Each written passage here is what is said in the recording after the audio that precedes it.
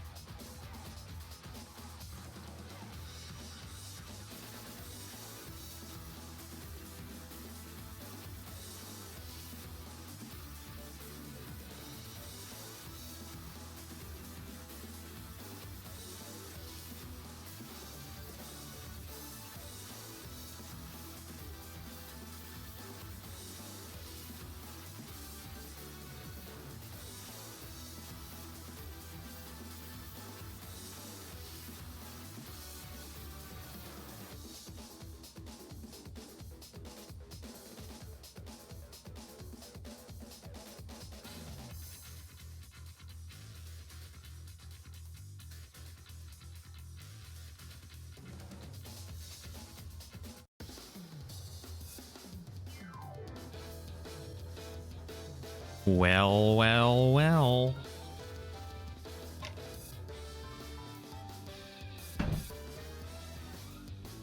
It's time to remember. Hey. Fastidious, Sam tries, Sundown. The ever elusive Yoshim. Hope everyone's well. Today, we will be making a certified effort to stream 4 hours and play the game. I know. It'll be hard for all of us. By the way, those things are like mutually exclusive, right? Like, it's not an and. Necessarily.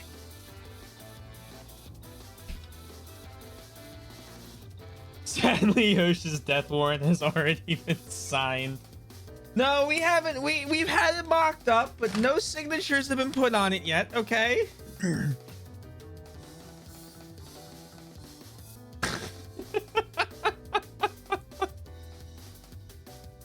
Oh, it's one of my favorite bits in a while.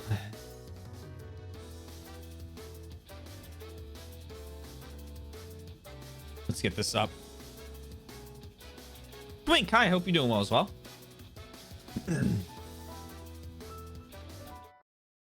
Oh. Do this. Hello. This and this. Oh, that's great. Oh, I woke up today. I came downstairs. I like turned on all my stuff for work. And what do I find? Google Chrome no longer lets ad block. uBlock Origin no longer functions. I said, damn, that really sucks. Open new tab. Mozilla Firefox. I have swapped everything over.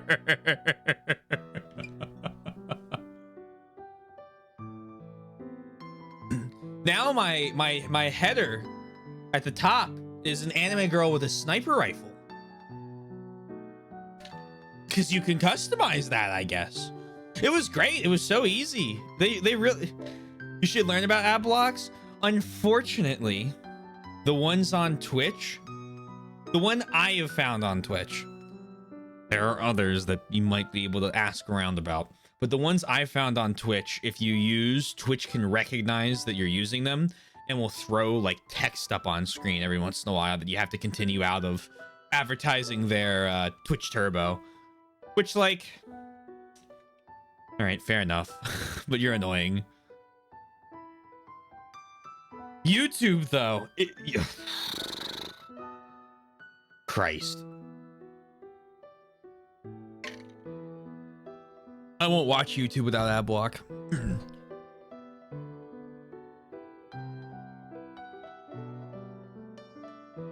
I've been lazy and never bothered. I highly recommend it. Highly. It is actually unusable without ad block. We have, Soy has YouTube Premium, and I have an account on her YouTube Premium account because, like, on my TV, I'd watch stuff for like, it'd be like watching like fucking cable television. You watch like 5 minutes, and then it used to be all right. It used to be like, okay, you watch like 5-10 minutes, there'd be like a 5-second skippable ad, and then obviously no further look into this than what I'm about to say, please. But we got to election season, and all of the ads went from 5-second skippable ones to 2.5-minute unskippable ones. And I was like, this is the worst. Like, this is my hell. And so, so I have YouTube Premium. So I have a little penguin appears as an account that I use for the TVs and stuff upstairs. What I want to do is I want to use some of my spare parts and build a mini computer to hook up to the TV in our living room so that I can stop paying for any streaming services. It's a very low priority thing to do. It is. I think it is. I think there are some YouTube channels that are fine, and they're all the ones that aren't monetized, and those aren't really ones I watch. I watch small creators on Twitch. I don't really watch a lot of small creators on YouTube.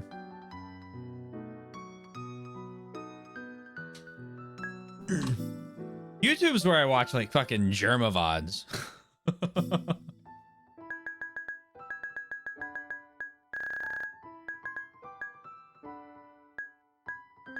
Right, we did this whole fucking ordeal. Insanity! Ah!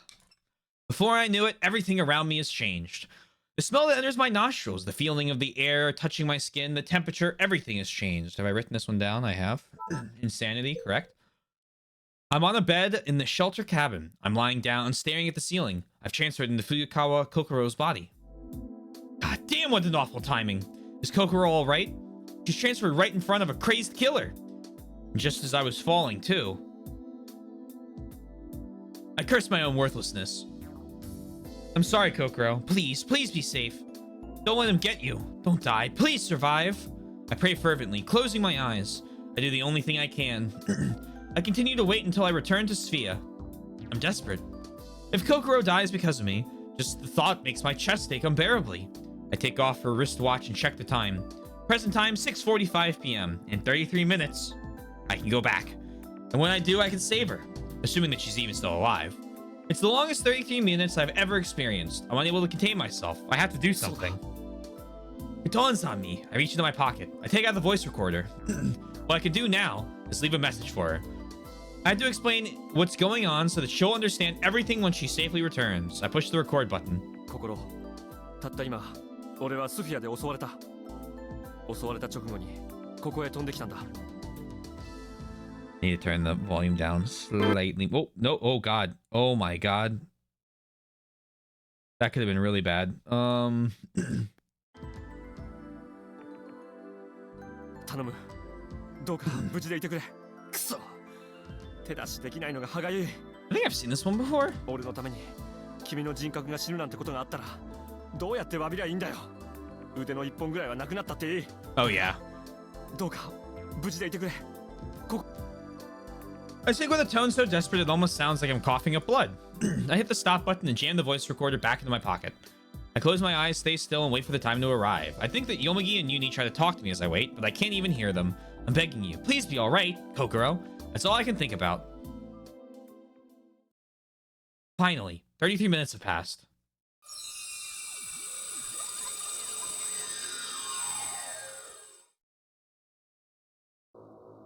Fatal.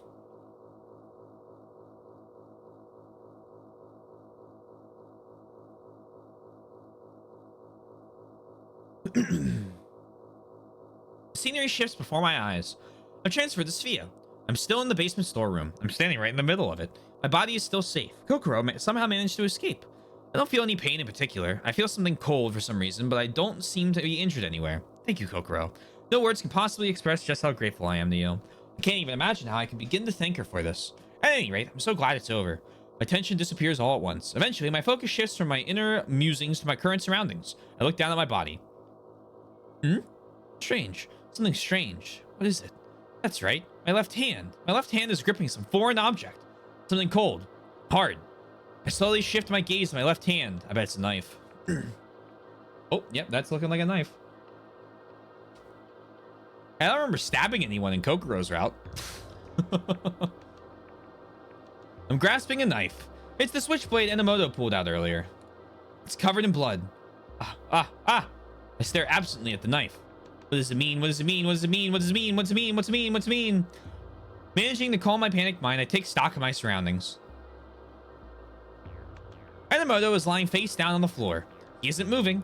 His head is turned to the side, his eyes were wide open, and his face bears a look of anguish. A pool of blood is steadily growing beneath him. There's no doubt that he's dead. He's dead. No, he's been murdered. By who? Isn't that obvious? The personality that was in my body while I was at Mount Akakura. We no longer have the man on our walls. Isn't that crazy?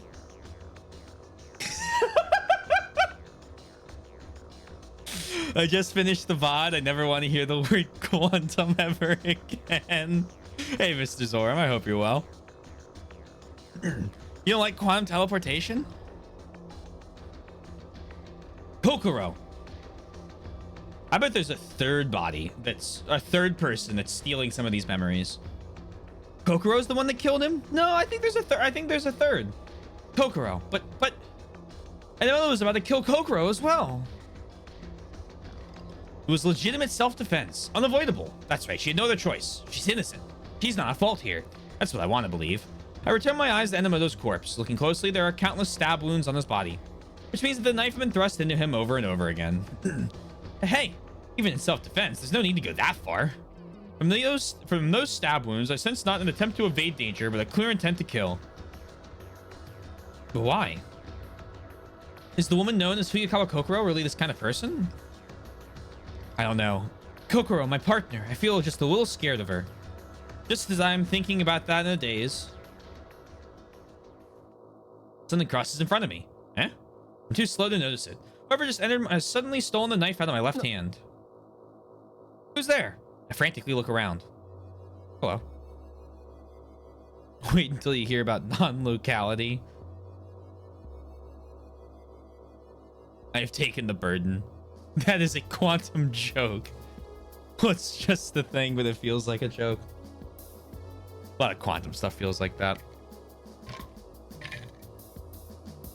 Physics 3 was a trip. Thank you, Elysian. It's Hotori. Her entire body is covered in blood. Her arms, clothes, and face are all dyed a dark red. Had Hotori been standing right next to Enomoto when it happened? Enomoto had bled after all. A large quantity of blood had probably gushed out of him when he was stabbed.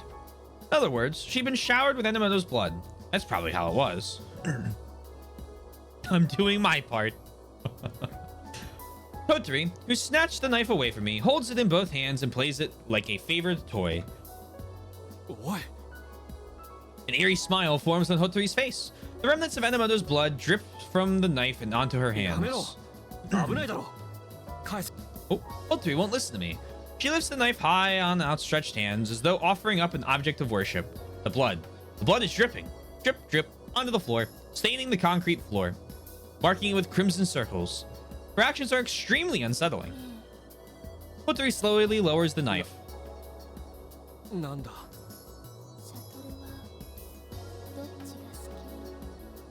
She looks at me with suspicion in her eyes. They're slightly moist, wet. Chills thrum in my spine. That's a 10-cent word. どういう意味だ?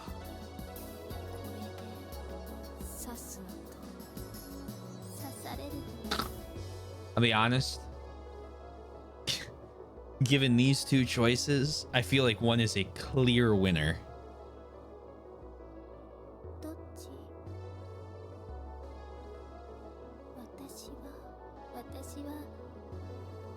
Then Hotori's voice becomes distant.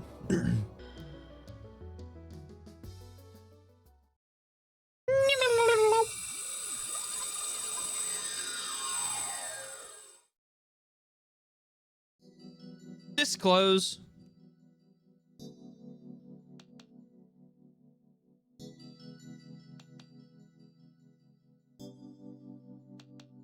A transfer. That phenomenon, which had already become unexceptional, has occurred. For the time being, both Kokoro and I are safe. But there's a dead man there too. Enomoto Naoya. He'd been killed by Kokoro's consciousness. It was my body that actually hacked him up like that. The one holding the knife was me. I'm glad that I was saved, but the outcome has left a terrible aftertaste. And now I'm in the shelter cabin after seeing his slaughtered body. There's absolutely no way I can just change my mood right now. Lynn is in the front of the stove. She's wrapped up in a blanket, shivering. In the corner of the cabin, I see Yomogi sitting atop a bundle of firewood. There's a lot less of it now than when I saw it during the day. Where is Uni? I glance around the room searching for him. Uni's standing behind me. He's looking up at me with a serious face. Oh dear. And with that, he leaves the cabin. No one tries to stop him. The time has come. Enomoto's anguished face has been burned into my mind. The sensation of slippery blood remains on my palms. I can't shake it off. But I'm anxious about Uni. Hesitating for a while, I decide to follow him. After rubbing my palms, which have nothing at all stuck to them, on the front door, I quietly open it. It's clear outside. The sky is so full of stars that it seems like it's about to overflow. Present time, 8:09 p.m. The moon hasn't yet risen. Hey, Crimson, hope you're well. シャトルだよね。 From the steps in front of the entrance, Uni is descended into the snow and stands there. I nod silently before joining him. 夕方の質問まだ答えてなかったよね。 Oh, here we go. ああ Hearing Uni bring that topic up himself is a little perplexing. He stares up at the twinkling stars with an expression of ultimate understanding on his face. 確かに僕は2012年の12。 Oh dear.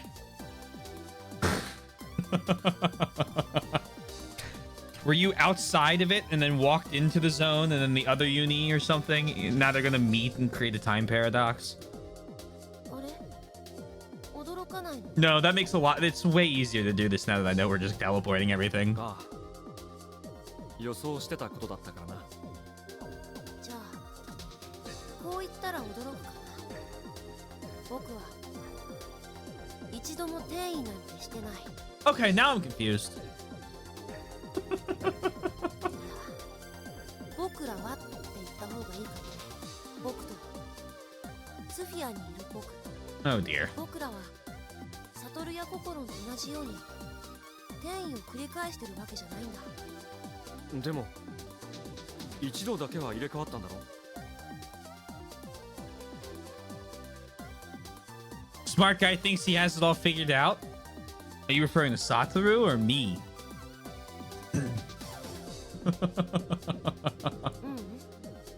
入れ替わってないよ。一度もね。僕のこの意識は2012年のもの。 I was smug? I was just excited I understood something.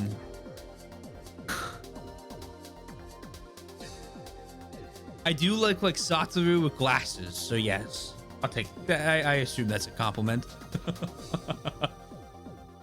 Based on previous conversations. So thank you.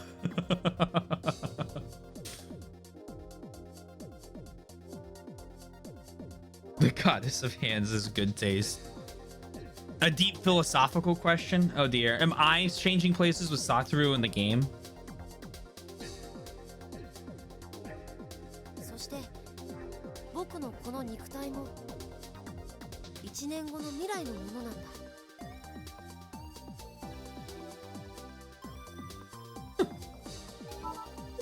おい待てよ。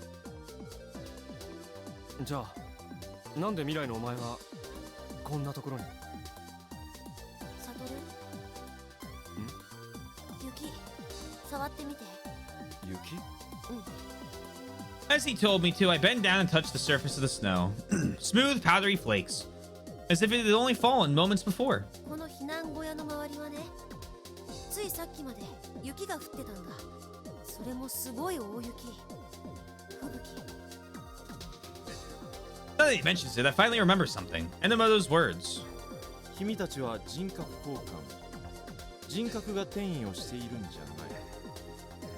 本当に転移しているのは空間自体が転移しているんだ。正確に言えば空間が時間を飛び越えて転移している、つまりは時空間転移だ。待て、ちょっと待ってくれ。頭を整理させてくれ。 Tapping at my temples, I walk around in circles in the snow. Eventually, I come to a halt and speak. そうか。そうだよな。ここはアオサギ島なんだ。あの小高い丘を乗り越えると海が広がっていて、月もまだ出てはいないが、串町月よりも少しだけ欠けた20日月になっているはずなんだ。榎本の話が正しいならば、俺の意識は常にアオサギ島に残留したまま動かない。移動してるのは空間の方で。ということは、この避難小屋を中心とした半径110メートルのサークル内は、ついさっきまで赤倉岳にあったということになり、だから雪が、このサラサラとした粉雪がここに。そういうこと。でもそれは俺の質問とは関係ないだろう。俺はこう聞いたんだ。なんで転移もしていないのに未来のお前がこんなところにいるのかってわからない。わからないから聞いてるんだろうが。そっか。実はそれとこれとは関係大ありなんだけどな。 And with that, he starts explaining. In summary, it's like this. Did I get a PowerPoint? Nope.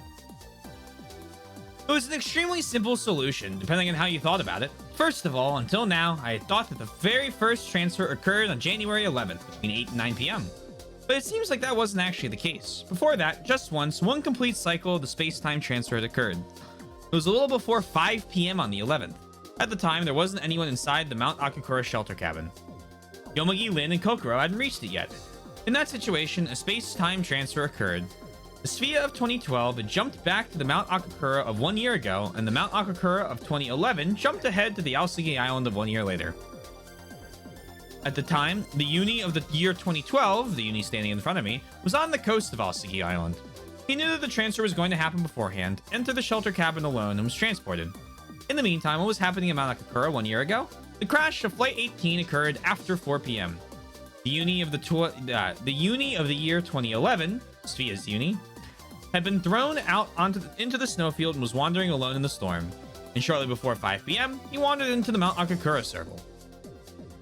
What he found there was Sophia. There should have been a large wall all around it, but the Mount Akakura circle was surrounded by a small hill.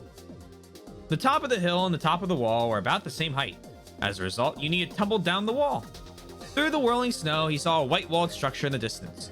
Holding onto his dim consciousness with all his might, he barely made it to take shelter in the building, and then he entered the empty room near the kitchen. Time passed, and then around 5:30 p.m., Sophia returned to Aosagi Island with the Uni of 2011 still inside. And at the same time, inside the shelter cabin, the Uni of 2012 was transported to the frigid Mount Akakura. After that, nothing particularly strange had happened.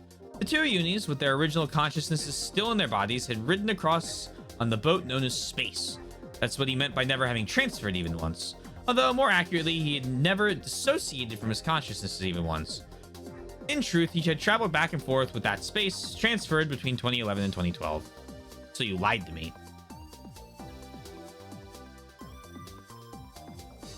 I know what happened in Kokoro's mind as she went through this. A quantum entanglement to Kokoro.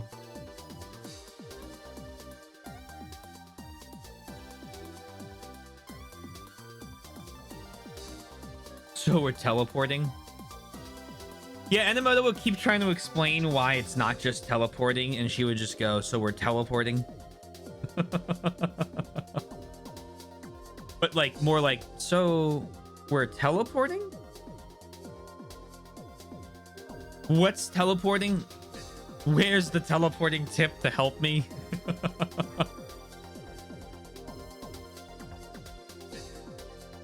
A simple solution for a more civilized age.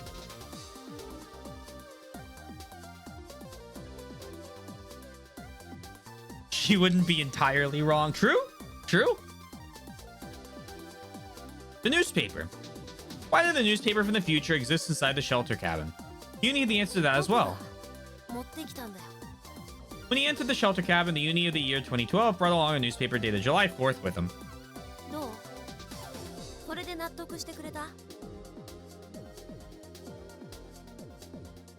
I mean, I feel like that's all. I mean, why he did it, I don't know, but like none of that's like so crazy compared to the reveal that you're teleporting through time and space.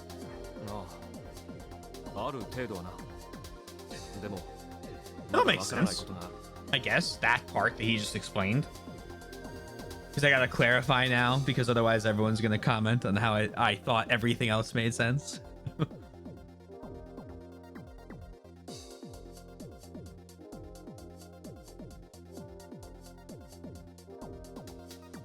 His particles just teleport through barrels or barriers. I guess barrels are barriers.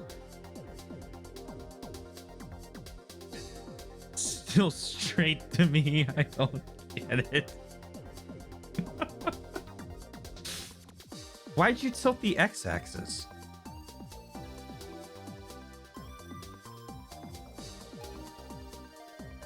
He'd sit there and explain why this situation is very complex.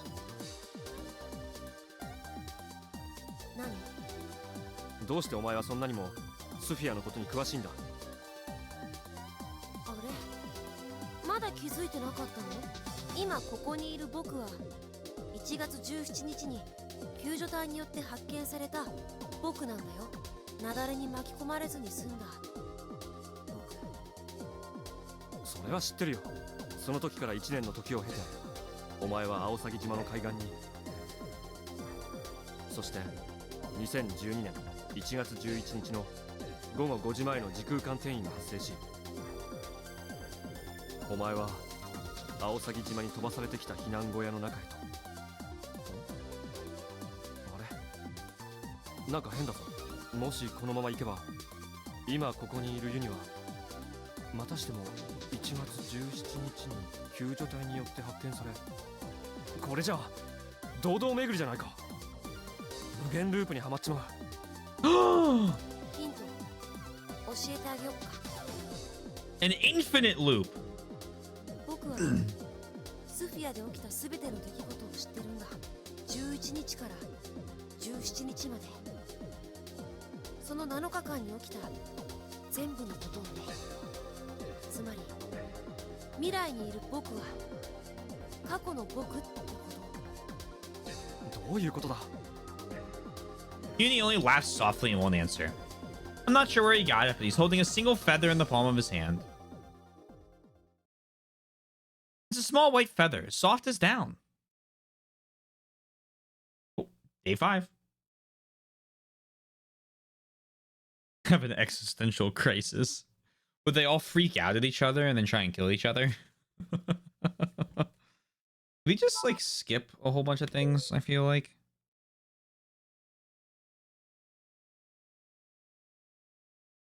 What did we do from him saying that until transferring back? I'm awoken. I don't wake of my own accord. I'm forced to wake up. I'm crouching in the corner of the kitchen, my forehead flat on the floor. I don't know what has happened. My body feels boneless. Boneless. Like a rubber doll's. My limbs too leadened and senseless for even the smallest movement.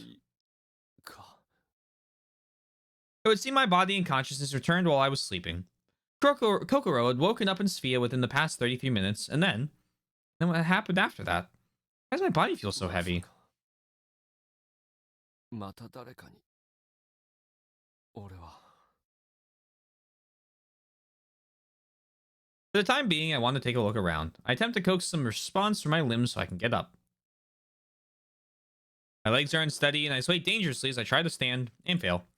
As slowly as melting butter, I slide powerlessly back to the floor. Boink. I can't move in the... Oh, that's not good. I can't move in the slightest after that. All the muscles in my body feel flaccid. When I try to call out for help, my tongue gets tangled up on itself. I can't speak a word. Collapsed on my back, I stare up at the ceiling. It shrinks farther and farther into the distance until it's no larger than a grain of rice. The whole room has grown into a tower huge enough to pierce the heavens. Like a drill? It isn't unlike a long corridor that continues far into the distance. Just what happened to my body. Even when faced with such wondrous vision, my consciousness still has a comparatively strong grip on reality. It's a rather eerie feeling. If the inside of my mind was so clear, then why can't my body move? How am I seeing these visions? I analyze the situation calmly. First of all, aside from the wound in my arm from 3 days ago, I'm not in any pain. I don't seem to have been hit or strangled, nor am I bleeding profusely. I just feel a sensation of nausea coming from my stomach, and there's a tingling numbness in my throat. Did Kokoro drink something, or was she forced to drink? Since this is a medical facility, it wouldn't be odd for drugs with hallucinogenic properties to be stored here somewhere. But why? Anyway, I can't do anything unless I get my body to move. If I just lie on the floor like a rubber doll, I'll never find out what happened. But even with that said, what am I supposed to do?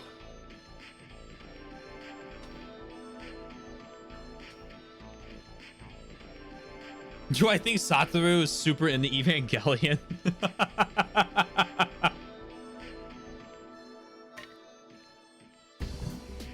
I don't know. I'm inclined to say no because he hasn't brought it up 16 times in this scene yet. So that's usually like the kind of the first bar for figuring that out.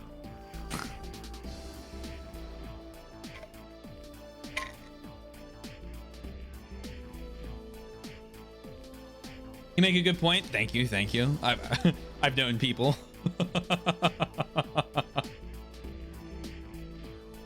But even with that said, what am I supposed to do? Now, should I try throwing up the contents of my stomach? It could be that there isn't any pain, and this might be a situation that's a threat to my life. It's good that I've decided on that, but it's almost impossible to vomit while lying face up. And when I try to lift my arm to stick my finger down my throat, it won't even move a millimeter. Can't do a thing.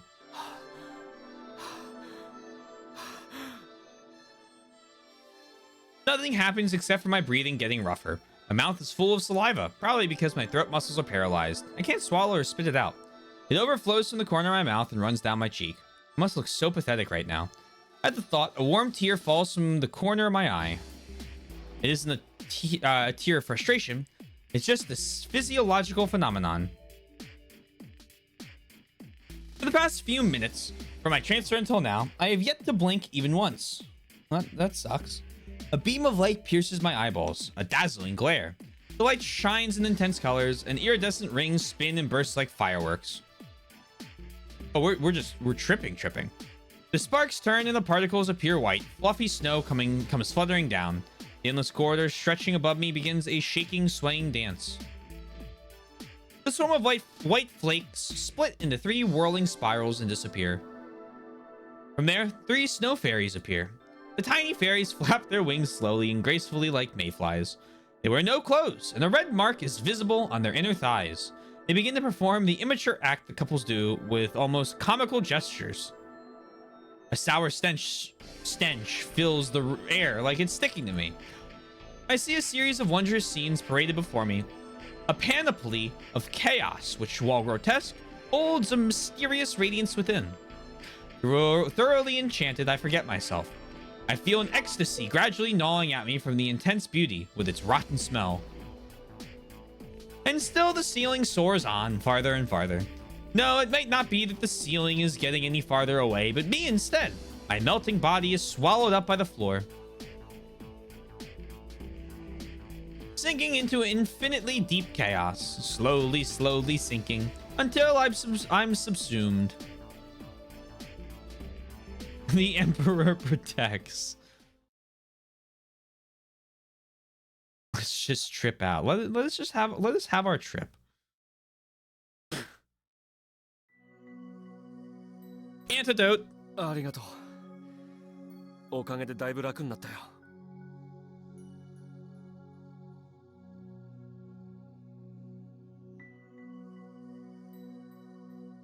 Cool.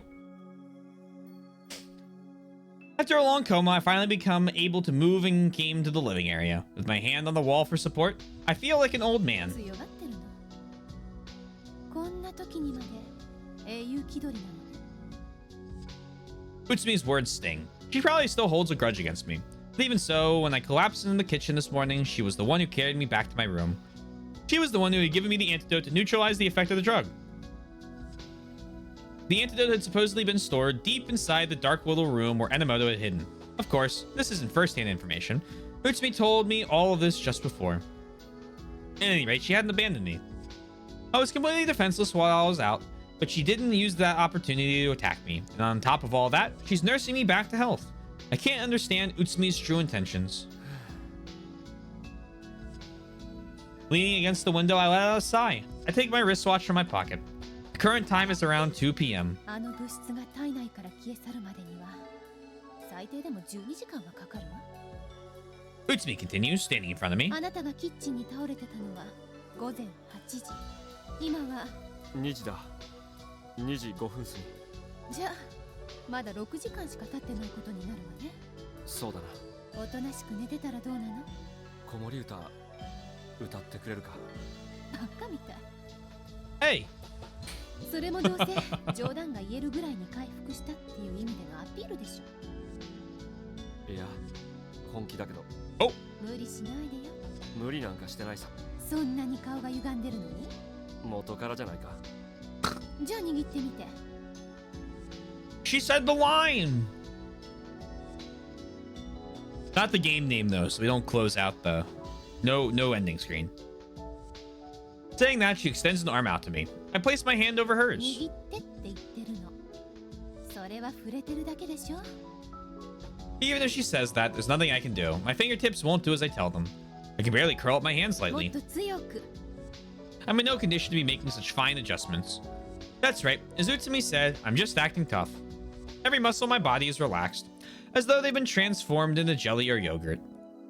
By putting my entire body weight against the window, I'm somehow able to stay standing, but it feels like I'll fall over if someone so much as breathes on me. And this is 6 hours after I collapsed in the kitchen.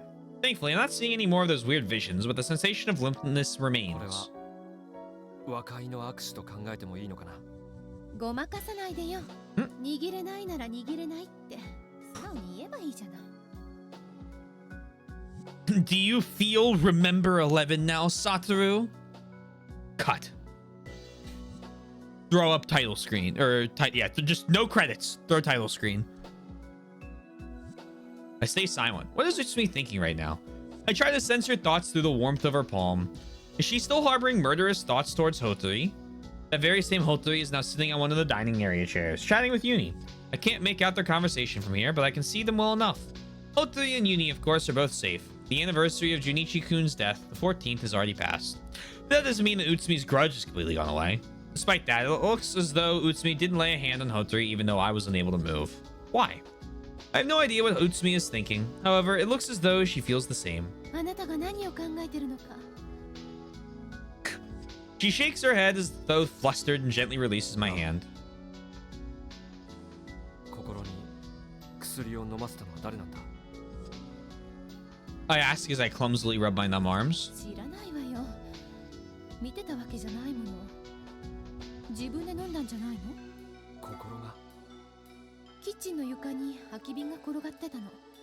誰かが無理やり飲ませたんだとしたら回収するはずでしょ？ I don't think that's necessarily the case. Well, whatever. I can think about that later. その空き瓶には一体どんな薬が入ってたんだ。詳しい話はまだ。そうね。まだ教えてなかったかもしれない。 Glancing discreetly over at Hotori, Utsumi opens the door to the terrace. She steps outside. Maybe she doesn't want Hotori to hear. I follow after Utsumi. The sky is refreshingly clear. There's no wind, and the sun hanging in the western sky throws bright sunlight down on us. Despite the fact that I'm wearing regular clothing, I don't feel that cold. But then again, that could have more to do with my paralyzed nerves than the actual temperature. The cold air feels invigorating against my dulled 空き body. 瓶は2本あったわ。 Oh? Utsumi says, exhaling white 1 vapor. 本は DMT の瓶で、 もう1本はハルミンとハルマリンの混合溶液を入れたものだった。 Ah. We were tripping.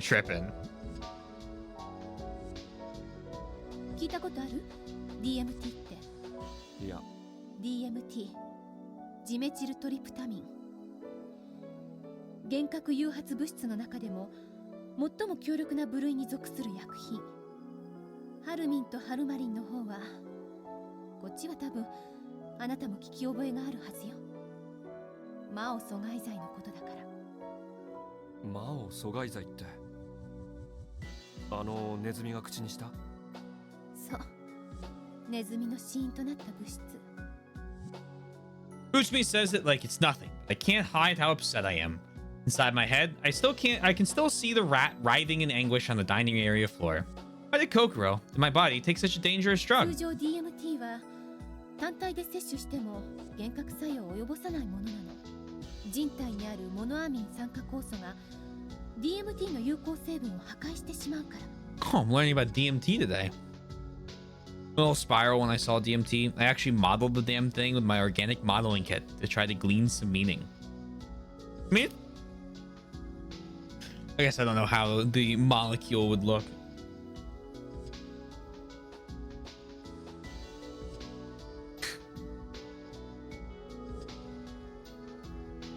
Oh yeah, I'm pretty sure. I'm almost positive. Isn't that the thing that...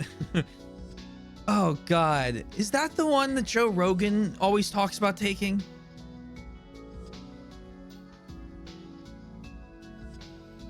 Yeah, okay. That's the one. Okay, cool. Yeah, no, it's real. It's real.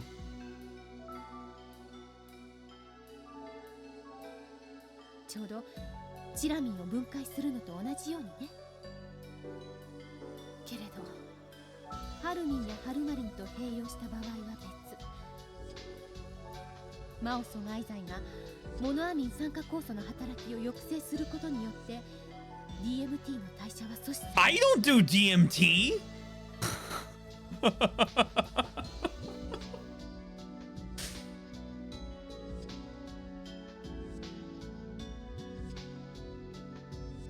その結果幻覚誘発物質は血中に残留することになる。 All of it's real. See? そういうこと。 Yippee. でもわからないな。 Daylight mean time. Okay. 何が？何もかもだよ。仮に心が自分でそれらの薬品を飲んだとした場合、彼女はそのうちの一つが魔を阻害剤だということを知っていたのか知らなかったのか。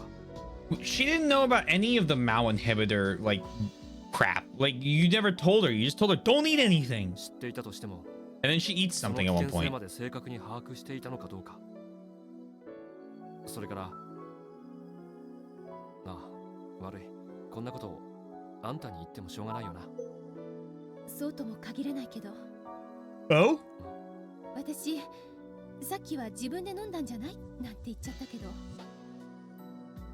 Dang, Mario time. もしかしたら今キッチンにいる2人のうちのどちらかが無理やり飲ませたのかもしれないわね。どちらかって要するにほとりのことが言いたいんだろ。 I think she means one of them. Usumi doesn't answer. She walks away from me as though trying to evade the question.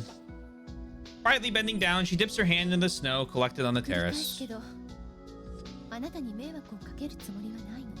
分かって。 I respond with a question aimed at her hunched back. じゃあやっぱりまだほとりのことを。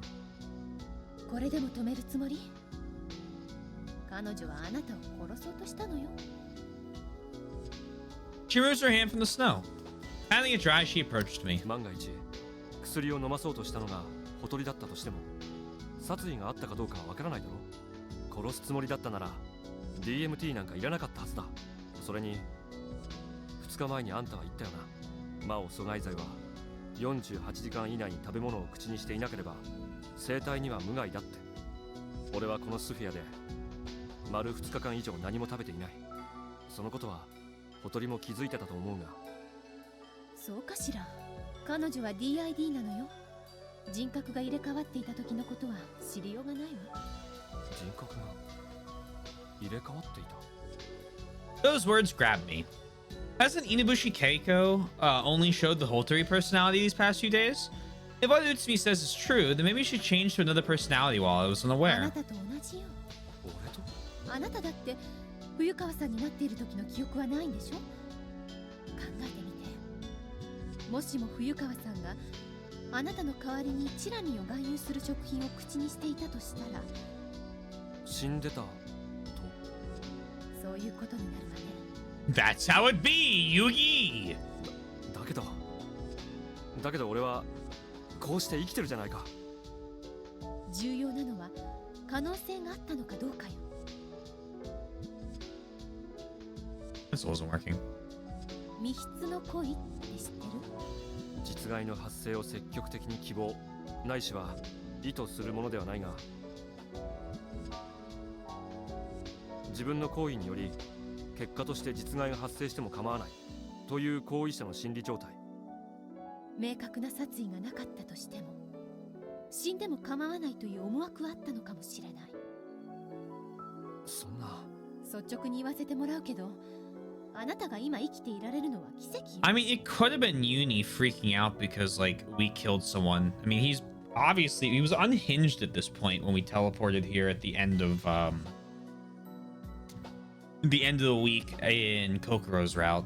何も食べなかったのはただの偶然なんじゃない？違う？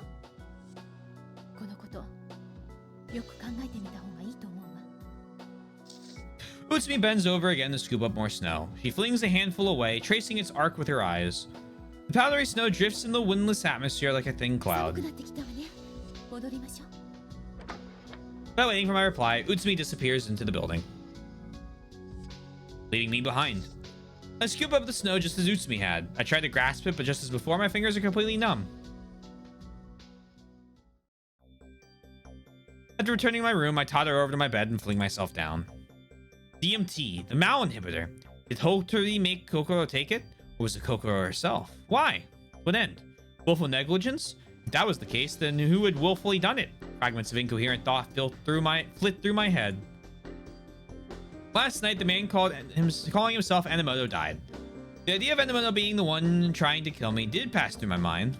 However, the Mao inhibitor, assuming that my body consumed it was the result of willful negligence, then is someone still trying to kill me? Is that it? If so, then there's no way the late Enomoto could have done it. This would mean that there's a high chance Enomoto had been completely uninvolved in the past attempts of my life. Is the true culprit elsewhere? I let out a sigh. I have to leave a message for Kokoro. Even one line would be fine. Who was it that made you take the drug? The moment I decided to write that and go to get up. Oh, that's different. Oh, that's not good. Okay, that's weird. Those are two fetuses.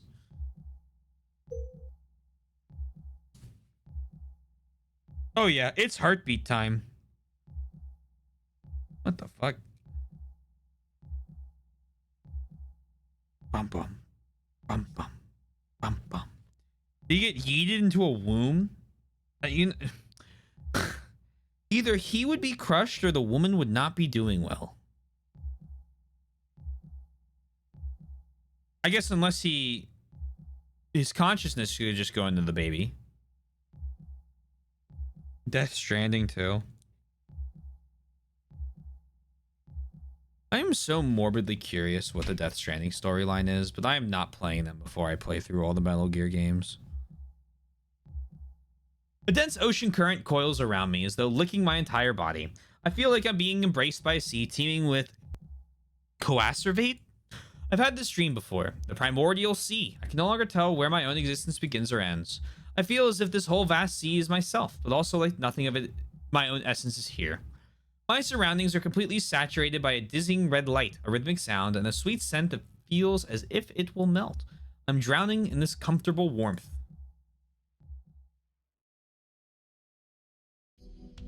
Oh, and now we're back here. That was quick.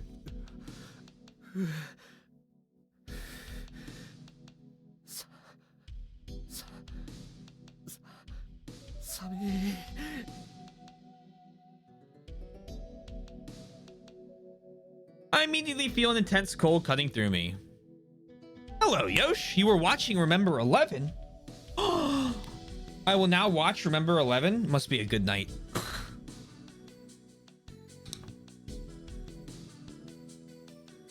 Cutting through me. A transfer? I realized right away. I, in Kokoro's body, am curled up on a bed in the shelter cabin, wrapped up in the blanket. My arms hug my shoulders. No matter how much I will them to, my arms and legs won't stop shaking. It's already beyond shivering. I'm convulsing spasmodically, my whole body trembling uncontrollably. The cold assails me from all sides, rattling my bones and threatening to crush me. Everything before the transfer, the DMT, the Mao inhibitor, has all been blown away in an instant. All that matters right now is preserving my own life. I can't afford to think of anything else. I have to overcome this. Hope I didn't miss Uni explaining the plot. Uni explained that he was in fact from 2012. That he waited outside of the region in order to come into the region and then teleport. And that the 2011 version accidentally appeared at the place.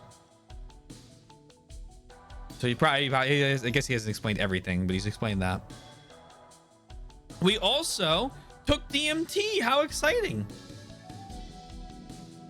I have to overcome this. That's what I want to do, but my head isn't working properly. Even my blood is frozen in my veins. No oxygen or nutrients are nourishing my brain.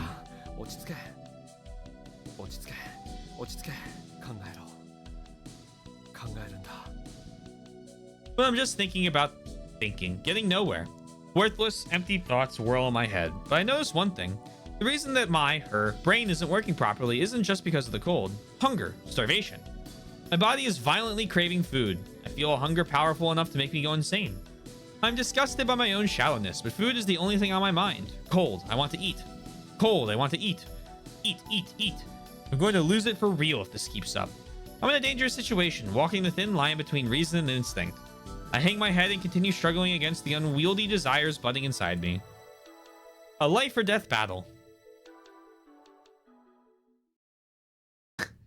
Just like me. Just like me, for real, 4 hours ago, parentheses.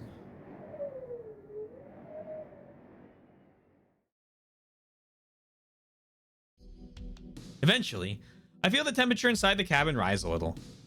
But only a little. My frozen blood slowly begins to flow through my body again. The cold coiled around my spine like a chain slowly loosens. It's still painfully cold, but somewhat better than before. My mind, too, gains a little leeway to think. Raising my head, I look around the room again. My field of vision expands. Things that must have been invisible until just now are being brought into my consciousness. Yomugi, Lin, Uni. For the first time, I realize they're all here. They've scattered around the room, shaking as though on the verge of death. If not for their shivering, I'd take them for dead, even though 2 of them are standing. Other than that, they're completely lifeless. Their eyes were dry and hollow, like clouded marbles. The breaths escaping their lips are thin, frail, and shallow, as though each one could be their last. I'm stunned by how much they've changed. How could they have fallen apart so quickly in only one night? What in the world happened to them from last night to now? どうしたんだ？何があったんだよ。 The cold may have abated, but my numbed lips won't return to normal so easily. I ask them in a voice as dried out as desert wind, but nobody says anything. Yomugi simply stares back at me with cloudy eyes. 火ついてないのかよ。 I crawl frantically across the floor to confirm it. I open the door of the stove and peer inside. Only blackened charcoal remains. なんでこんなことに。燃料はどうしたんだ？テーブルや椅子を薪にしたんじゃなかったのか？有機道君だね。この状況見ればわかるだろう。 A cracked voice escapes from Yomugi's emaciated body. この状況って。 I look around the quiet room. All the firewood that had been piled up in the corner of the room is gone. Only the axe leaning against the wall 燃や remains. すものは何もないんだ。小屋を壊すわけにはいかないしね。 His voice is full of hopelessness. それから食料ももうほとんど残ってないんだ。 Suddenly, Uni speaks up. 食料が。 I glance over at Yomugi for confirmation. Yomugi closes his eyes and nods. I peer into the stove again. I reach a hand in to feel the charcoal. There's not a trace of warmth. The lump of charcoal is ice cold. 2 more days until the rescue team arrives. They have to survive 2 more long nights in this cabin with their fuel and rations used up. Can they really hold out until then? Without my knowledge, the worst has happened. What should I do? Hey, Kokoro, just what should I do? Grasping at straws, I take out the voice recorder. No new messages. How discouraging. I can't find any good words to say to her either. I sigh and put the recorder back. I check the time on my watch on my right wrist. Present time, 3:15. I can't say with any accuracy what time this transfer occurred. I should be in the shelter cabin for a period of 33 minutes. When will the next transfer occur? 5 minutes from now? 10? 15? The timing is unclear, making it hard to predict. An ominous atmosphere hangs over the small room. I can feel the thick, viscous stench of decomposition. I suddenly feel like I'm suffocating. I need fresh air. Not stopping to consider the consequences, I head for the door. 死にたいのか。 As I put my head on the handle, Yomugi utters that single 死ぬ sentence. 前には戻ってくる。 With that reply, I open the door. Maybe he doesn't even have the strength left to stand, but Yomugi makes no other move to stop me. え？晴れてる。 The winter sky is refreshing and cloudless. A thin light blue film covers the sky. The sun, already sinking in the west, casts an intense light over everything. Reflected across the vast snowfield, it spreads itself across the silver powder that surrounds me. I squint against its brilliance. The glittering sunlight awakens a memory buried within me. 君たちは人格交換。人格が転移をしているんじゃない。Your personalities aren't what's being transferred.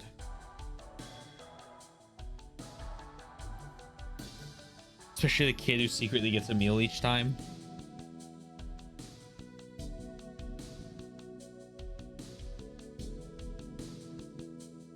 You mean,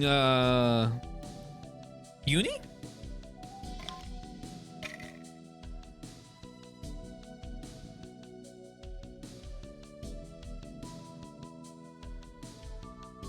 He caused food to teleport into some random trash. I think he has to leave it outside of the circle where the facility is. Like within, there's like the 110, you know, the 110 meter circle. I mean, he leaves food outside of that. I guess he could leave it. Although we didn't get any in Kokoro's route, the fucking greedy bastard. 本当に転移しているのは空間自体が転移しているんだよ。正確に言えば空間が時間を飛び越えて転移している。つまりは時空間。 That's right, that's it. How could I forget something so important? This isn't Mount Akakura or an Aosagi Island. My consciousness never leaves the Aosagi Island. So that means the sky I see right now is the sky seen from Aosagi Island in January of 2012. Of course it's sunny, because the sky I see at Sphia is the same sky I'm looking up at right now. 気温が上がったのもこのせいだったのか。 The magazine that I found in my room in Sphia said something like, from the 15th until daybreak on the 17th, the whole of Mount Akakura was in the midst of a severe storm. In short, just before the transfer occurred, the shelter cabin had been exposed to an intense cold. I probably couldn't move right after the transfer because my body was frozen to the core by that cold. I understand. I've grasped the situation now. This is the Aosagi Island of 2012. My consciousness never jumped across time. I feel like we've understood. Okay, that's fine. Rather, an area of 110 meters in radius with the cabin at its center was transported to this world. And what should be my next move? Simple. I lead the three of them from the shelter cabin out of the circle. Oh, this is going to be easy. If I do that, then we won't be dragged into that space-time transfer anymore. That means they'll end up living a year in the future, but now isn't the time to be worrying about causality. A life is irreplaceable. What would happen if I sent them back to the Mount Akakura of 2011 as they are now? Without food or fuel, it's hard to survive on a snowy mountain for very long. And, for the sake of an argument, even if they could hold out until the 17th, according to history, all that awaits them is a horrible death buried alive in that avalanche. No, wait. Wait. Am I forgetting something important here? Uni. He's not the Uni of 2011. Though he may act that way, he's not. The Uni here, both in mind and body, is from the year 2012. He told me himself last night. No mistake about it. But why he lied about it, and why he returned to the shelter cabin like this in the first place, I still haven't heard the details, so I don't know. What should I do? How long until the next transfer? Whatever the case, I'm afraid I don't have the time to press him for an answer. Do I leave him alone and get everyone else out first? The one Enemoto gave. It's definitely significantly condensed. I don't have time to think about it. I reach for the cabin door without waiting to come to a conclusion.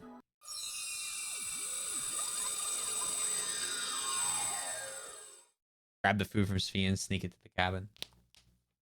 We'll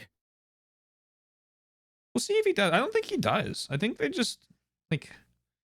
I mean, the last of their days are all like, man, everything's suffering. He could, though. I mean, I guess I don't know why he doesn't.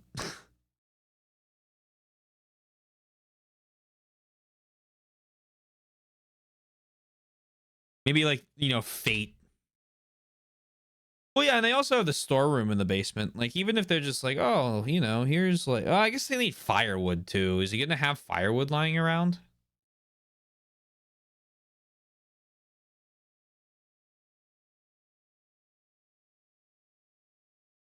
Yeah, there's definitely a lot of food in Sphia. I don't know. Maybe they'll explain it. Maybe they won't. I yell as I rush inside. Wait a second. This room is I just rushed into. Isn't the cabin? I stop and take a good look around me. This is Hotori's room?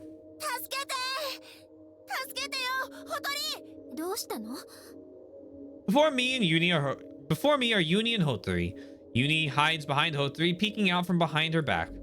He looks scared out of his wits. As if to protect him, Hotori spreads her arms wide. It's transfer.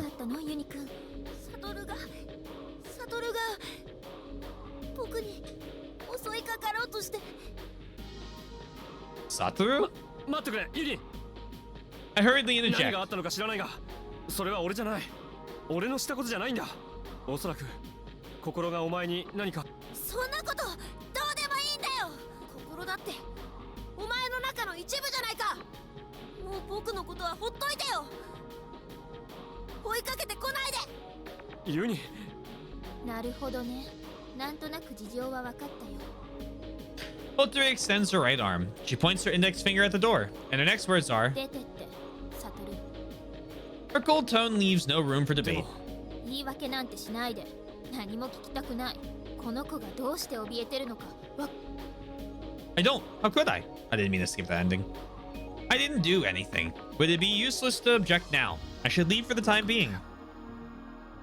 I say, my shoulders drooping. Having decided to leave, I turn around. Take one step toward the door. The moment I do, before I know it, my body is leaning forward and falling. And then, in slow motion, as though I'm on the surface of the moon, my surroundings slowly tilt. Oh my god, no. What do you mean they tilt? Like the axis?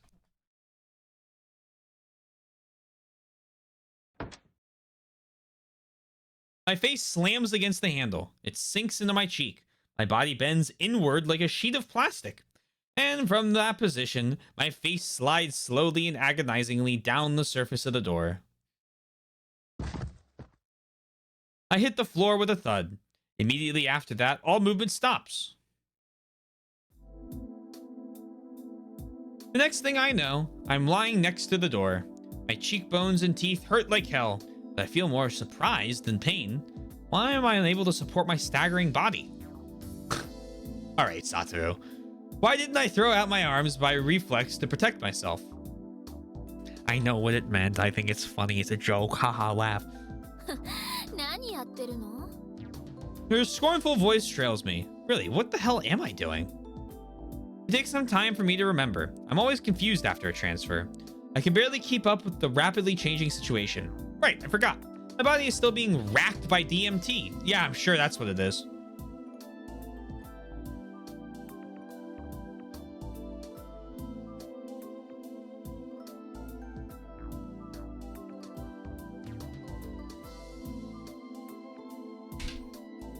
Having somehow managed to reach my room, I'm now resting on my bed. The effects of the DMT are slowly subsiding, but I still feel like a rubber doll. If I concentrate with all my might, I can manage to stand or even walk. However, if I lose focus for even a second, I become worn out faster than a pair of socks worn for 3 days and 3 nights straight. Movement requiring the use of my reflexes is especially slow and painful. If a paper balloon flew at my face right now, I just panic and be unable to dodge it. Paper balloon. According to Utsumi, あの物質が体内から消え去るまでには最低でも12時間はかかるわ。 so I can't hope for a complete recovery until around 8 p.m. 参ったな。 I can't go and look for the culprit and feel like this. Anyway, the only thing I can do now is wait for the DMT to be broken down and expelled from my body. The one upside to having my reflexes impaired like this is that time seems to be progressing frightfully fast to me. On the digital display on my wristwatch, the passage of each second is considerably faster than normal. I suddenly noticed the sky is overflowed with that madder red hue. Present time 3:55 p.m. 4 hours until 8. I put the wristwatch back in my pocket and closed my eyes. I guess I could go to sleep. The moment I think that, I hear the door open. I open my eyes in a flash and swivel my neck to the side. Hotori is standing なん there. だよ、いきなり。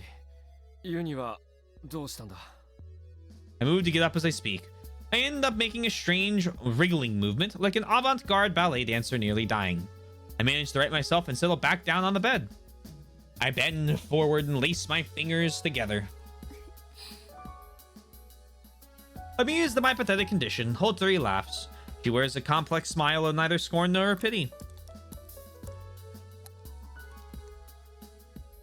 What the fuck? What was that?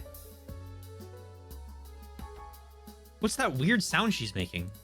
Is she eating hard candy or something? She backs up against the door to shut it, then casts a sidelong glance at me.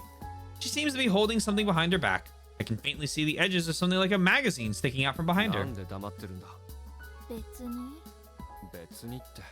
じゃあ何しに来たんだよ。殺されに Oh, は殺されに来たのかもね。 I don't quite get what she's trying to say.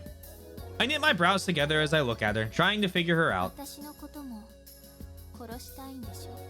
What? Me too? Kill her? That too worries me, but for the time being, I answer.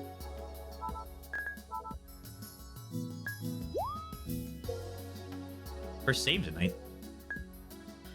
Why would I want to kill な you? んでほとりを殺さなくちゃいけないんだ。そんなことしたって何の得にもならないだろ。じゃああの男を殺したのは得になるから。 Listening to her, I finally understand the meaning of that too. She thinks I'm the one who murdered Enomoto. So I'm getting pretty fed up with this, I あ answer れ her. は心のしたことだ。俺の意識が直接手を下したわけじゃない。だとしても責任はサトルにあるわけでしょ。サトルの体がしたことなんだもん。サトルが償わなくっちゃね。確かに普通はそうだよな。 I just hate when people think I'm a murderer. Hey Wombat, hope you're well. Can't believe Kokoro would do this. I'm trying to figure out who the third personality invading our body is.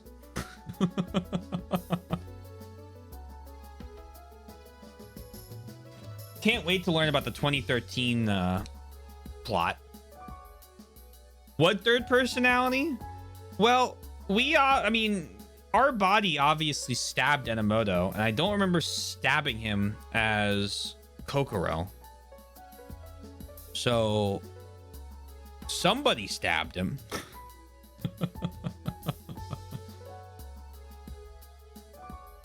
Schrodinger's stabbing. 普通の状況ならそうだ。でもな、俺は今非日常的なとんでもなく特殊な状況に置かれてるんだ。一般的な基準は俺には当てはまらない。 Of course, Satoru. どう特殊だっていうの。話しても信じてもらえないよ。そんなのわからないじゃん。もしかしたら私も同じ境遇に巻き込まれてるのかもしれないわけだし。 Oh boy. For an instance, all my thoughts grind to a halt. The same situation. What the? ねえ、教えてよ、どう特殊なのか。もしかして霊に取りつかれちゃってるとか、そういうやつ。うん、まあ似たようなもんだ。 I answer perfunctorily. I'm far more concerned about why she said the same situation. I opened my mouth wanting to ask her about it, but そっか、やっぱりそうなんだ。冬川心って女の子死んじゃってるんだもんね。$1 word.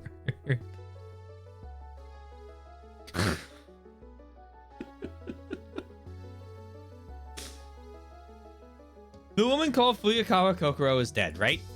Those words are like a blow that send everything I've been thinking about flying away, leaving no trace. A cold shiver runs down my spine.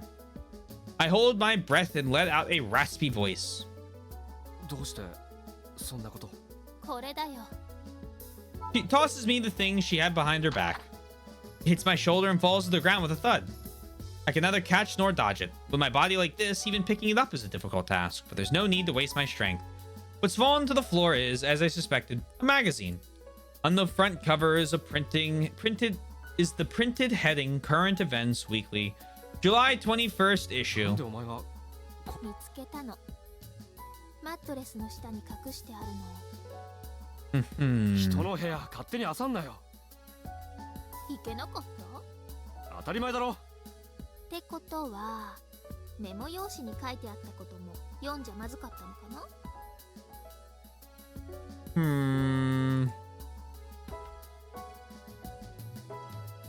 The MSDS of DMT real quick. Enjoy. My body slumps and I hang my head. The notepad contains every conversation I've had with Kokoro since the beginning. He wrote everything about the personality exchange, about the person out to kill me, and the part where I had written Whole 3 might be the culprit. サトルってなんていうか本当に言っちゃってる人なんだね。あそこに書かれてたこと読んでわかったよ。捉えようによっては一人交換日記だもんね。ま、そんなこと私には関係ないからどうでもいいんだけど、それよりもサトル誰かに狙われてるみたいじゃん。で犯人のことなんだけどさ、ほとりという人格が無関係だとしても、彼女の中には凶暴な別の人格が潜んでいるのかもしれない。Uh-oh!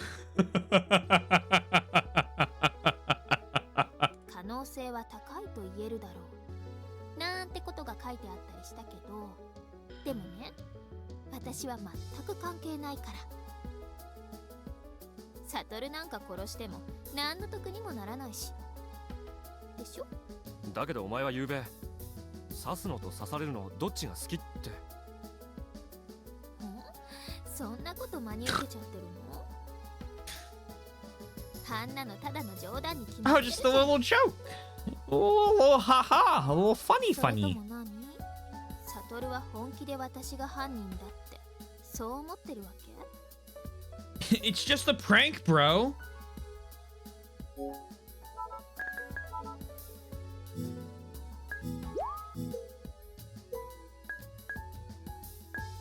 No, you're not the culprit. It's the third. It's the sixth member hidden somewhere within the facility. いや I shake my head slightly. それって私のこと信じてくれるって意味？ This time I nod. 素直でよろしい。それじゃあ犯人のこと教えてあげちゃおっかな。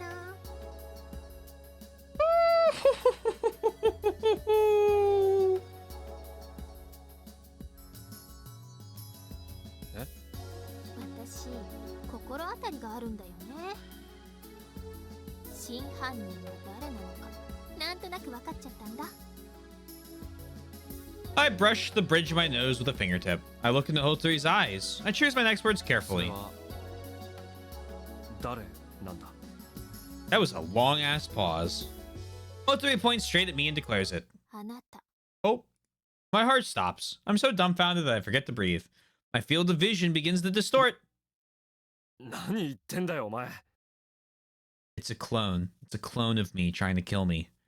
It wants to replace me. Live out the rest of my life. I managed to wring my answer from my paralyzed サ throat. トル、今朝ダイニングの床に倒れてたでしょ。マオ阻害剤と DMT 飲んじゃったんだよね。 Oh, あの薬を飲んだのはあなた自身なんだよ。 Hotori continues. Putting it all together, this is our explanation. First off, it seems that Hotori originally had Mao inhibitor in the DMT. This morning after she woke up, Hotori suddenly felt uneasy about Enomoto's corpse and came down to the basement. There, she says, she discovered that dimly lit room. The door had been left open after the scuffle with Enomoto. She went inside. There was another room through there housing a generator and medicine cabinets. After discovering the Mao inhibitor and the DMT, she tried to take them back to her room. Why she did such a thing goes without saying. She's quite familiar with both the Mao inhibitor and DMT. She knew what would happen if she took them. And after fasting for 48 hours, she wanted to try experiencing their effects firsthand. In other words, this is what happened. She left the small room carrying the two bottles close to her chest. She climbs the stairs back up to the dining area. Here, her explanation grows a little vague. 私そこで意識を失っちゃったの。次に気がついた時には目の前にサトルが倒れてた。すぐそばには2本の空き瓶が転がってて、だから私は Hotori just like casually wanted to do DMT.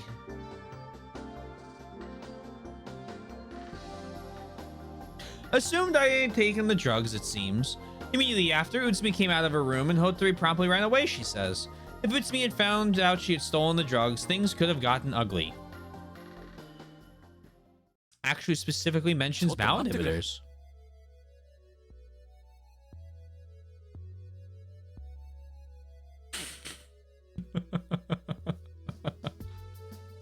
That's his other two quote. Hashtag girl bossing. Okay. じゃあお前はそれを直接目撃したわけじゃないんだな。でも周りには誰もいなかったし、サトルが飲んだとしか考えられないよ。あ、ごめん。悟じゃなくて心って人格のことね。心が The golf game.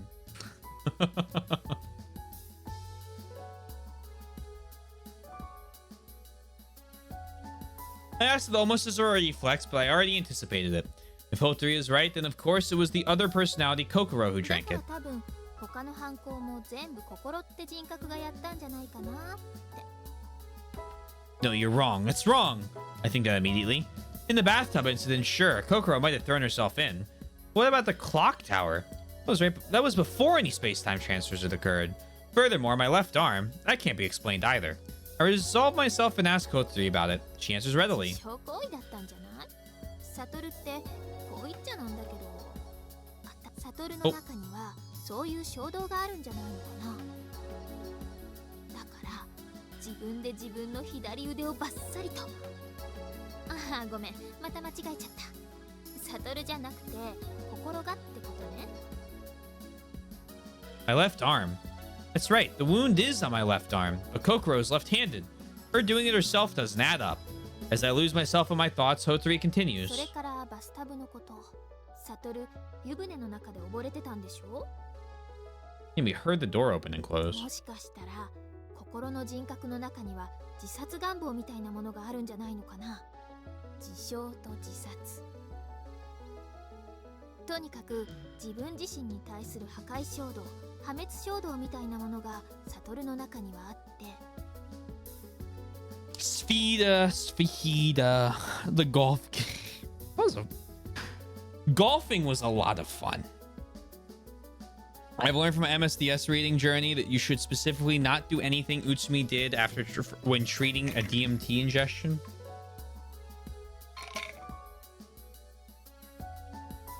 Noted for the next time I take DMT.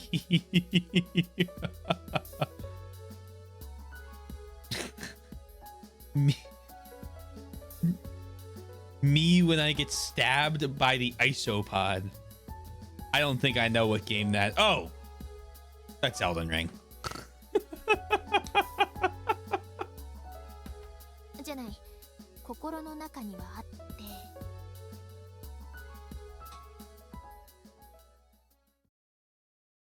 In Kokoro, as if she's implying it's in my heart.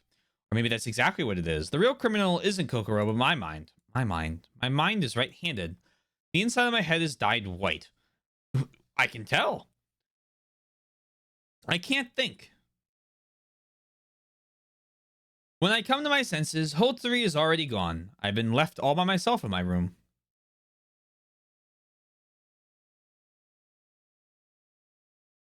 Present time, 9:45 p.m. Night has long since fallen.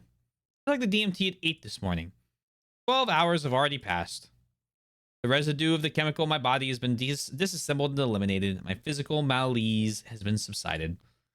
My body is recovered to the point where I can jump around or do whatever else. As time passes, even the words Hotari left behind gradually fade away. I try to forget that quickly, or more accurately, I want to forget it quickly. I shift my attention to other matters. I think about the shelter cabin. What are they doing right now? On this day 1 year ago, Mount Takakura should be undergoing a blizzard right now. With no fuel or rations left, how do they feel as time ticks away? In any case, I have to lead them out of the circle as soon as possible. It happens shortly after I think that. The next transfer. Bum, bum, bum. Is this where I try to convince them there's a helicopter? And that's why we're outside? Who are you? Oh dear, stop that.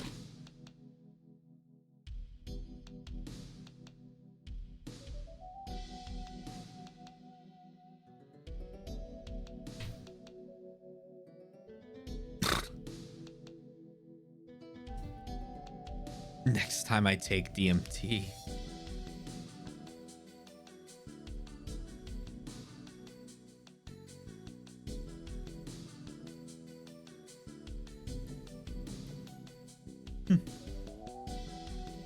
Suddenly, my surroundings change completely. Svea vanishes, and the shelter cabin takes its place. A wave of cold immediately hits me. This is no normal cold. I feel pain as though it's eating into my skin. My teeth chatter.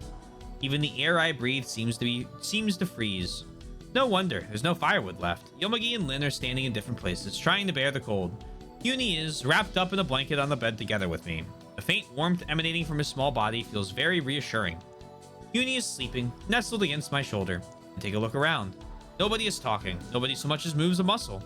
Even sustaining their breathing requires the utmost effort. I'm in a world about to be consumed by snow, ice, silence, and death. I lay Uni down slowly so as not to wake him up and stand. Then I approach the window to survey the scene outside. The sky is clear. Obviously, since we're on Aosagi Island. Alright, I'm getting everyone out of the circle. Ready to set my plan in motion, I turn towards the others. At that moment, Lin abruptly starts to yell.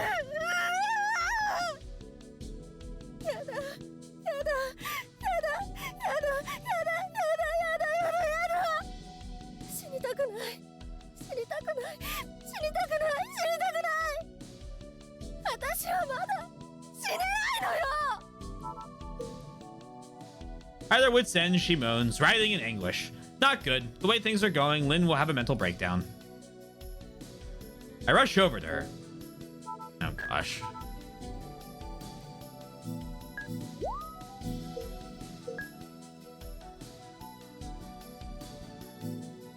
I sit down beside her and silently take her hand in mine, grasping it firmly. Her body jerks. She stops trembling. Her small hand is cold and pitifully dry. I can't bear this. Even though Lin's in this state, I haven't been able to do anything for her. Even though I once swore to protect her. Even though I swore I'd never let her feel sad. What am I doing? What have I been doing? I'll definitely save Lin. I grip her hand a little harder. Lin's eyes focus on me. Lin mutters.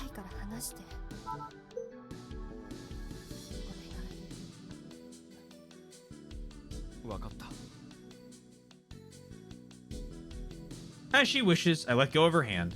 Lin leans against the wall. Shivering from the cold, she hugs her body with both arms.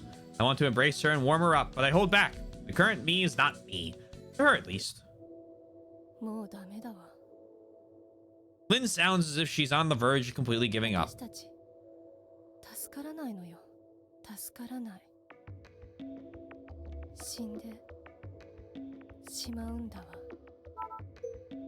Her voice dissipates along with her white breath in that intense winter cold.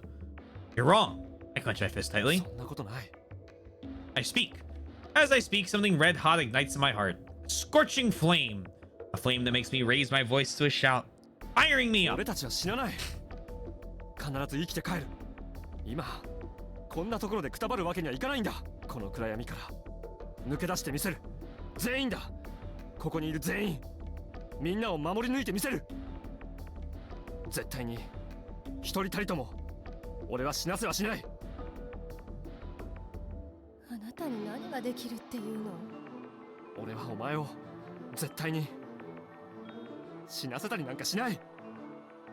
I'll save you, without a doubt.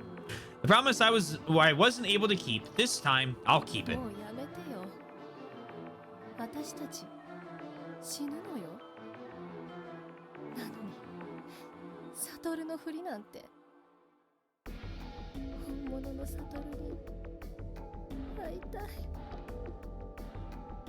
Tears well up in Lin's eyes. Her tears soak into the bed and slowly permeate the blankets. Slowly, slowly.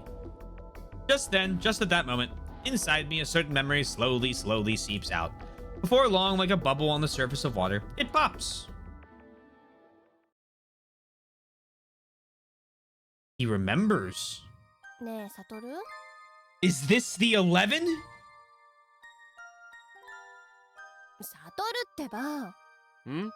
あれやって。あれってなんだ？もうあれって言ったらあれよ。よく恋人同士がやる。わからないかな。ぐるぐるよ。は？ぐるぐるしてほしい。ほら、よくあるじゃない？浜辺でぐるぐるって。あれやってほしい。In other words, what she wanted was for her to cling to me, and with myself as the axis, I would swing Lin round and round in the air. It was like one of those rides at an amusement park. 一人じゃできないから頼んでんだよ。 Do it yourself. Could you imagine you say that and then she just like tilts up on like a 45-degree axis and hovers and like starts spinning around like a helicopter?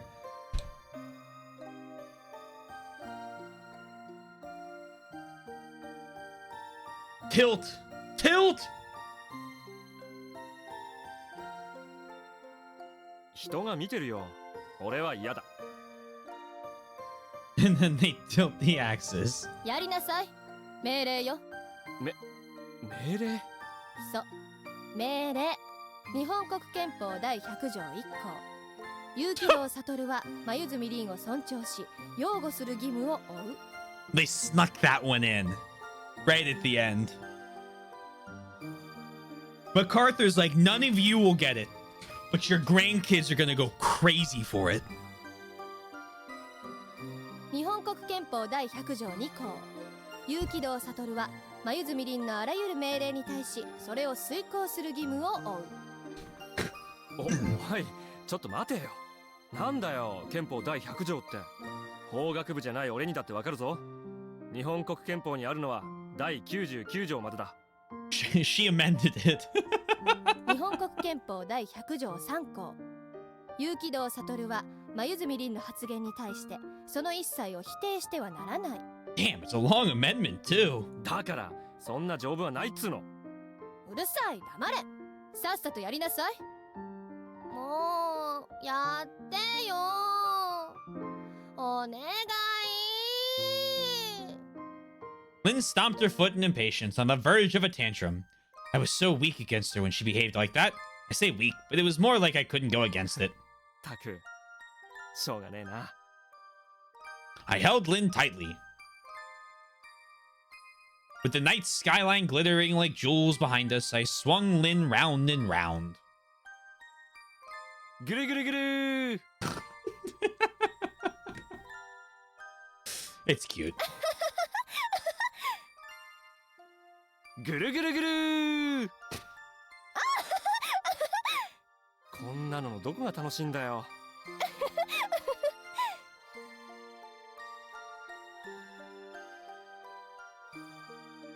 He's kind of like...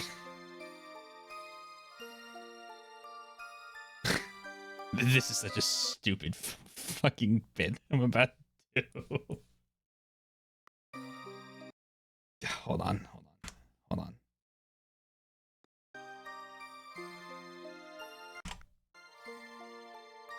This is so stupid. Oh wait, no, that didn't work. Why didn't that work? God damn it. Okay, hold on. Don't worry about it. I know it's broken.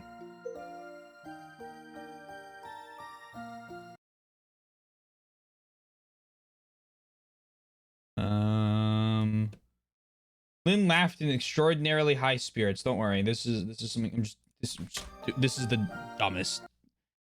Is it worth it for the bit? No, this is this is not funny enough, but I'm doing it anyway.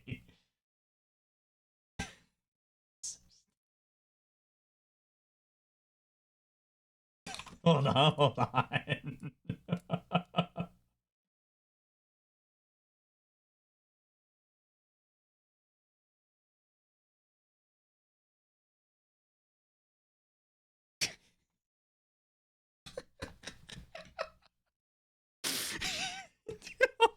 All I'm saying.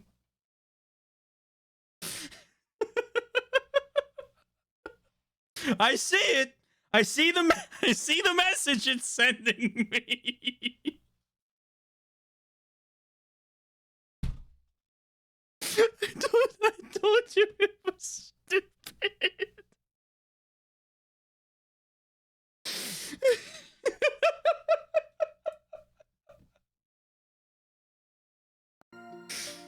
Oh my god.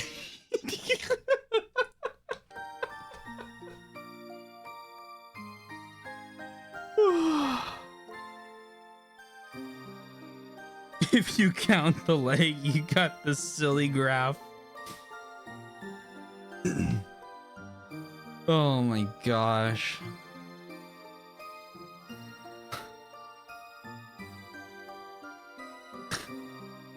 The world reflected in their eyes was full of happiness and joy.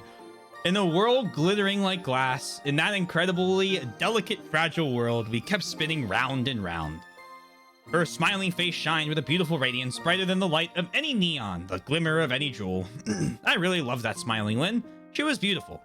So that the fragile world wouldn't break apart, I wished for Lynn to keep on smiling. Always, always, through everything. However, that day arrived, January 11th, 2011, and that world shattered. Lynn suddenly disappeared from this world. リン、俺は本物のサトルだよ。浜辺でぐるぐるしただろ。Eh? 日本国憲法第100条1項。有機道サトルは眉住凛を尊重し、擁護する義務を負う。This would be like a crazy fucking thing to hear from somebody. だから俺は凛を守り続ける。いや違う。俺は守りたいんだ。凛。 Like just somebody else, you know what I mean? どうして知ってるの？私とサトルだけしか知らないはずなのに。だから俺がサトルだからだよ。嘘。嘘じゃない。俺は凛が突然消えてしまったから。ねえ、もしも私が突然この世界から消えてしまったらどうする？ Here you go, Sundown. I think you called it partially. 凛のいる世界を見つけるよ。じゃあその世界が見つからなかったとしたら？そうだな。多分見つかるまで探し続けると思う。だから凛のいる世界を見つけに来たんだ。サトル？本当にサトルなの？ああ。 I softly touched one of the silver earrings, the ones I'd given her as a present, in Lynn's small cute ear. 本当に。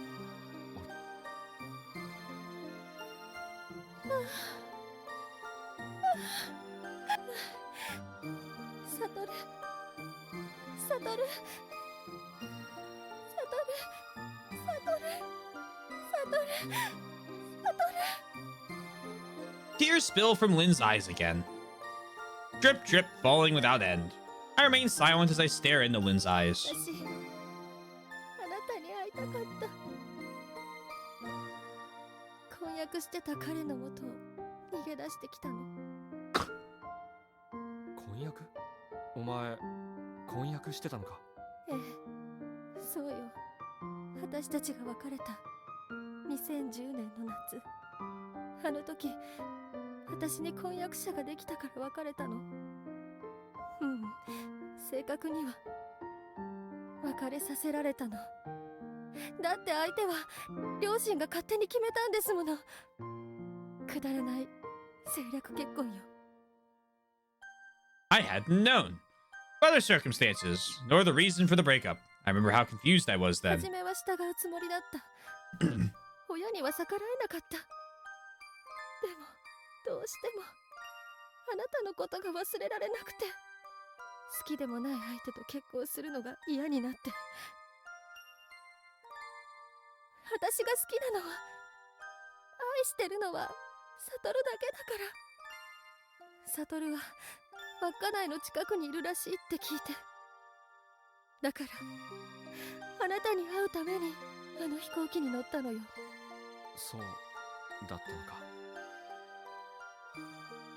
And then Lynn got up in the and then Lynn got caught up in the plane crash. Fate, rather God sure has a sense of irony. She was coming to see me, but in doing so, she never got to see me again. I stretched out my hand to stroke Lynn's hair. Then she brushes my hand away. 凛、バカみたい。 The song. あなたがサトルなわけないわよね。リン。どこかへ行って。え。私の前から姿を消して。私を惑わさないで。お願い。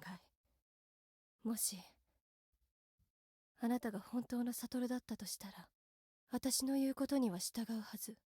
日本国憲法第100条2項。有機道悟は、黛凛のあらゆる命令に対し、それを遂行する義務を負う。さ、もういいでしょ。私はもう平気よ。暴れたりなんかしないから。大丈夫だから。だから、安心してどこかへ行って。わかったよ。Once Lynn proposes something, she won't change her mind. I have no choice but to quietly obey. But for now, it looks like Lynn has regained her self-control. I think she'll be able to keep her composure for a while. I leave her side. I get up from the bed and head toward the window again. Congrats, by the way. You got the better version of the scene because you made good choices so far. Yay! That's nice.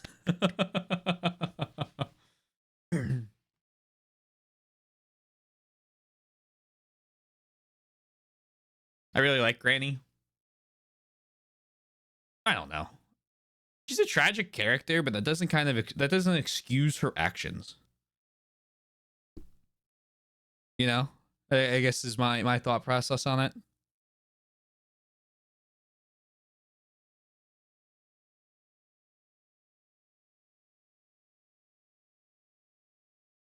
I think it kind of, it's one of those things where it's like you have 4 or 5 days of, or I guess 4 days of, oh, I'm going to be awful to everybody. And then, I think you're better than she is, Twink. Maybe in that last part you can, but I don't know. I guess I don't know you.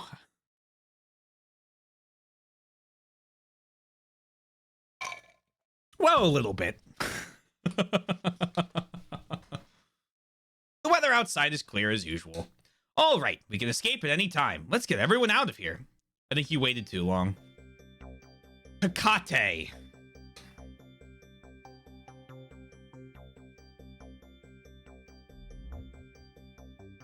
Or Kate. However you want to say it. But before that, I decided to check outside the circle just one more time. I need to stay focused and be careful. I open the door and step outside. I can only remain here for 33 minutes. I don't have much time left. I forcefully kick off the floorboards inside the entrance and jump into the snow. I trudge my way through it. My feet stick in the snow, making it impossible for me to go any faster. I probably should have just brought the 3 of them with me in here in the first place. No point in regretting it now, though. I'm already all the way here. It's 110 meters from the shelter cabin to the edge of the circle. Even with the resistance from the snow, a one-way trip should only take 5 minutes if I hurry. Hecate?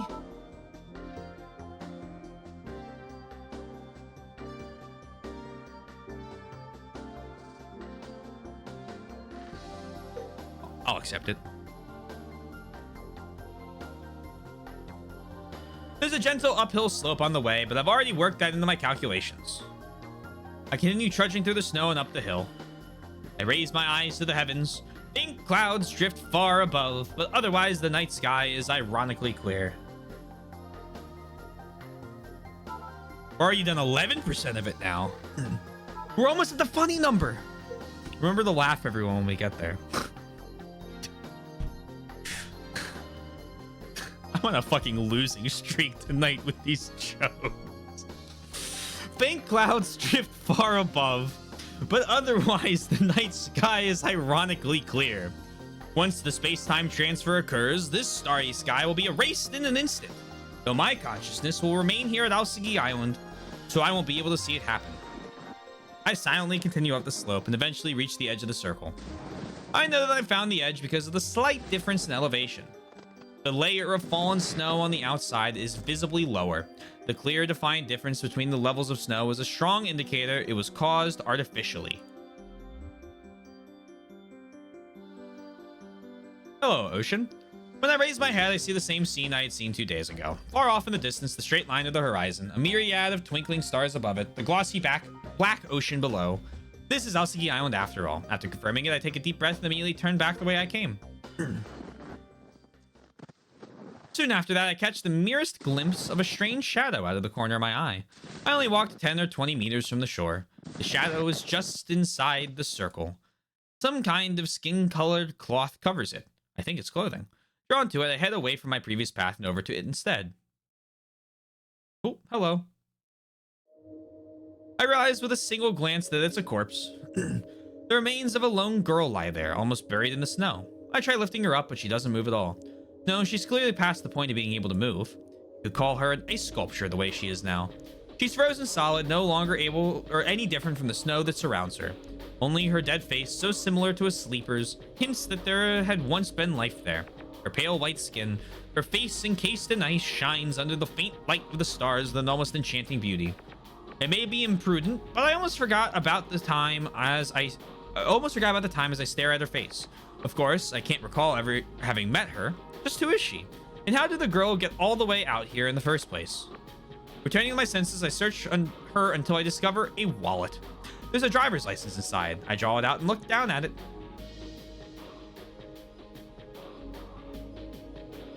Suzukage Hotori. Uh-oh. That's not good. That's what's written in the name field. I leave her body lying there and begin to run.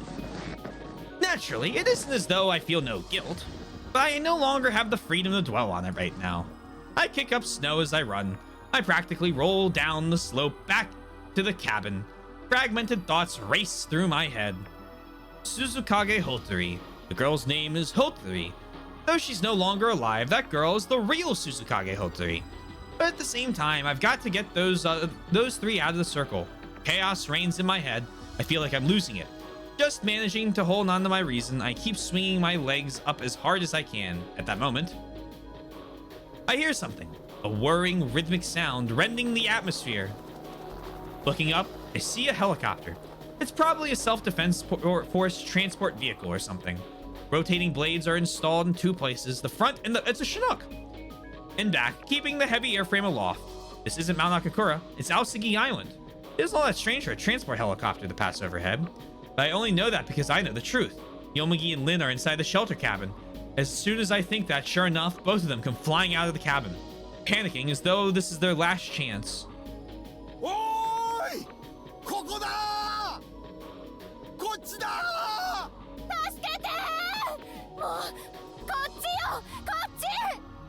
Must be really common or something.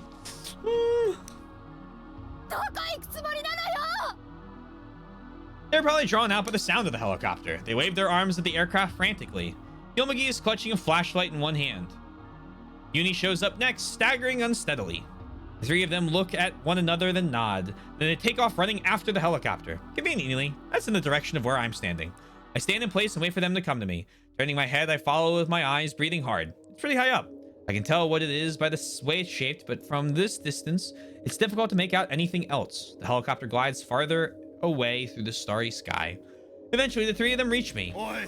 何やってんだよ冬川さんわからないのかほらあれだよあれヘリが来たんだよ Yomugi shouts, breathing roughly. He points straight up at the helicopter overhead. おい待ってくれ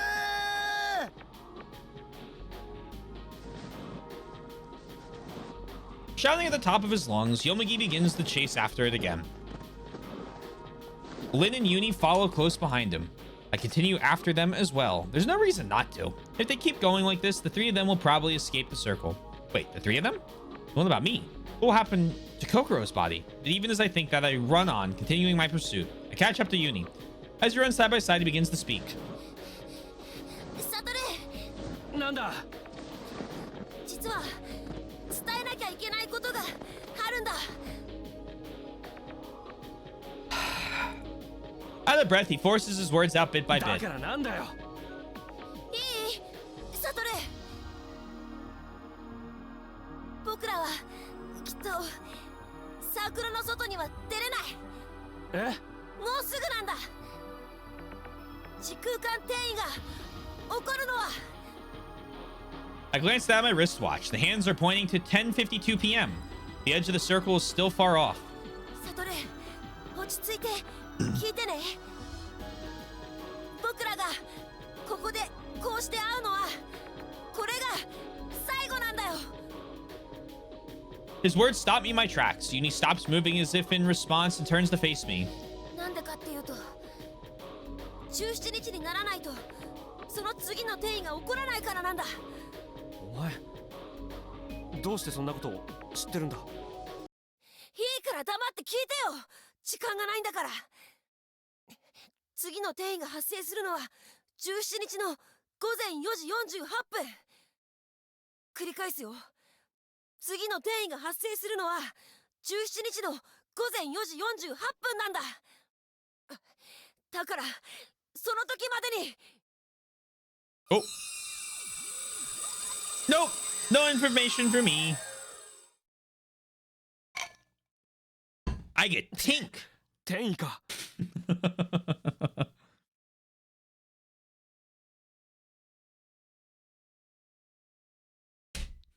Damn it. A transfer? The starry sky disappears and the temperature around me rapidly rises. Before my eyes. I can't see a thing. I can only feel, and it's like I'm being wrapped in something very soft. I feel human body warmth against my face, arms, and chest. It seems I'm being held tight by someone. No, am I the one holding them? I timidly pull my body away. I still don't know what's going on. I look up. Before me is Utsumi's gently smiling face. Oh! Oh? Oh my! I jump back reflexively. Utsumi meets my reaction with a puzzled stare, her eyes wide. I begin to think about the current position of my body. Does Utsumi's face being above me mean I was kneeling? Before me, both my knees were on the floor. My face was buried in her chest. Why would Kokoro? This is Sophia's living area, just the same as it always is. Wait. なんなんだ。 I'm shocked by the drastic alteration to the appearance of the living area. The sofa has been ripped to shreds, its stuffing exposed like entrails. The table has been flipped over, the chair overturned, and the computer monitor knocked to the floor. The living area and the dining area used to have a glass divider between them, but it's no more, having been shattered into tiny pieces. Not the TV. Monka. Damn, girl, you live like this? The plasma display screened by the walls full of cracks that radiate outwards from the center. A huge hole gapes open in the middle of it. It's though it's been shot through with an enormous bullet. This is too terrible a sight. It's a horrible scene. I'm speechless. The concept of words has completely left my head. 落ち着いた？ She asks, smiling calmly. I'm still stunned at the sight of it. Despite this, the gears in my head are spinning so fast they're about to wear out, but they aren't driving anymore. 気取ってよね。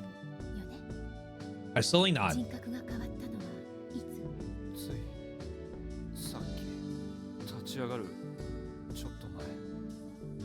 My extremely limited command of spoken language, I'm somehow able to pluck out the appropriate words. This is a new track. Great Mother. じゃあ覚えてないのかしら？何をこのリビングで暴れたこと。暴れた。そうよ。つまりこれは心が。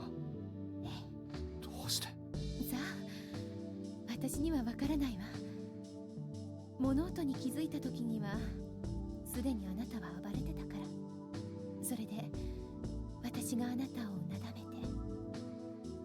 抱きしめた。 Utsumi silently nods.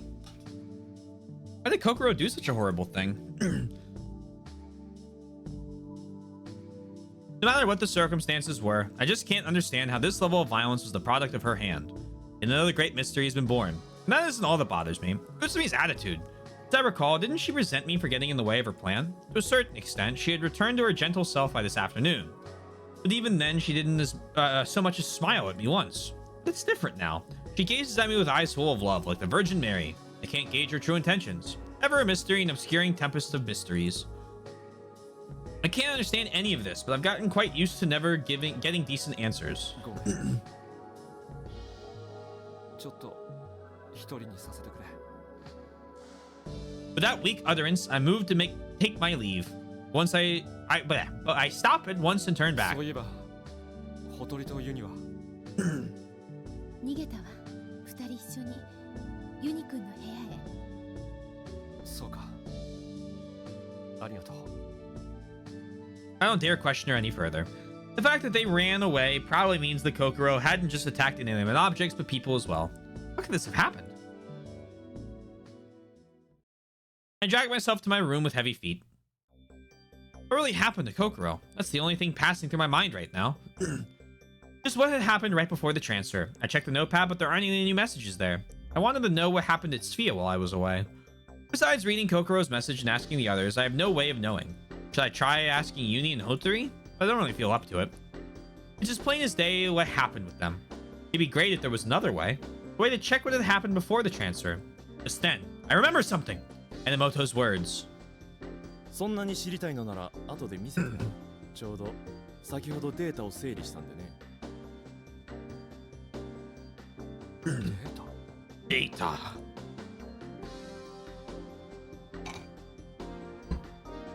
Now that I think about it, there's surveillance equipment set up in that small room, which means, wouldn't data refer to the footage that surveillance cameras captured? The machine in that small room might store all of it. Oh boy, surveillance! I leave for that room right away. The door to the room has been left open, and the hard drives have all been wiped. Passing through it, I stand before the console. The computer is still on as well. The OS seems no different than usual. I sit at the terminal and begin to type. I'm able to retrieve the video surveillance data with ease. For the time being, I try playing the footage from the camera in the living area. It flickers to life on the main overhead monitor. I watch intently. Sunday, January 15th, 2012. Time, 10:18 p.m. Location, living area. I see myself on screen, engrossed in conversation with Uni. The camera probably doesn't have a microphone because I can't hear any sound. I have no memory of this, which means that the body I'm seeing was being controlled by Kokoro's consciousness. Uni moves his lips as though muttering something. My body has also opened its mouth. Uni gave a small nod, squeezed his palm shut. My body drew closer to Uni. Uni slowly began backing away. An expression of fear formed on his childlike face. Followed by sorrow? Tears started to well up from behind his glasses. And then, for a time, the two stood still and looked at each other. The silence continued. Eventually, Uni raised one arm. Extending a finger, he pointed it straight at my body. Uni's lips just barely moved. And immediately after that, what was it thinking? My body suddenly struck Uni. Uni's small body was knocked to the floor. And then, as if it hadn't had enough, my body hurled itself on top of Uni with great force. My body began to squeeze Uni's thin neck. At that moment, Hotori suddenly appeared from the corner of the screen. Hotori circled around behind my body, wrapped her arms around its hips, and began pulling with all her might. It looks as though she was trying to tear my body away from Uni. My body turned around and threw Hotori to the floor. Since their mouths were open wide, does that mean they were yelling? And thus, an act of shocking brutality unfolds before my eyes. My body tore open the sofa, it grabbed the ashtray from the table and aimlessly hurled it away. It hit the plasma display straight on, the fragments of the screen exploding into the air. It swung the chair around, kicking over the table, and grabbed the computer monitor, yanking at it until it tore free of its wires. Still gripping the monitor, it used it to demolish the glass partition between the two rooms. In one unbearable sight after another, my body went into a violent fit, tearing around the room like a wild beast.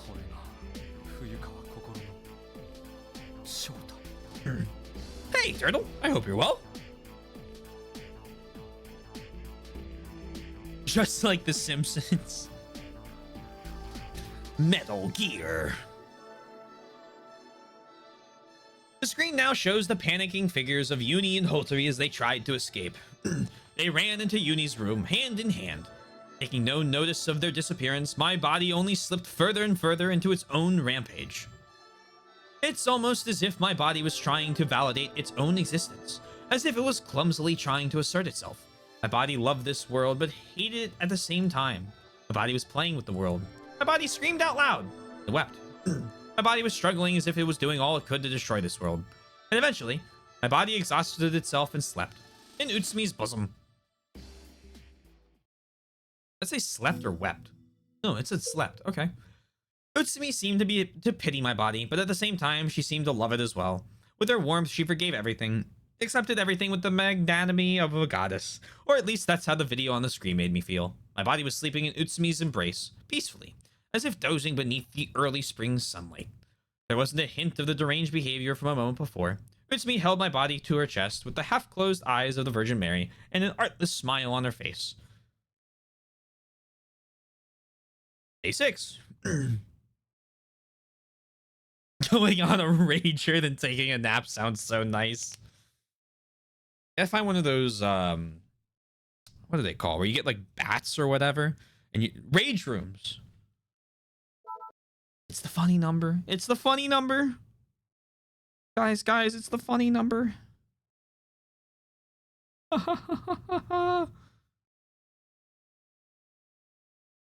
Nice.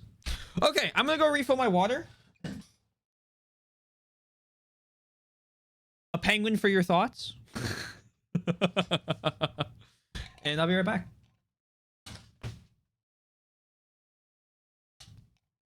Get it? Like penguin, like penny? Penny for you?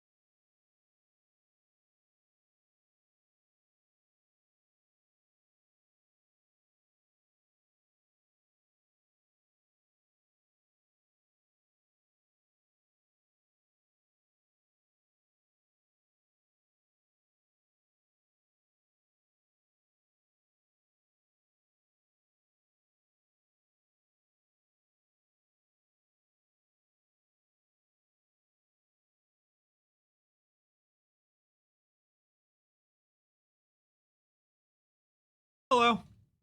Nothing but hits today.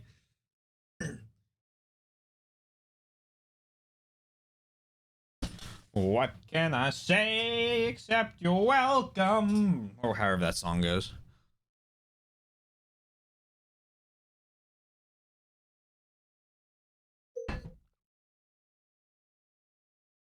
The clear blue sky stretches out above me. A freezing wind whistles along the ground. I breathe in a lungful of fresh air and savor its piercing chill. Monday, January 16th, 2012. Present time, 7:49 a.m. Everything is gradually coming to an end. The proposition I called R. Some parts of it still remain unanswered, but I have no time to deal with them one by one. For now, I've got to concentrate on breaking free from the space-time transfer phenomenon as fast as possible. Oh! That was a quick jump to the swirl. And it's no longer gray. According to Enomoto, the space-time transfer is a phenomenon that is only carried out in the 110-meter radius of a sphere. The space-time transfer phenomenon is when every last bit of matter contained in this sphere completely changes places between location A in the past and location B in the future. Hey, Liz. We love the Balatro background. It does kind of look like that. I didn't even think of that. But for some reason, The consciousnesses of Kokoro and I alone end up dissociating from our bodies and remain in place. Then the consciousnesses of Kokoro and me, having lost the vessels called bodies, each possess a vessel which has freshly arrived as a substitute. Myself in Kokoro's body and Kokoro in mine. I can't believe Balatro was in the Remember11 University. Who could have predicted this? We're just missing some poker hands and a couple jokers.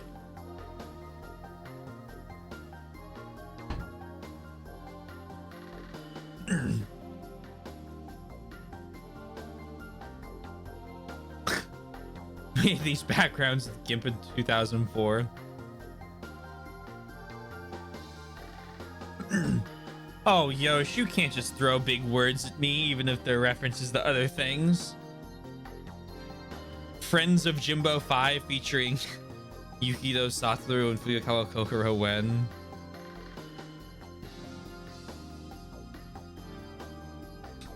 Paint.net. All games are Balatro.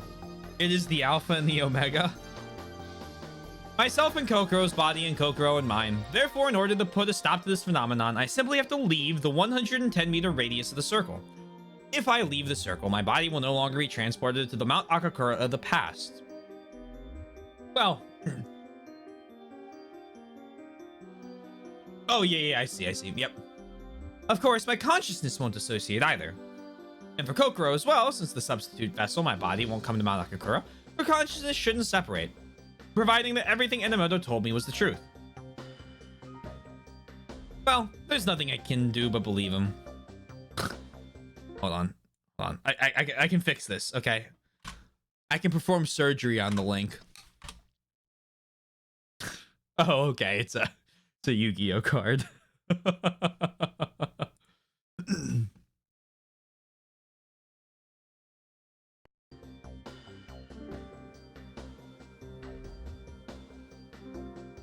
There's nothing I can do but believe him. Oh, here we go. The lowest quality image. Did you run it through one of those like image compressors as well? Because that would have lowered the quality a little bit more. If you really wanted the semi one like that. So then what happens now? If a space-time transfer occurs after I've left Aosugi Island Circle, Kokoro's consciousness and the body will both end up leaping here to Aosugi Island. In other words, no more personality transfers. And just like Yomugi and the others, she jumped through time with her mind and body intact. The shelter cabin of 2011 would appear on the Aosugi Island of 2012. You'll consider it. You're gonna like make a reference. You'll be like, oh yeah, here's a photo. Here you go, Taylor. This thing that you requested that I need for, I don't know, like Remember11 or Ever 17. Just follow this for the first couple minutes and it'll just be like 4 pixels.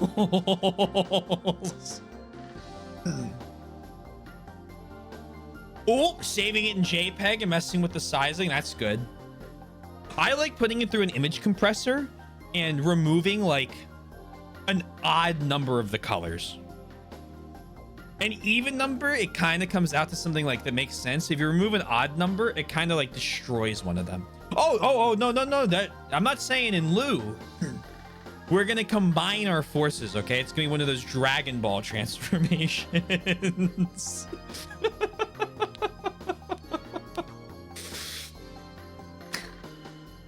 The shelter cabin of 2011 would appear on Aosugi Island of 2012. After that, I, who remained outside of the circle, would march into the shelter cabin, collect Kokoro, Yomugi, Lin, and Uni, and lead them out of the circle.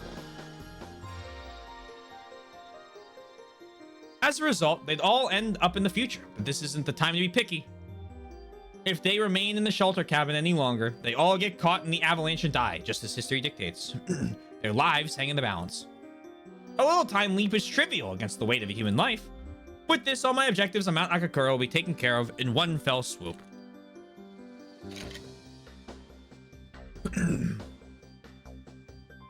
A fusion dance to create the shittiest, most unreadable image. Precisely the plan. We could even like really go with the fusion dance. you run it through both, right?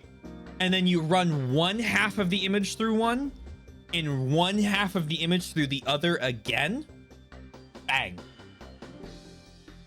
Pineapple pen. Or I don't fucking... Now what about things in Sphere? Yesterday, the uni of the shelter cabin told me this.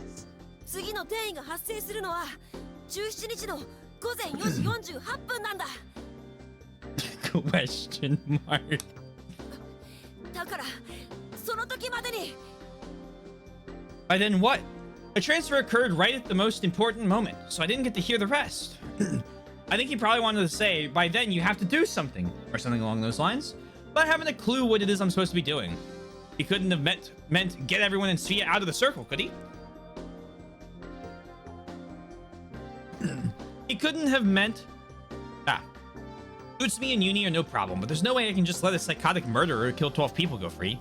With that said, if this exchange phenomenon isn't going to end in the near future, then leaving the 3 of them behind in Sphere isn't a good idea either.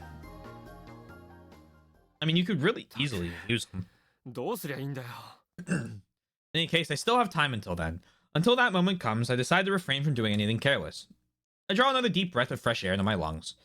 My exhalation sparkles white before vanishing with the wind. I inspect Utsumi, Hotori, and Uni's rooms. Nothing in particular is out of place. It's already about 8, yet all 3 of them are still sound asleep. それにしても I stand in the middle of the living ここ area. までするかよ普通。 I involuntarily mutter those words as I survey the decimated room. Why would Fuyukawa Kokoro do such a thing? For her to be pushed this far, something terrible must have happened. The trigger was probably that conversation with Uni. Right in the middle of their conversation, Kokoro, in my body, had suddenly attacked Uni. Those events were clearly recorded. I've seen the video last night in the small underground room. What in the world did Uni say to her? I look down at the shattered glass and shake my head. In any case, this makes Fuyukawa Kokoro's potential for brutality clear. It's no wonder she's also the one who stabbed Enomoto to death. There's probably a certain trigger for her violent outbursts. When that sets her off, she loses all control and an insane personality suddenly takes over. 人格？表変？ Something in the back of my mind is nagging at me. I don't know what it is. Anyway, I'll ask Uni about that talk with Kokoro once he wakes up. Having more or less made up my mind, I return to my room. At that point, I notice something in the corner of my room. A crumpled scrap of paper. I pick it up and unfold it. Crude and familiar handwriting. A message from Kokoro. A message I've yet to read has been written there. It's Kokoro. There's something strange going on with your body. What happened? Did someone make you take poison? Please tell me. Please tell me, even if it's brief. I don't want to die. I don't want you to die either, Satoru. What should I do? What should I do to help? I'm scared. I'm very, very scared. I have no idea why this is happening. I don't even know what will happen 5 minutes from now. I don't know who I can believe in either. Hey, Satoru, I want to meet you. Every single glance, even a single glance is fine, but I want to meet you. Because the one reflected in the mirror isn't you, it's me. Blah, blah. Okay, I've read this one. There's nothing to worry about. Yep.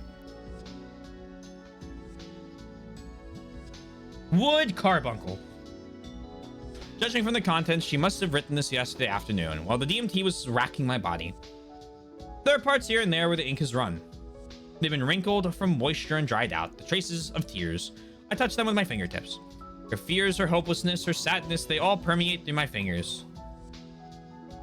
Something aches deep within my chest. What's happening to her right now? Yesterday outside the shelter cabin, Yomugi and Lin had chased after a helicopter. From what I saw, it was probably a self-defense force transport helicopter or something. It just happens to pass over the skies of Aosagi Island of 2012. But of course, they had no way of knowing that. They were convinced it was the rescue team, so they chased after it. That was probably the best chance I had to bring them out of the circle. However, just before we reached the edge of the circle, a transfer.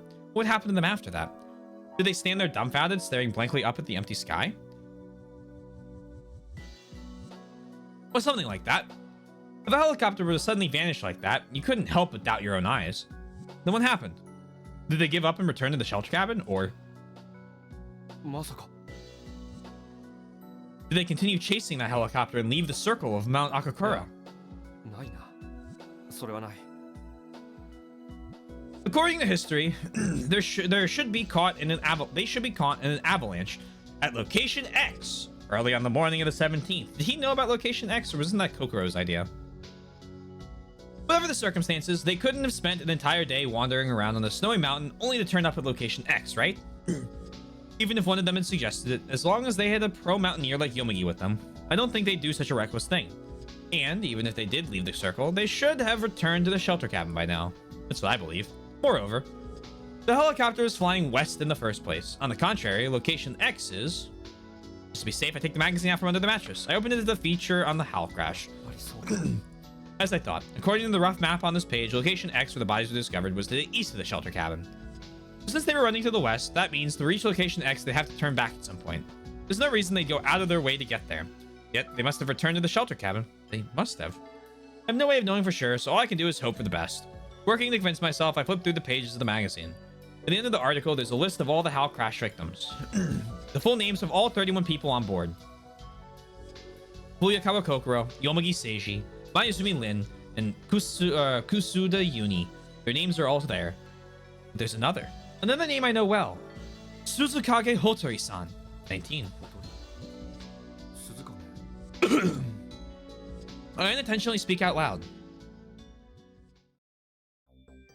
But if I think about it calmly, then there isn't much to be surprised about. It's completely normal for Suzukage Hotori to be on the list. I found her body within the circle of the shelter cabin. In the part of the snowy Mount Akakura, I got a good look at her cold, frozen body with my own two eyes. Well, with Kokoro's eyes, but then, why was she lying out there? No need to think about it. Suzukage Hotori was one of the passengers on Flight HAL 18. In the lightweight clothes she was wearing, I'm guessing she wasn't planning on scaling Mount Akakura. And her name is printed on this page anyway. She probably survived the crash somehow, found herself alone in the midst of a blizzard, and began wandering around just like Yomugi and the others. Searching for help, searching for a warm place. The lone woman under these conditions couldn't be that strong. And with those clothes, there's no way she could have endured that snowstorm. Sometime after finally setting foot in the circle, all her strength deserted her and she collapsed. Time passed, and on January 17th, she was discovered by the rescue team. Her corpse was retrieved just like those of the other victims. I don't think I'm far from the truth. That's what happened to the body of Suzukage Hotori. Normally, her death would be something to mourn. But an abnormal phenomenon is at work here. That is, the space-time transfer. The way I define it, Suzukage Hotori isn't dead yet. She's alive. She's just borrowing the body of Inubushi Keiko. In short, this is how it goes. The first space-time transfer occurred sometime past 8:30 p.m. Oh dear God, here we go.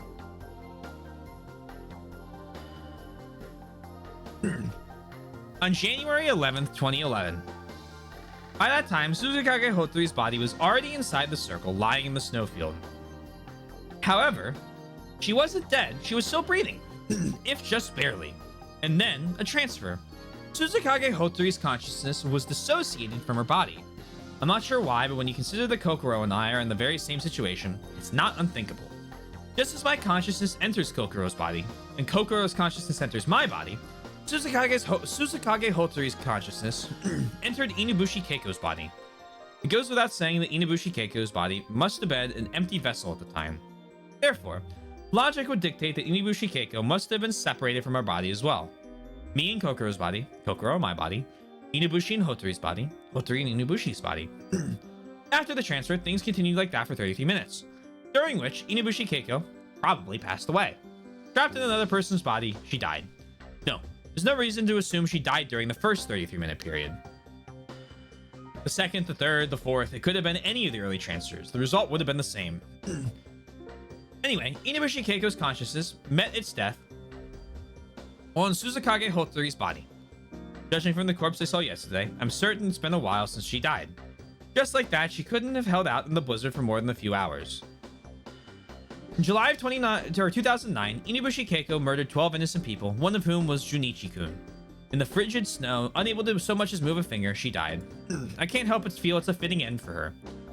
So then, what happened to Suzukage Hotori after she was transported into Inubushi's body? Since she lost the body on the other side, her original body, it served as a counterpart to the exchanges. Hotori had no vessel to transfer into. If that vessel disappeared from the circle, her consciousness wouldn't dissociate from it. Meaning, from that point on, Hotori hasn't experienced any personality transfers, which brings us here. Most likely from here on out, she'll have to live the rest of her life as Inubushi Keiko. the fate she'd been handed as a price for her life. I wonder what she's thinking now. Is she accepting this completely changed new self? She must have realized it by now. But she doesn't show any signs of being upset, and she even behaves calm and composed. Just what kind of person is the true Susukage Hotori? She killed the rat in an instant, warped her cheeks like she was bored, and then played with my heart and gave me a fearless smile.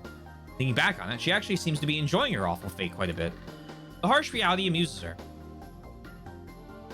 The mind of Susukage Hotori might be far more frightening than Inabushi Keiko's. She's a bigger threat than I thought.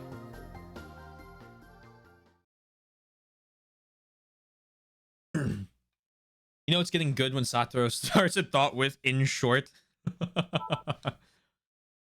Concisely.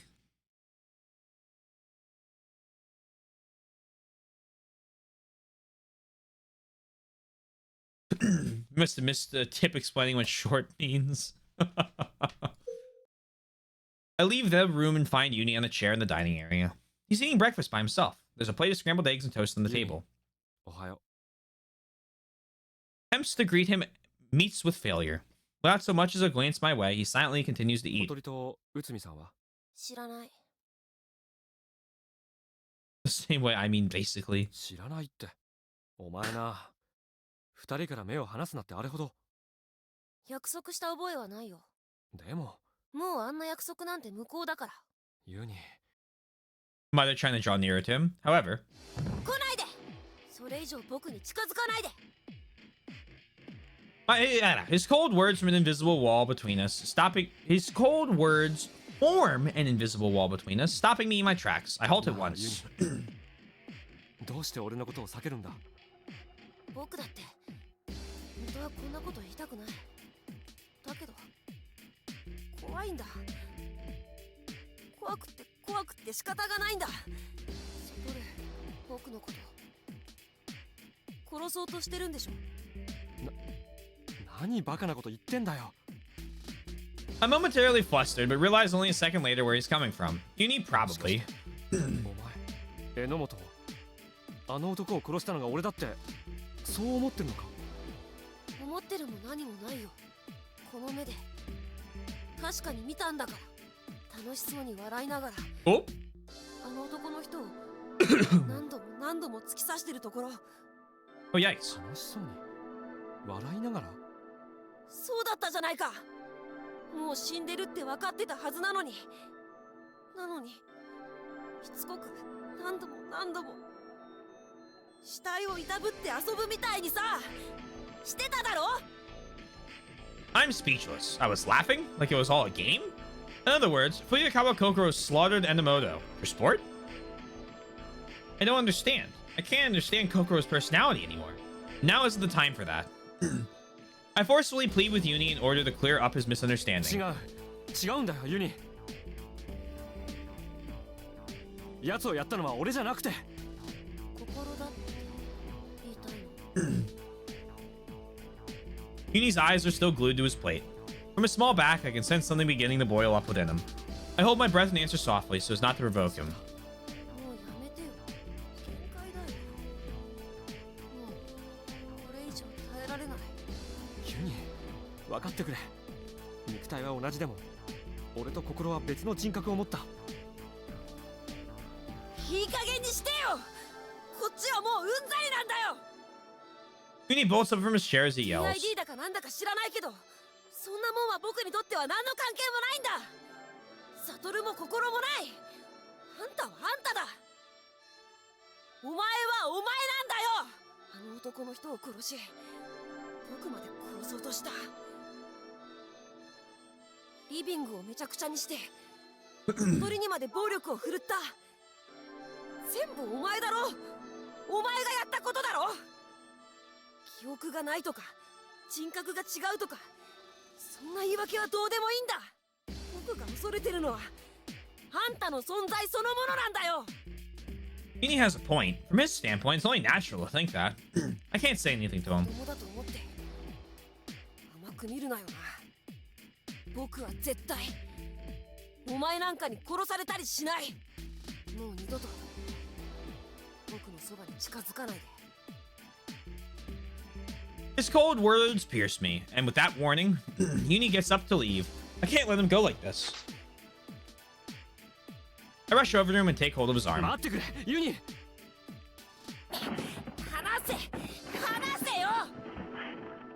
Uni struggles furiously, trying to shake off my hand. He lands a square kick to my abdomen. Since he's only a child, he doesn't do any significant damage. But seeing him struggle so hard against me makes my heart sink. Disgust, hatred, scorn, fear. Taken aback by such open rejection, I involuntarily let go of his arm.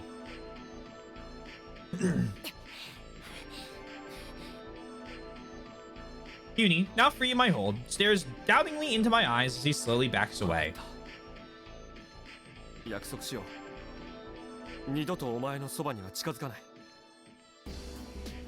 I raise both my hands in a conciliatory gesture. 一つだけ教えてくれないか。 Uni scowls at me balefully, a sharp glint in his eyes. He's still on guard, ready to repel me at any moment. なんだよ。夕べのことだ。ゆうべ昨日の晩。心と何を話した。今と同じことだよ。お前があの男の人を殺したんだって。そしたらあんたはいきなり僕のことを殴りつけて。あとは言わなくてもわかるよ。 Yeah, I think I know that part. Uni casts a sidelong glance to the living area. The extent of the destruction there speaks more clearly than words ever could. さあ答えたよ。約束守ってもらうからね。 As I search for the right words to say to him, Uni abruptly turns and runs. He rushes into his own room. The door is slammed shut. I hear the lock click from the inside, followed by the sound of heavy objects being dragged across the floor. Is he barricading himself in? I'm completely disheartened by that heavy, rough sound. I fall into a stupor. Here is yet another big problem. As though I don't have enough of those already, Uni's words don't just pour salt in the wound, they have as much seriousness as a finishing blow. I've kind of gotten sick of everything. Uni is no longer on my side. I don't have anyone I can trust, not even Fuyakawa Kokoro. I thought of her as my precious partner, but she merely stabbed Enomoto and, upon being confronted as the culprit, flew into a violent rage. Is this place a hangout for lunatics? Hotori's suspicious behavior, Utsumi's quest for revenge, and now I've lost Uni, the only one I could rely on. Hold on, pause. Is this place a hangout for lunatics? It's a...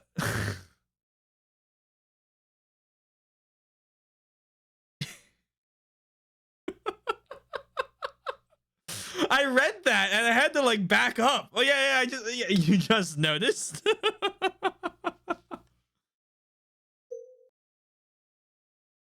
It's like it didn't click for a second, you know? I was like, oh yeah, fair question. No, it's not a fair question. This isn't the sort of situation I can possibly manage anymore. なんでこんなことになっちまったんだろうな。 The complaints just flow out of me. I dejectedly sit down in the chair Uni vacated. However, the goddess of fate doesn't spare me a moment of respite. Because at that very moment... Oh dear. A shrill scream shatters the silence. I reflexively get up. I move in the direction of the shriek. The basement storeroom. I sprint down the stairs so fast that I nearly fall. Here we go again! There stands Utsumi with a kitchen knife.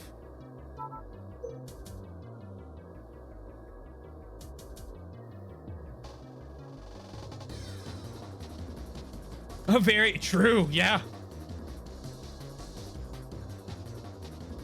Context clues don't go well together. In front of her is Hotori. Brandishing a knife, Utsumi is poised to attack her. Her piercing howl tears through the air. The knife flashes, moving in a parabola. Hotori avoids it by a hair's breadth. The blade slices through nothing. Hotori launches herself off from the floor and dances through the air. With a series of brilliant sidesteps, she stays out of the enemy's striking range.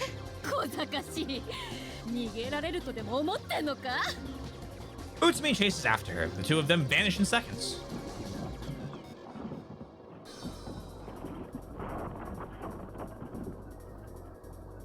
It's literally a fight to the death. A fight risking their lives is now underway here. I can no longer see the two of them, but the sounds of their conflict continue on without pause.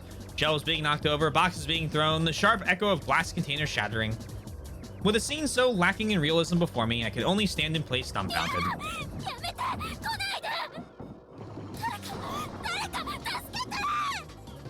Hotori's scream helps me regain focus. I can't just stand here and watch. I had to save her. I have to protect her. My legs moved quicker than I expected. Running, running, running. I pass under fallen shelves and jump over scattered obstacles. My sole aim is finding her. Before I know it, the air around me falls silent. Hotori has stopped screaming. My heart beats disconcertingly fast. The sound of my heartbeat and my breath caused discord to drum in my ears. 頼む間に合ってくれ I practically tumble into a corner of the storeroom. Utsumi spares me a quick glance. Directly before is Hotori, driven up against the やめ wall. ろバカな真似はやめるんだ邪魔よ。引っ込んでって。落ち着いてくれ内海さん今のあんたは正気を黙れ。お前もやられたいのか。 Utsumi's face is repulsively warped. I've seen that demonic expression before. She had planned to kill Hotori on the anniversary of Junichi-kun's death. Just like back then, she's been possessed by an evil spirit. Not one bit of warmth, like an evil spirit, you say. Not one bit of warmth remains in her eyes. Her eyes have turned a clouded gray-white, like they've rotted and are about to fall out. Her face is strained to disfigurement, as though about to crack. Her disheveled silver hair no longer looks like it even belongs to a human, let alone a woman. She becomes a mass of seething madness, hatred incarnate, and nothing more. 殺さないで殺さないで殺さないで殺さないで Early stages of T-virus infection. Hotori is pleading for her life. She shakes her head, pressing her back up against the wall. Tears overflow from her eyes. She bites down on her lip, her face warping in panic. This isn't the same Hotori I've seen before. It's the face of a lone girl, a powerless girl who can do nothing but cry for help when confronted with death.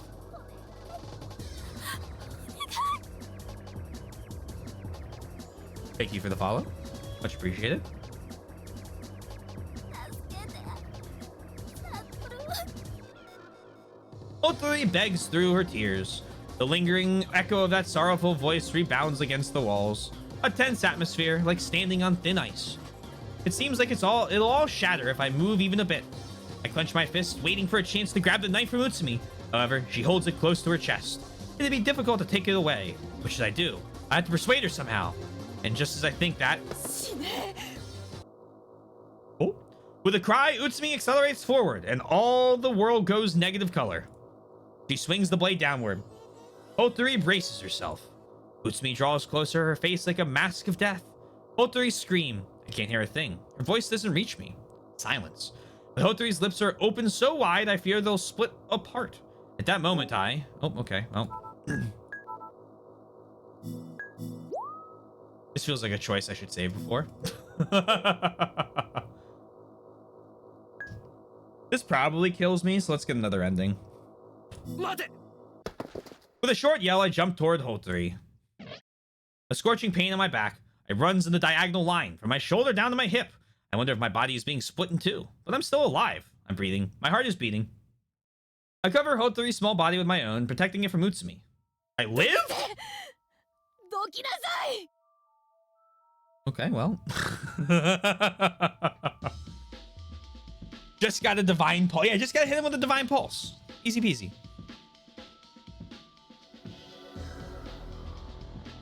I really gotta shave my mustache back.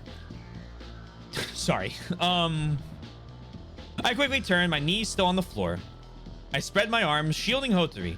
She huddles behind me, her entire body racked with 置い convulsions. てって言ってんの。聞こえないの。 Utsumi's eyes are dazed, unfocused. She's speaking to the thin air around her. A turbid thread of spittle dribbles out of the side of her mouth and down her cheek. The dark purple patches that cover her face begin to show bumps that are even more obviously venomous.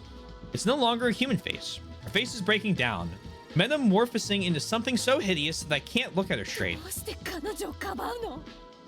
そんな女に命をかけるだけの値打ちがあるっていうの。ああるさ I answer with dignity, staring straight at her. I'm not wrong. I don't know if I'm right, but at the very least, I know I'm not mistaken. Yes, it is just as Utsumi says. I want to protect her, even at the cost of my own life. I want to save this one girl. If any of you, by the way, are wondering why I keep doing this all the time, when I rest my hand on my mouse, I usually balance it on my middle finger, which is right click. And if I'm not thinking about it and I'm reading, I'll press it down and eventually it clicks. No one probably cares or asked, but I figured I'd explain it because it's happened like 6 times and I'm noticing it now. I want to save this one girl. あなた何も分かってないのね。 Oh, does Michael do the same thing? Okay, perfect. Good.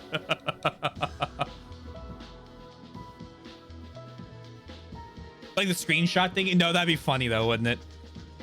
Usually I hold it up for a second if I'm actually like looking at the stuff. But like this, well, I guess where it's like on screen for like a split second or whatever, it's because I'm kind of holding it there and then I'm reading and then I click and then I click immediately off because I want to keep reading.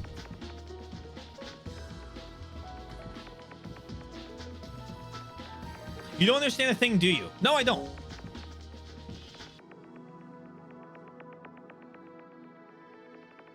Oh.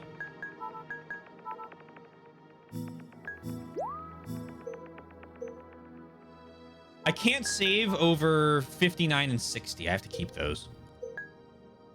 Both 3 and Inabushi are different people. Well, she's gonna think I'm talking about the DID thing. Okay, well, let's try it anyway. 分かってないのはあんたの方だ。この子は純一君を殺した犯人じゃない。犬伏恵子じゃないんだよ。そんな話聞き DID だから許してやれって言うんでしょ。あの時その女は心神喪失状態にあったから、だから罪には問われないってそう言いたいんでしょ。でもね、そんなこと私には関係ないの。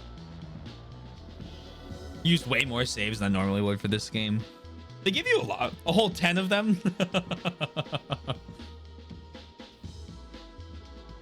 When I no spoilers for the actual game.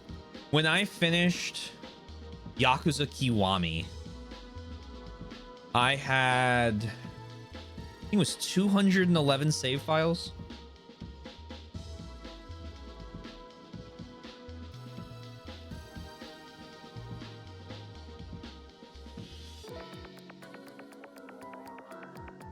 I think it was that. So then only getting, 15 in like other games, it's like, oh, hold on. Let me have my 200 back. Why do I need that many? I don't. Probably needed about a dozen of them. 私はただその女の存在が許せないだけなの。だからそれが誤解なんだよ。こいつの名前は鈴影ほとり、18便の搭乗者のうちの一人なんだ。 She squints until her eyes are thin slits. She looks at me like she's staring right through me. あなた何言ってるの？説明する。全部説明してやるよ。でもその前に刃物を置いてくれ。 Utsumi lowers her head, seemingly deep in thought. I rotated 1 through 40 a few times, and 41 through 60 were for important saves. That's smart. That's smart. But she raises it again right away. Okay. ここまで来た以上後戻りはでき You ない。 can, like, totally go back, ma'am. 内海さん。やめて！もう何も聞きたくない。あなたを殺し、その女も殺して、私も死ぬのよ。ごめんなさい、ユキドク。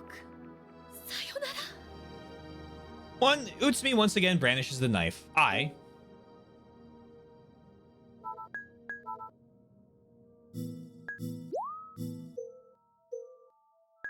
dive for her feet.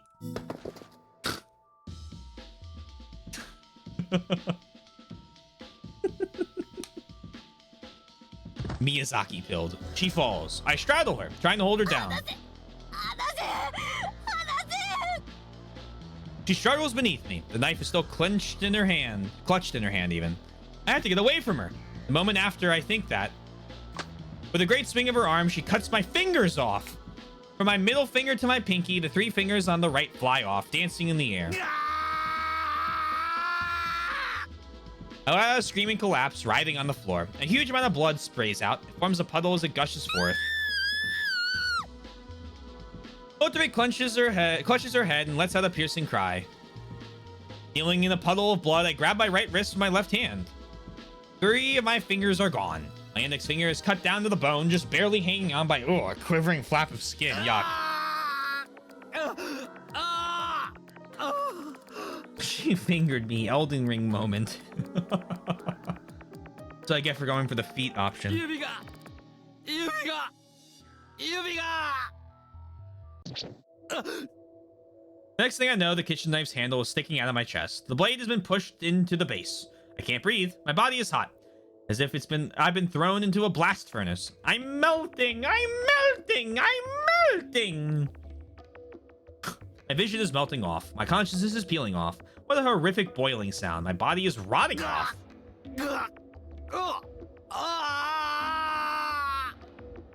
A dying groan of agony. I try to pull the knife out with my dominant arm. I can't grip it.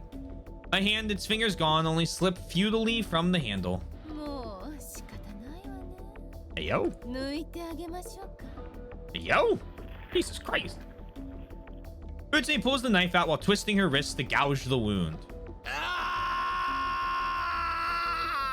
One for the Satoru getting stabbed counter. Yes, yes. Fresh blood spurts from my chest. Trying to stop the flow, I press my hands against it. My index finger flutters as I try to hold back the stream of blood. 言ったでしょ。誰にも邪魔させないって。 Utsumi stands right in front of me. She looks down at me with that bloody knife dangling in her hand. 苦しい。苦しいわよね。11も同じ苦しみを味わったのよ。 Ma'am, I had nothing to do with this. きっとそれ以上だったと思うわ。これで分かってくれたでしょ。犬伏恵子という女がどれほどひどいことをしたのか。殺してもいいわよね。ダメだ。彼女だけは助けてやってくれ。うるさい。うるさい。うるさい。うるさい。うるさい。あいつは殺されて当然なんだ。死ぬべきなんだ。死ぬべきなんだ。死ぬべきなんだ。そう言え。死ぬべきなんだって言え。言いなさい。言いなさいよ。言えって言ってんでしょ。 Again and again, Utsumi thrusts the knife into my chest. I can't feel pain anymore. It doesn't seem like it's my own body that's being stabbed, just a decrepit old doll stuffed with straw, falling apart. All I can feel is the chill of the knife as it passes through me. Please, Hotori, run away. Take this chance. Hurry. I slowly shut my eyes. My consciousness is immediately sucked away. Like a fog, it diffuses into the surroundings.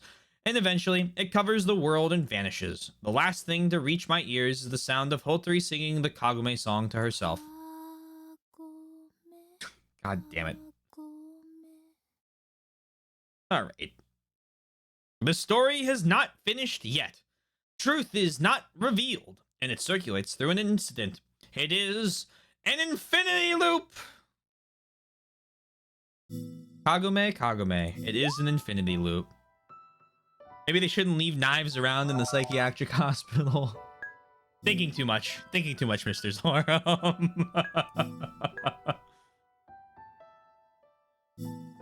Alright, let's see if this results in anything different. I resolved myself. Uh-oh, it went to a black screen. This isn't good. This is bad. I cover Hotori's body with my own. I shut my eyes. I grip my teeth and tense my back, bracing myself for the moment to come. But nothing happens. A stinging pain still penetrates my back, but aside from that, I'm untouched. I timidly open my eyes. I turn around. Utsumi isn't looking in our direction. Oh. She murmurs softly. Following her gaze, I see the figure of a boy beyond the fallen shelves. It's Uni. どうしてこんなところに。 With a stern expression on his face, Uni climbs over the shelves towards us.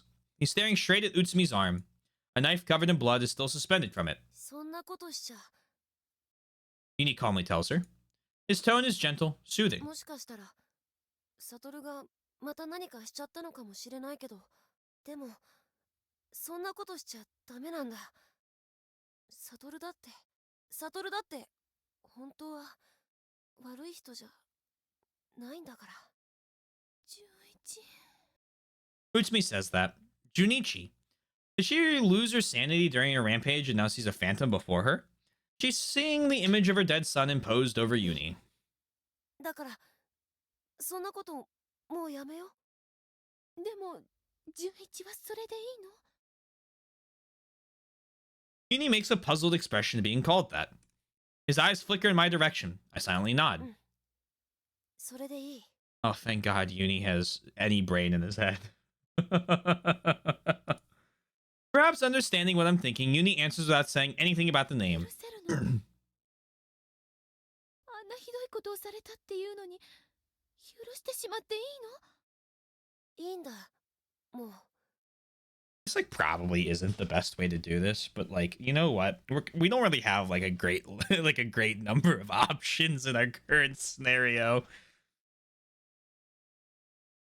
We can review this might be a ends justify means type moment. それよりもそれよりも僕はカーリーがそんな風に変わっちゃったこと Okay, の方が don't 悲しい。 you're not up for an Oscar, okay? Just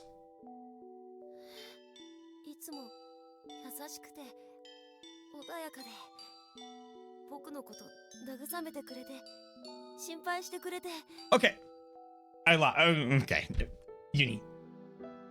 Great work. Leave now. 僕そんなカーリーのことが好きだったんだ。 Should you also say mom? 僕にはお母さんがいないか Oh, ら。 and he blew it. だからカーリーのことをお母さんみたいに Oh no, he's just actually giving her his feelings now. Oh, okay. Please, no. His voice slowly chokes up with tears. Utsumi stands there like a dead tree, losing herself in the lingering sound of his voice. 今のカーリーは全然そういうんじゃなくて怖い女の人になっちゃってて嫌なんだよ。そんなカーリーのこと見たくなかったのに。 Must protect sad Uni. Utsumi's thin back begins to tremble. Human warmth returns to her face. A single tear falls from her red eyes. ねえ、もう前のカーリーには戻ってくれないの？僕のこと抱きしめてくれないの？僕のお母さんはやっぱりいなくなっちゃったんだね。純一。 The knife drops from Utsumi's hand. She rushes over to him and takes his small body in her arms. I stashed the knife under one of the shelves is what the next line should read. 純一、ごめんね。ごめんなさい。あなたがいなくなってお母さん耐えられなかったの。どうしてもあなたのことが忘れられなくて。 She really shouldn't have been allowed to see the body. 許して純一。お母さんのこと許して。 You know, like, god damn. No, I think Twink had a really good point. Like, she absolutely shouldn't have been allowed to see the body, but at the same time, like,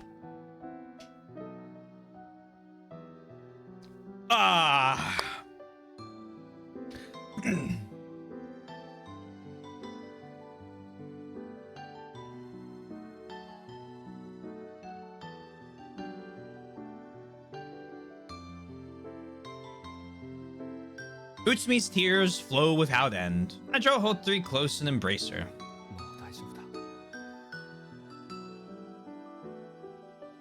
It's like she's not a kid, right? Like, I don't think they can tell her, no, you just can't see it. I mean, I think they can go, hey, like, don't do this, right? Like, you know, I don't know. Like, I don't know what the protocol is for that. But I feel like, yeah, wouldn't it be her right to see her kid? Like, you should, I feel like everyone Who in their right mind thought it was a good idea to keep them in the same facility? Some master of puppets pulling the strings. Didn't she explain that she like snuck in or whatever and basically like it's not really good sneaking. She used a real name. Yeah, great point. Who led her here? Someone had a transporter. You telling me they're just sending people on that train? Well, I guess she hid. I don't know. I feel like you could chase that thread a while, but yeah, basically. Hid with the dual surname law. I guess she did change her name after the. I'm seeing arguments in both directions here. I say in a whisper. O3 presses against my chest, crying loudly. The sound of their sobbing resonates together, echoing in the silent air. Hey, does someone mind stitching my back up?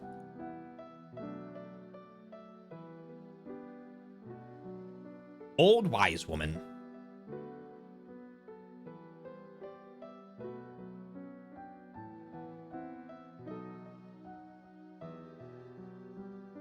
Pretty sure I'm gonna need sutures.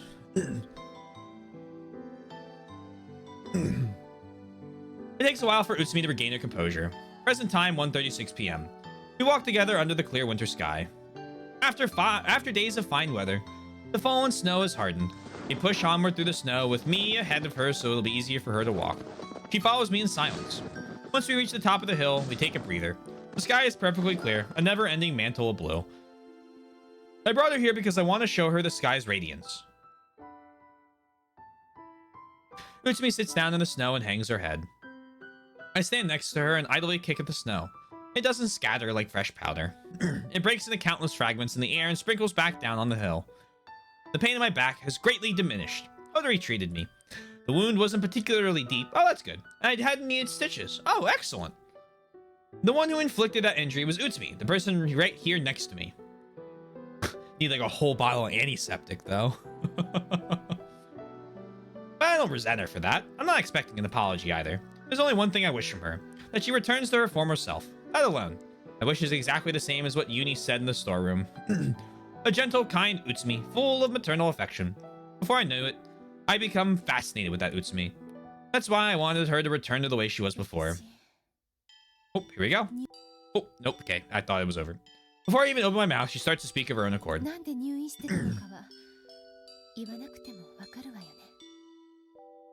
I don't answer. Still gazing up at the blue sky, I silently listen to her story.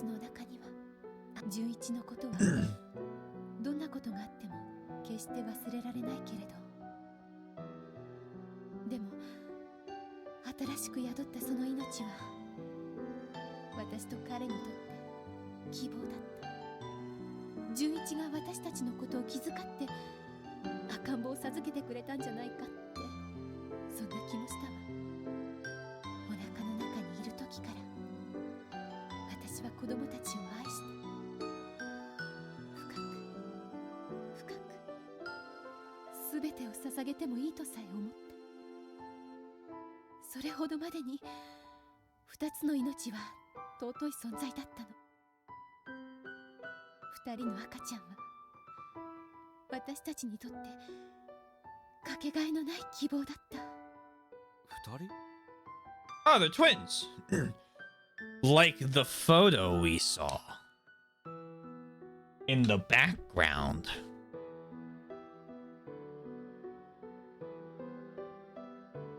I involuntarily looked down.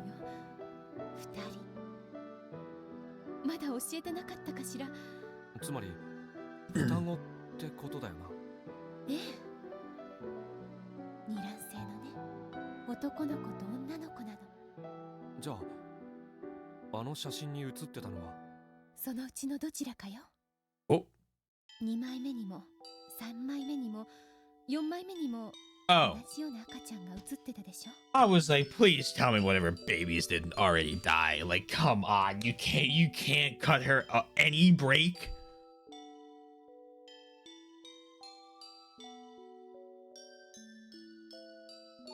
I see. It had been under the impression that those 4 photos all depicted the same baby, but that isn't the case. Separate photos of either the boy or the girl. そうか。去年の8月に生まれたのは二卵性の双子だったのか。何か気になることでも？いや、ごめん。続けてくれ。I invited her to continue. Her lips don't move. Looking into her eyes, she seems engrossed in thought. Is it because I unnecessarily interrupted her? She shut herself away in her own world. I can't say anything. I can't find the words. I can only wait for her to start again. And before long... 死んでしまったのよ。Oh. Her next words are delivered in a voice heavy with grief. 2人の赤ん坊を見ることもなく、 Hey, Yomigi. 彼は純一のところに行ってしまった。置き去りにされたと思ったわ。悲しさとか寂しさとか、そんな言葉ではとても言い表せないほどの絶望感を覚えた。そして私は呪ったの。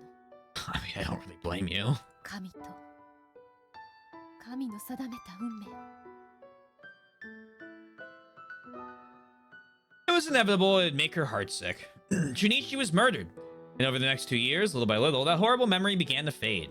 And around the same time, 2 little lives were growing in her belly.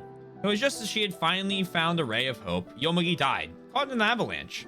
After that, Utsumi became a seething mass of hatred. And the origin of all her unhappiness lies in Inabushi Keiko's vicious crime.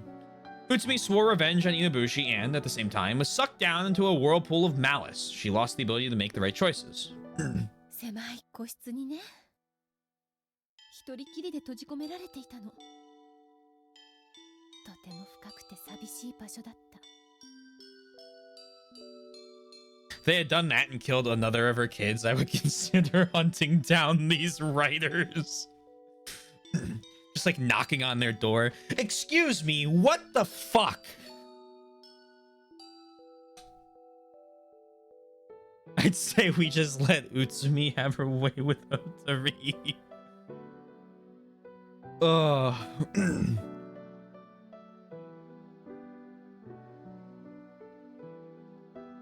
地下にあったのよ。北海道檜羽郡萌木村蛍火。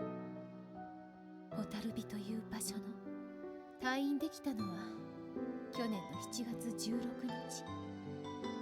2人の赤ちゃんを産んだのはそれから1月後のことだった。明日その2人の赤ちゃんが来ることになってるの。この島に。 I guess the thought of her babies has overwhelmed her emotionally. She suddenly begins to cry. Her tears carve tiny circles in the white snow. Great big drops run endlessly down her cheeks. 早くあの子たちに会いたい。会いたい。 In the rays of sunshine that shine down upon us, her figure glimmers with a divine light. A white veil surrounding her. A pure, spotless white. The color of nothing. The color of beginnings. Perhaps she's just been born anew into this world. That's certainly what the scene before me looks like. Utsumi is a mother. Just a mother wishing for the happiness of her 3 children. I kneel beside her and take her hand. She rests her head on my shoulder. She mutters. と私嘘をついてたの。私は精神科の医師なんかじゃなかったの。 I somehow picked up on that. But a lie like that doesn't matter to me anymore. The hot tears she shed make my heart ache dully. Or at least that she'd lied about how she got here. What the fuck? Research.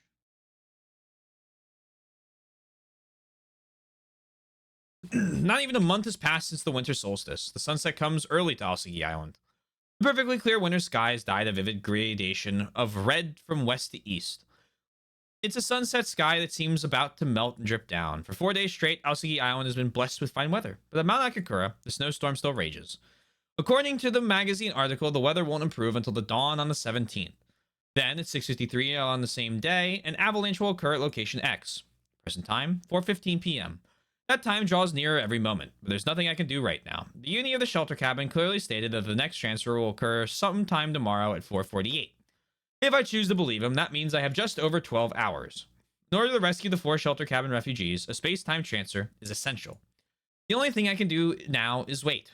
I go back inside. Even now, I can't get accustomed to seeing the destroyed state of the living area, but I don't feel the slightest desire to tidy it up either. I sit down on the ripped-up couch and start thinking about matters at Sphia. After a convention to the Western Hill, on the Western Hill, Utsumi quietly returned to her room. She took a sedative and is now sound asleep. Yuni is there too, watching over her. Otori has locked herself away in her room and isn't coming out. She's holding the knife that Utsumi had with her. I guess for self-defense, and won't put it down for a moment. I doubt Utsumi has any desire to kill her anymore, and although I insisted upon that fact to Hotori, I was unable to soothe her. She has already been close to death once. I suppose a reaction like this was unavoidable.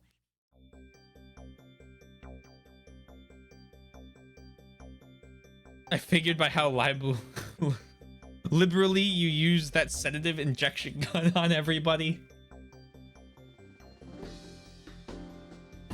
My bedroom's in a similar state at the moment, and same Satoru. As this? I have more questions that I don't necessarily need answers to.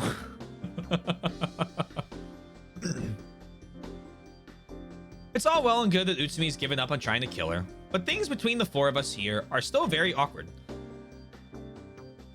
The 4 of us at Sphia, me included, have been pushed beyond our breaking points. We've misunderstood one another and began to see suspicious going-ons around every corner. Yes, misunderstood. This is all one big misunderstanding. I'm not the one who killed Enomoto, and Hotori wasn't the one who took Junichi's life. Consequently, Uni has no reason to fear me, and Utsumi's hatred of Hotori has never been anything more than a horrible mistake from the start. You don't have the sad emoji. I mean, I forget to do laundry sometimes. I'm talking about shattered TV screens, ripped up couches.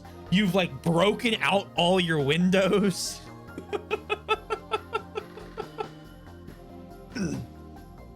That's a different tier than... Oh shit, I needed to do more laundry this weekend.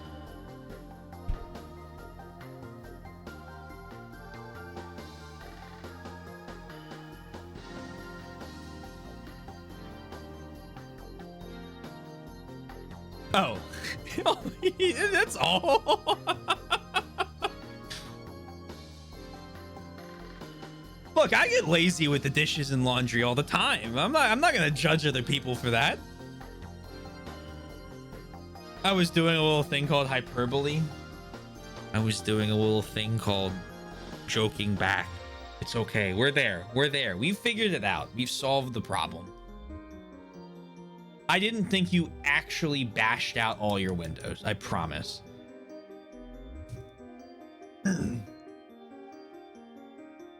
Just broke and destroyed all our furniture.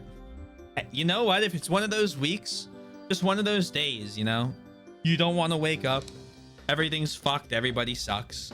Don't really know why, but you want to justify ripping someone's head off. No human... Is it comeback? If I interact, your life is on contract.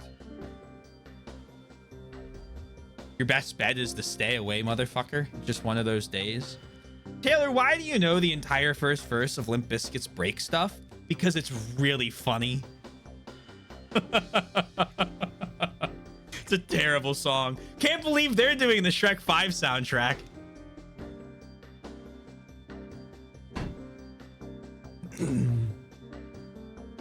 I would cry. I like my TV. I would take a hammer in the... yeah, with the PS2 causing all the problems it is. So if I tell them what I know, the truth about the space-time transfer, will I be able to open the path to reconciliation? But still, no matter how I insist, I don't think they'll believe me at all. And on the off chance that they actually did believe me, the 3 of them might stop being so paranoid, but I just can't get past my lingering distrust. Because someone is definitely after my life, and the culprit is unrelated to the space-time transfer, and 2 women still haven't escaped my suspicion. Of course, I trust Utsumi now. I have no idea what she thought of me before this morning. Suzukage Hotori. Hotori's consciousness isn't Inabushi Keiko. She merely happened to be on the ill-fated flight Howell 18. And by what you could only call the whims of fate, she was unfortunately caught up in the exchange phenomenon. In that regard, she's just another unlucky victim in this chain of strife. Naturally, I doubt she's even bloodied her hands in her life. Hotori's consciousness, as far as I can say, is innocent. However, while that may be true, I can't state definitely that she's not the one behind the attempted murders. Her aberrant speech and conduct up to this point have given rise to plenty of suspicion. I don't know what her motives are, but I can't shake these persistent doubts that she might be capable of it after all. Utsumi Kali. Utsumi tried to kill Hotori, not me. But what if at the time she was putting her plan into motion, she felt I was in the way? Wouldn't the thought of getting rid of all the possible obstacles have crossed her mind? I don't want to suspect her, but I can't deny the possibility that she's the culprit. Kusada Uni. Regarding Uni, I feel I can rule him out. I don't need to explain why. I believe in him. That's enough. Even if I went out of my way to find a reason to suspect him, he has no motive, and he's even got an alibi for the incident at the clock tower. I'm sure it's impossible for the culprit to be Uni. Lastly, Enomoto Naoya. The clock tower, the bathtub, the cut on my left arm. It's possible for Enomoto to be responsible for all three of these. But there's one thing he couldn't possibly have done. The situation with the DMT and the Mal inhibitor. My body drank that liquid yesterday morning after Enomoto's death. Therefore, in this case, there's no way he could have had a part in it. Even if he was the one who went after me the first 3 times, the mystery of the DMT and Mal inhibitor remains unsolved. Suddenly, I remember what I heard Hotori say yesterday. あの薬を飲んだのはあなた自身なんだよ。 That's right, that's it. There are more than these 5 people at Sphia. Fuyakawa Kokoro. She too can be considered one of the people at Sphia. There are limits to the time she can spend here, but it's undeniable that her consciousness took control of my body. Who killed Enomoto Naoya? Fuyakawa Kokoro? Who destroyed the living area? Kokoro again. Who drank the DMT and the Mal inhibitor? According to Hotori, Kokoro. Who received the sleeping pills called Zegtamine from Utsumi? Kokoro, of course. Then who wounded my left arm? I don't know. Hotori proposed self-mutilation as the cause, but finally, who pushed me off the clock tower? It's not Kokoro. It was impossible for her to have jumped off herself, because the transfers hadn't even started yet. Besides, I saw a shadow up in the clock tower, and when my left arm was cut, I saw someone holding a knife in the dark. わかんねえ。結局誰なんだよ。俺を殺そうとしてたのは。I writhe and tear at my hair. Some kind of clue. I sit still for a while, surveying the ruined living area. The sofa has been ripped to shreds, its stuffing exposed like entrails. The table has been flipped over, the chair overturned, and the computer monitor knocked to the floor. The glass divider between the living area and the dining area has been shattered into tiny pieces. In an instant, a spark ignites in my head. そうだ。どうしてこんな簡単なことに気づかなかったんだ。I run through the living area and jump into the dining area. Without hesitation, I run down the stairs, nearly falling over several times. The basement storeroom. There's a south-facing door on the wall down there. A door leading to that small, dimly lit room where Enomoto was. That door is still open, and into the small room enclosed by darkness, I step forward as though something is leading me there. Oh dear.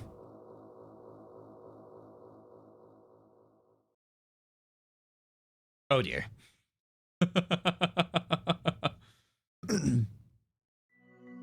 Happy day 7, yay! Consciousness!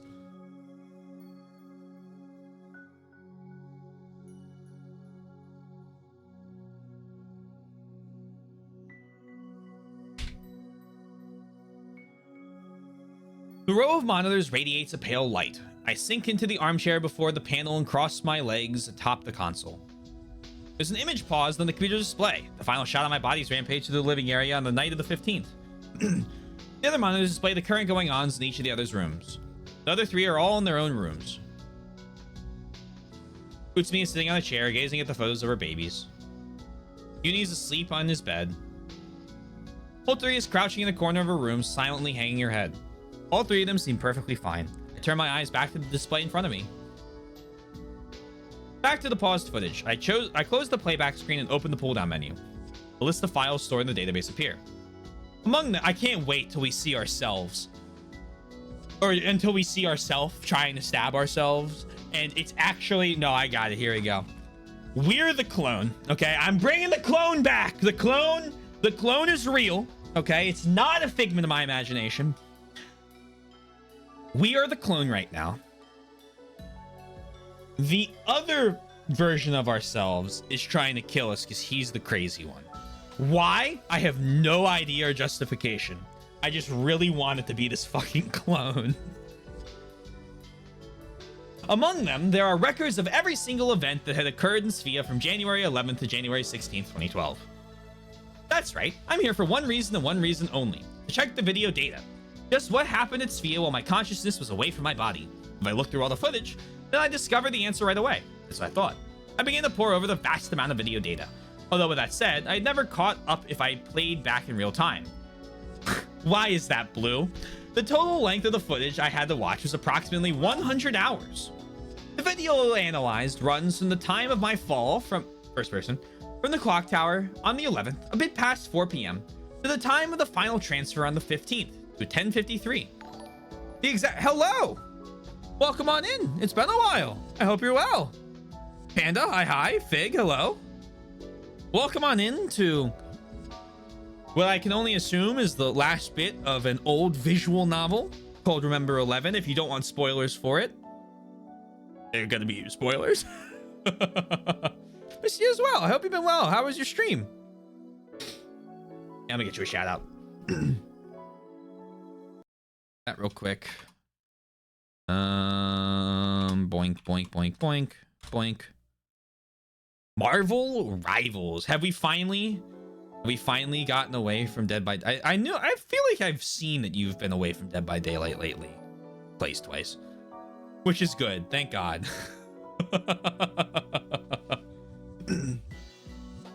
I hope Marvel Rivals is good at least. Maybe less DBD? That's good. That's healthy. I'm just looking out for you, you know? Still playing decently consistently? Well, we can't all be perfect. No, but I'm hoping you're well. I hope your stream went well. If you guys don't know me, my name's T Taylor, T Swizzle, whatever you want to call me is fine. I'm the master of all things penguins, and I play a lot of variety here on the channel.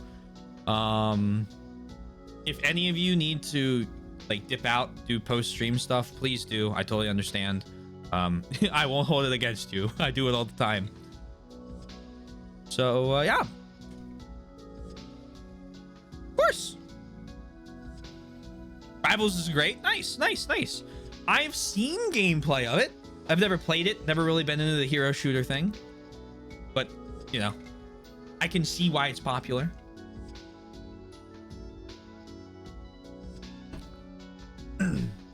Man, oh man. I am going to keep reading. There's a lot of reading in this.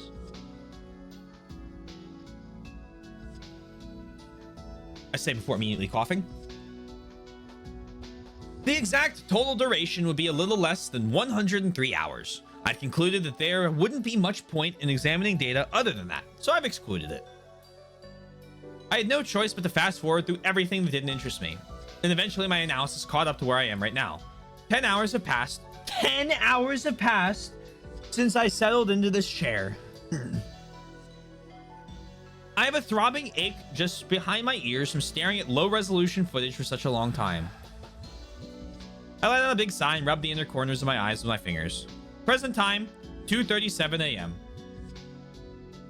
10 times speed. The date has changed to January 17th. What was Fuyakawa Kokoro's consciousness doing while in my body? How did the other three act while I wasn't there? Find out next week. No, it's safe to say that I've clarified these mysteries to some extent, but there's still many things I don't know. Over 2 hours remain until the next transfer. I extract the most important scenes and replay the footage once again. Wednesday, January 11th. Time. The date and time are indicated by a timestamp in the corner of the videos. Location, my room. Oh, hold on. Cameras are set up everywhere in Sphia, so there are as many recorded data files as there are cameras. However, there is neither any need to check all of them, nor the time to do so. Basically, I've just excluded all the files I don't appear in from the list of objectives to be analyzed. Utsumi enters, pulling my snow-covered body inside. She removes my coat, which is snow stuck to it. With a bath towel she brought from somewhere, she carefully wiped down my hair and face. She then dragged my body, still unconscious, onto the bed. She took my pulse, checked my pupils, and placed her palm against my brow to check for fever. She covered me with a blanket, then Utsumi left the room. For a while after that, my body continued sleeping without the slightest tremor. 8:02 p.m. My room. The room's window began to shake violently as though hit by a sudden squall. Tremors settled, and at the same time, the body lying on the bed got up. Its face is warped in agony. Utsumi appeared in the room again and gently coaxed the body back into bed. The two of them had a conversation about something. The recording is no sound, thus I don't know what they were talking about. It goes without saying that the only person there besides Utsumi was me. A body that looked like me, but I still don't remember talking to Utsumi like this. Which means that Kokoro's consciousness had entered my body. This was how the first transfer occurred. The time was 8:02 p.m. Sophia had jumped to Mount Akakura on January 11, 2011. In exchange, a circle with a radius of 110 meters with the shelter cabin at its core arrived at the Aosagi Island of 2012. At that moment, my consciousness, which remained in Aosagi Island, had entered Kokoro's body. Therefore, this footage shows Sophia after the jump to Mount Akakura of 2011. That's probably why the window shook just after the transfer. The atmospheric pressure inside Sophia was high, while Mount Akakura was much lower, so the window was hit by air pressure on both sides. Eventually, the air managed to escape from the institution through a crack somewhere, and the interior equalized the exterior pressure. By the way, there's one other thing that bothers me. Assuming my correct reasoning about the atmospheric pressure is correct, then how could I have overlooked that fact, even if my consciousness was always at Aosagi Island?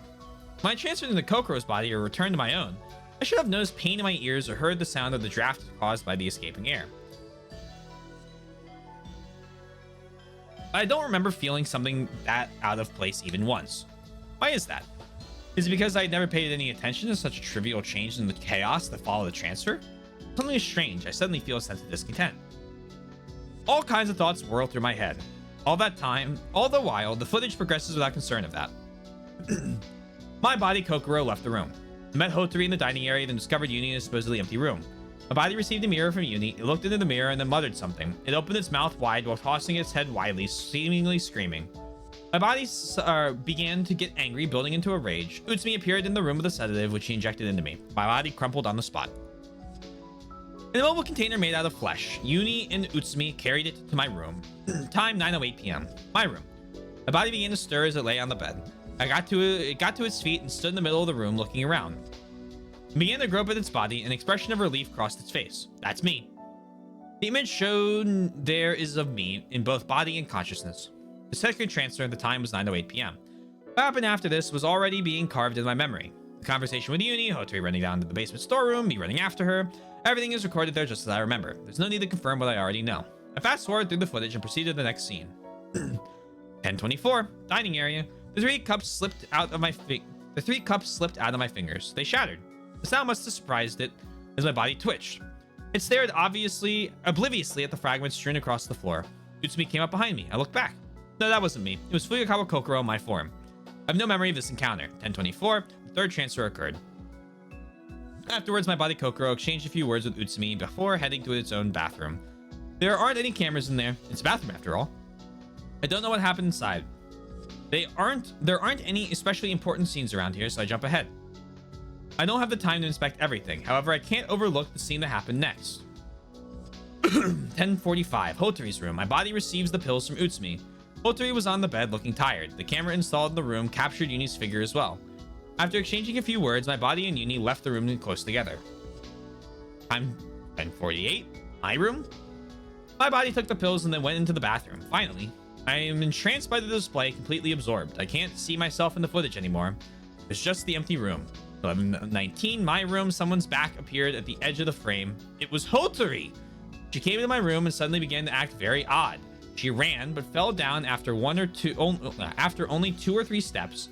And once she'd righted herself, she took only a few more before falling over backward. After repeating this several times, she planted herself on the floor. Her eyes were trained on the refrigerator. She suddenly clasped her hands together and smiled.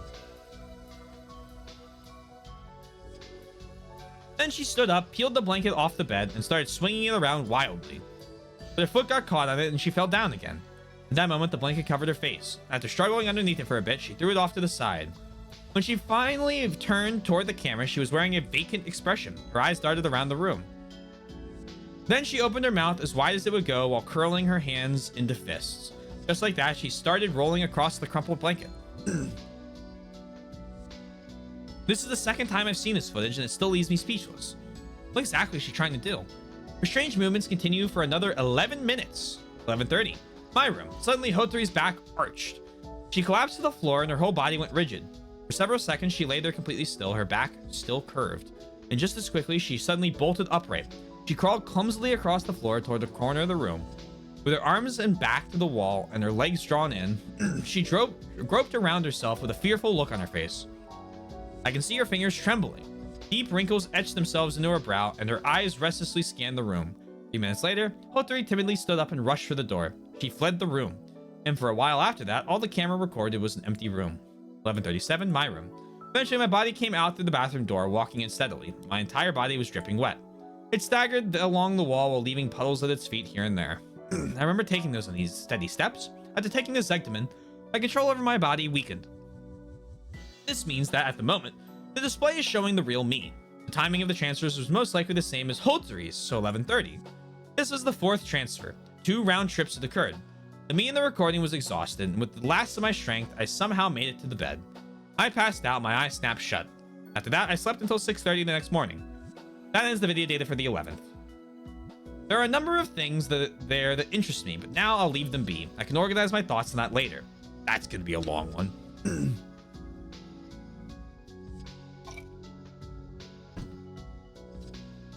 I continue with the files from the 12th.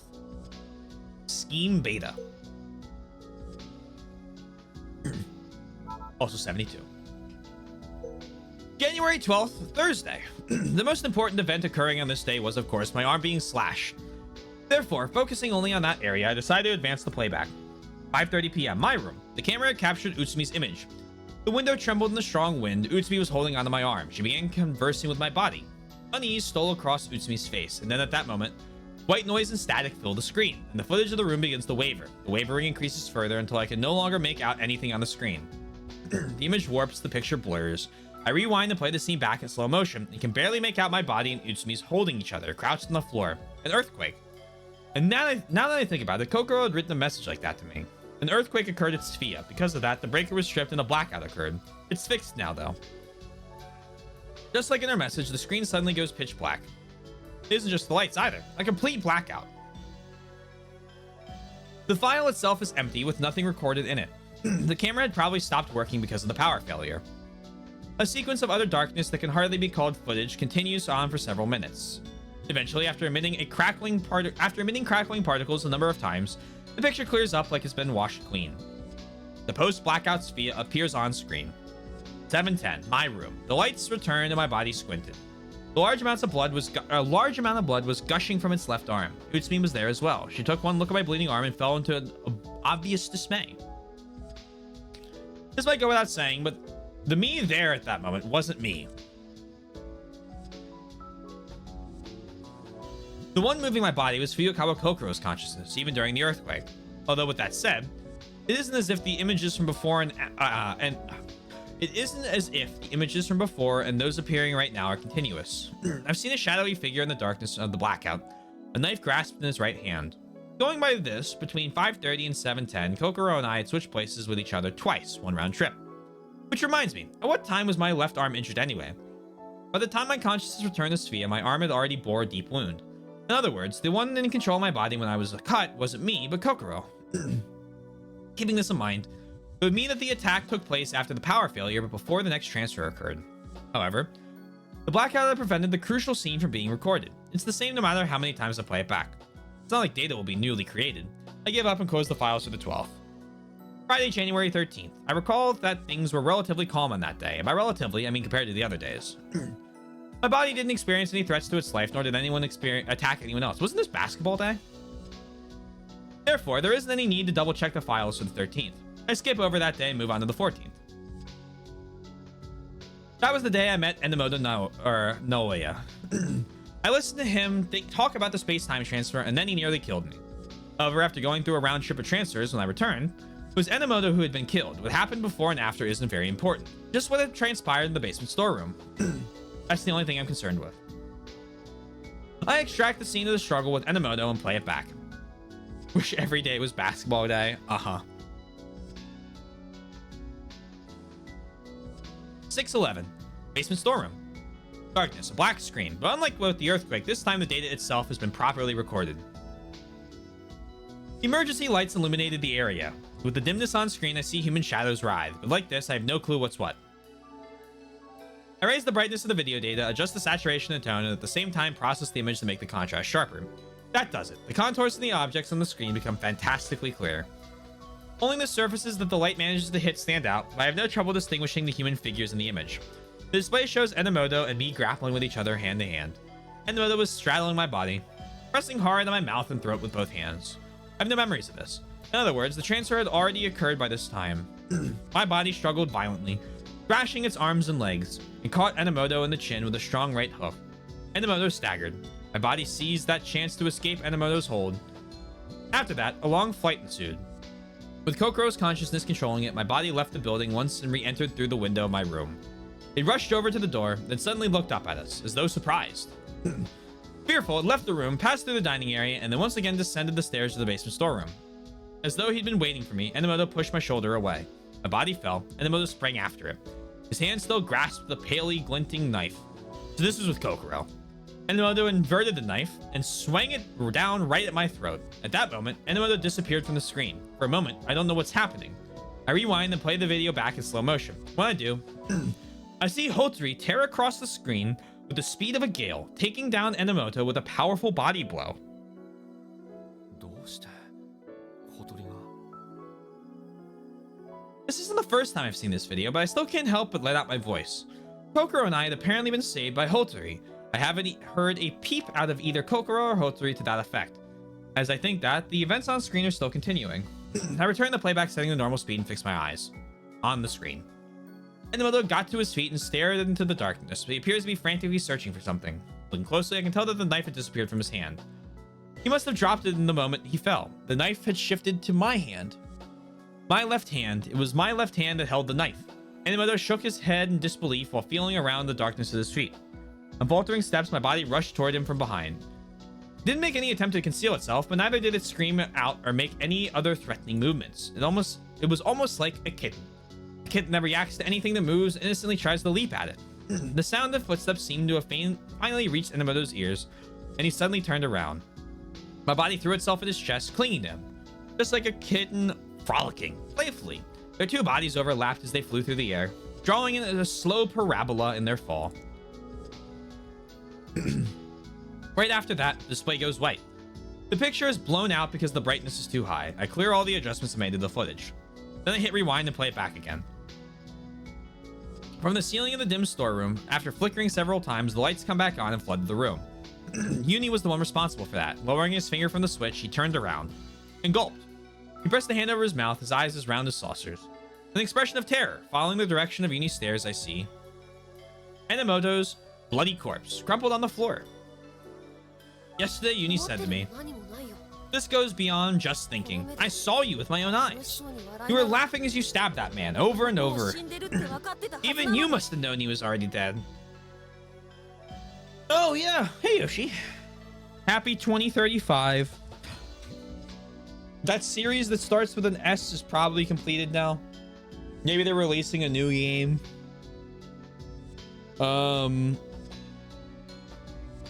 I've completed the list. Hallelujah. 2035, it's done. I've gotten through every game on the list. I now play chess and Final Fantasy 14 on stream. I don't fucking know.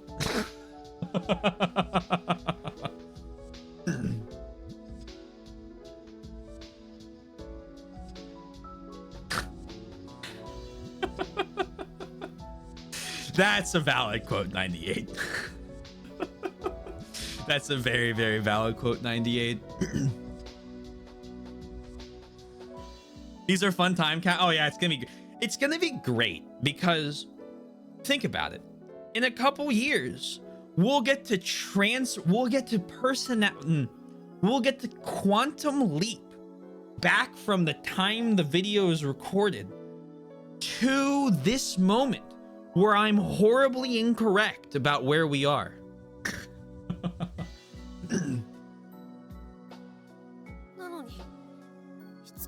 Yeah. Verifying Uni's words, the screen all too clearly shows an image of me toying with the corpse. I'm laughing, it's true. Trailing Enomoto, I cut him over and over again with the knife I gripped in both hands, digging chunks of flesh from his chest, piercing right through his belly. As if scribbling randomly on a piece of paper, I ran the knife all over his body. Soundlessly, the knife was drawn into the lifeless slab of meat. With a foolish smile of utter ecstasy on my face, I was wholeheartedly enjoying the sensation of the knife sinking in the flesh.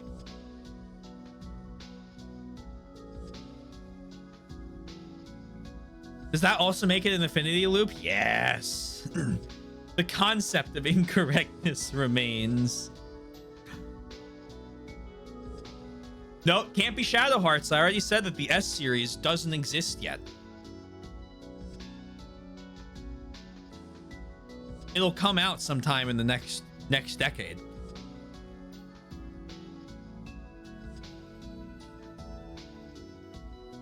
Sinal Fantasy. I was so hard. Okay, yeah. Enomoto was still, his clouded eyes fixed on the empty air above him. With every thrust of my knife, more blood foamed out of his mouth and nostrils, running off onto the floor. I endlessly persisted in this terrible game, doing it over and over and over again. I continued moving my hand across that cold mass of meat, never resting for a moment. Yeah, そうじゃない.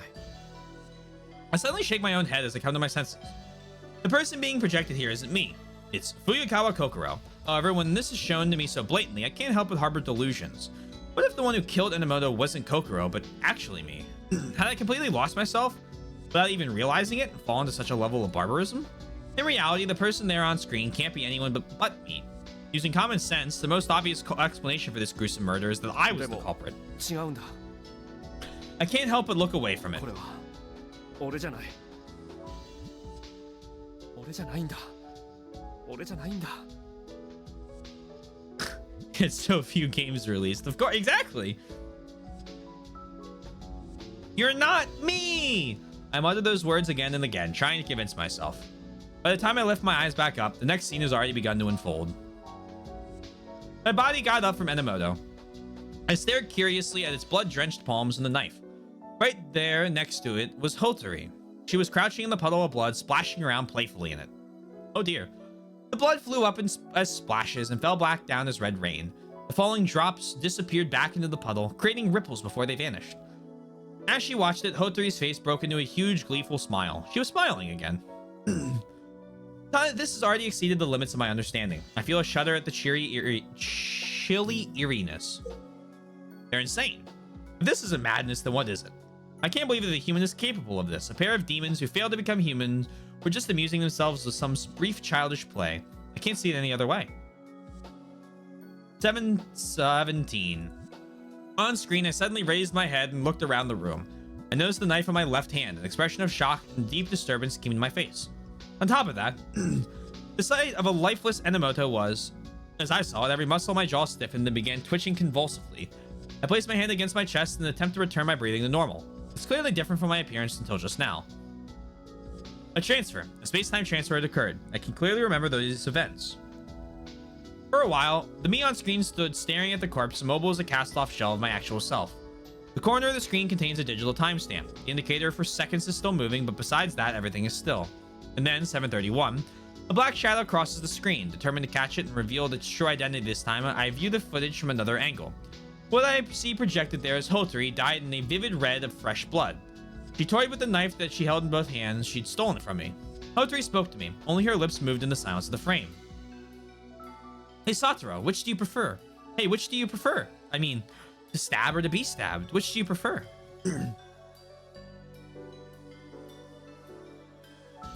Her lips move, answer the call of kindly Mikola, something something. I can't hear her voice, but I remember those words all too well. If I remember correctly, my consciousness should jump to the shelter cabin right after this. And just as expected, there's a change in the footage.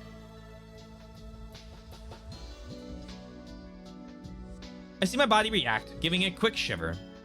Just like it had 17 minutes before, shock and disturbance registered on its face. When it noticed Enomoto's dead body, it covered its mouth with its hand as though fighting back nausea.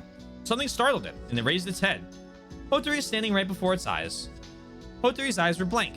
She blinked repeatedly as though not entirely there. Eventually, as she noticed the abnormality, she looked down at herself and the knife in her hands.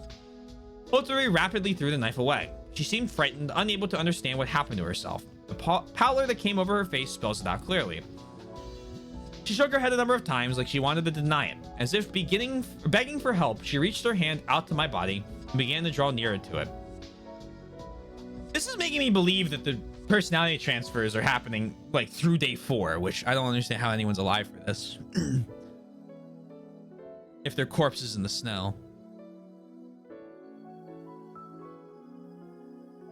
Is the be stabbed type?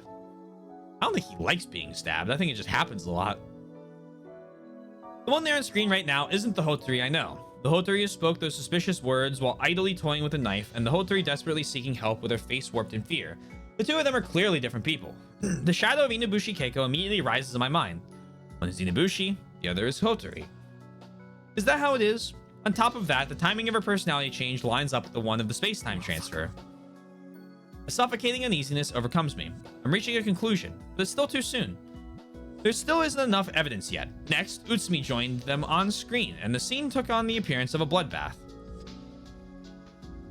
Hotori began running amok. My body cried out while it did its best to hold her back.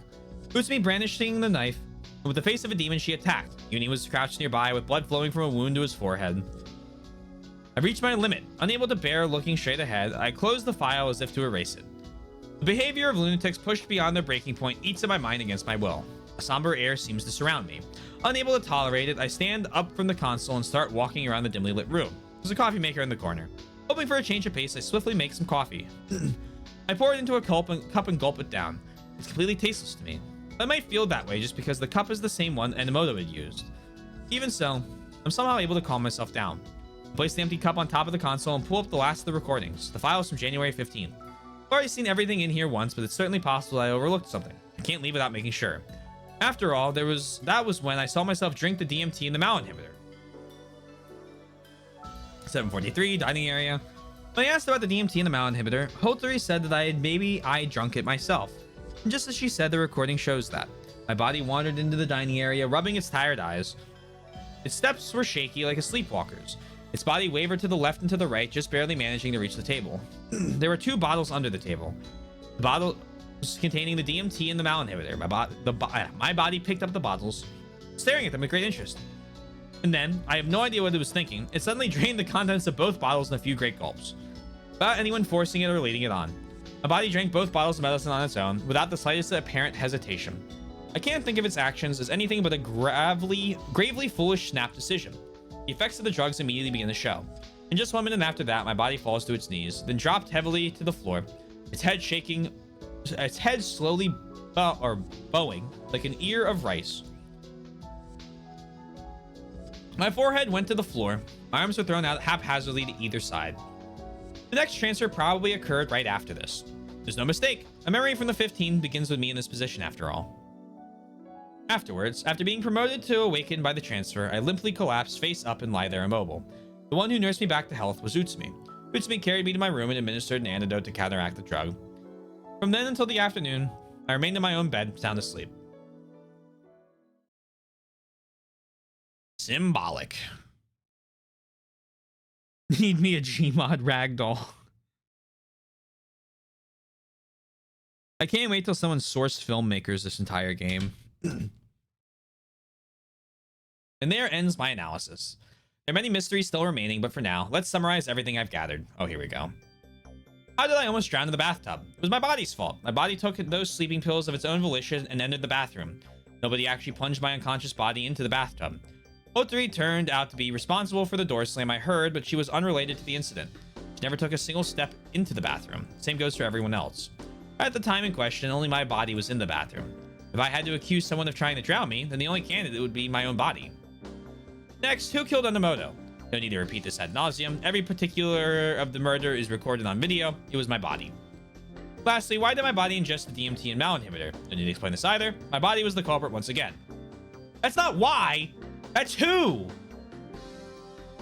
Other people had nothing to do with it. Those are the 3 points I've newly discovered. Discovered isn't quite the correct word. I should probably say that I confirm my speculations. My body is responsible for everything. In a way, I almost expected it. There are no cameras installed on the rooftop, so I can't find out anything about the incident on the clock tower. The same can be said about the wound on my left arm. No data was saved during that time. My other findings are more than enough. In the information I've unearthed, I found the answer. So to summarize, the criminal out to kill me is...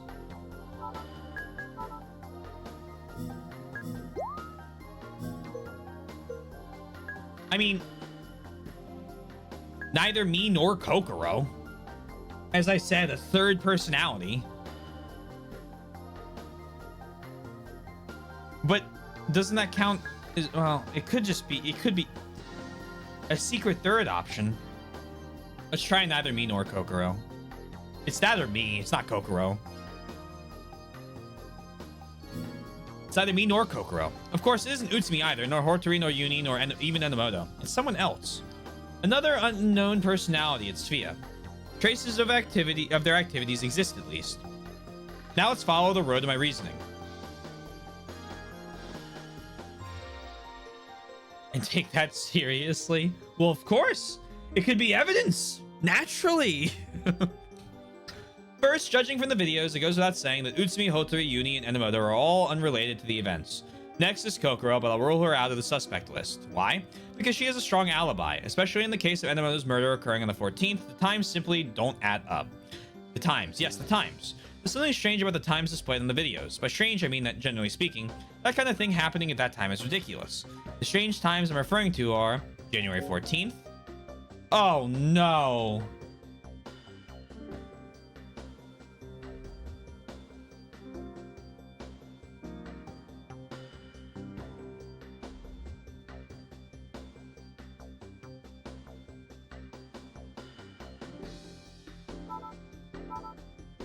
$52 is about to become my reuse save file. Okay.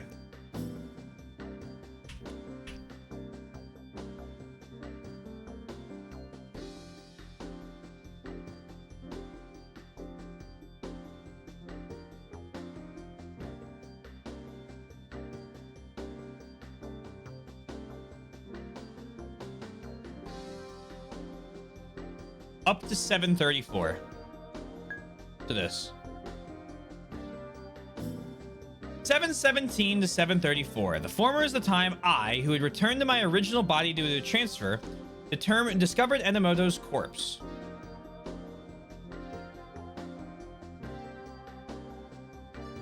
For no reason in particular, is today a let's end on time or a we could go a little longer? I can probably give you another hour and a half max, because I'm on top of my shit today.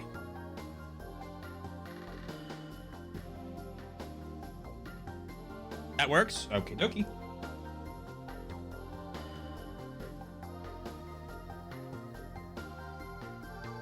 On the other hand, the latter is the time Kokoro took control of my body. So you know what I'm gonna do though? You know what I'm gonna do? If I'm gonna do that, I'm gonna get up again. I'm gonna stretch my legs.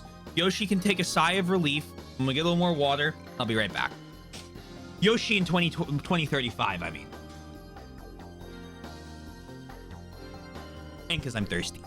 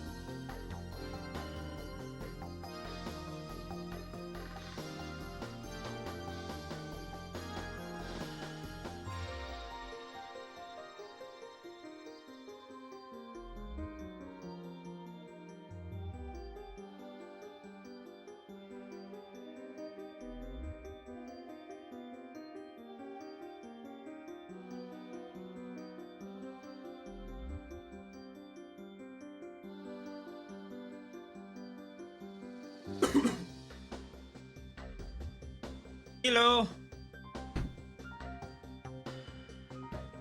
People leave. People return.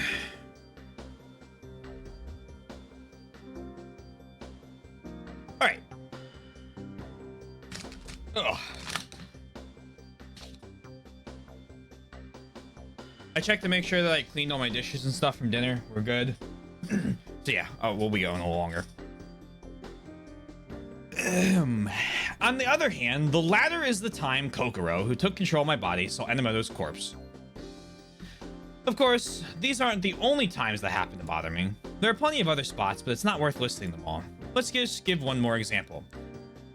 Let's go back to January 11th. The following items are also strange.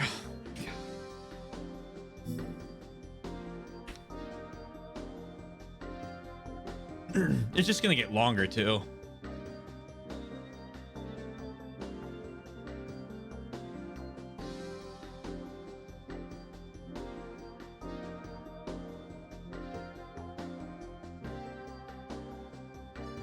Thirteenth.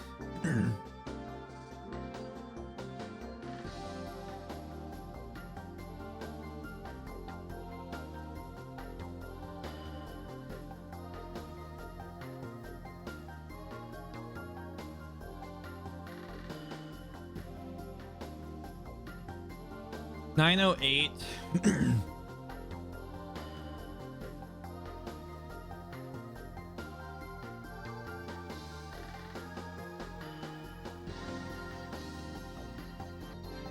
So 802.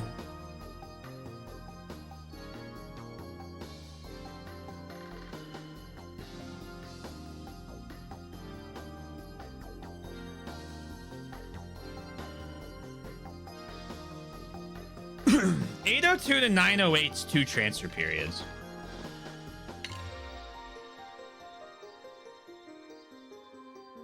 But I could, like, how do I know that I wasn't asleep during it?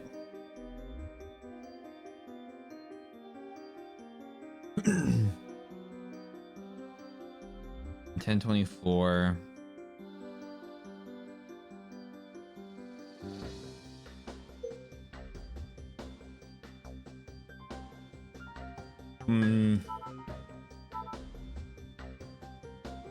To be honest, I'm just gonna start back at 1, I think.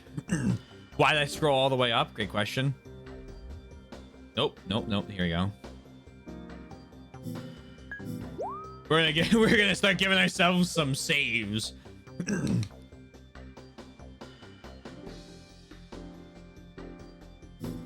802 to 908.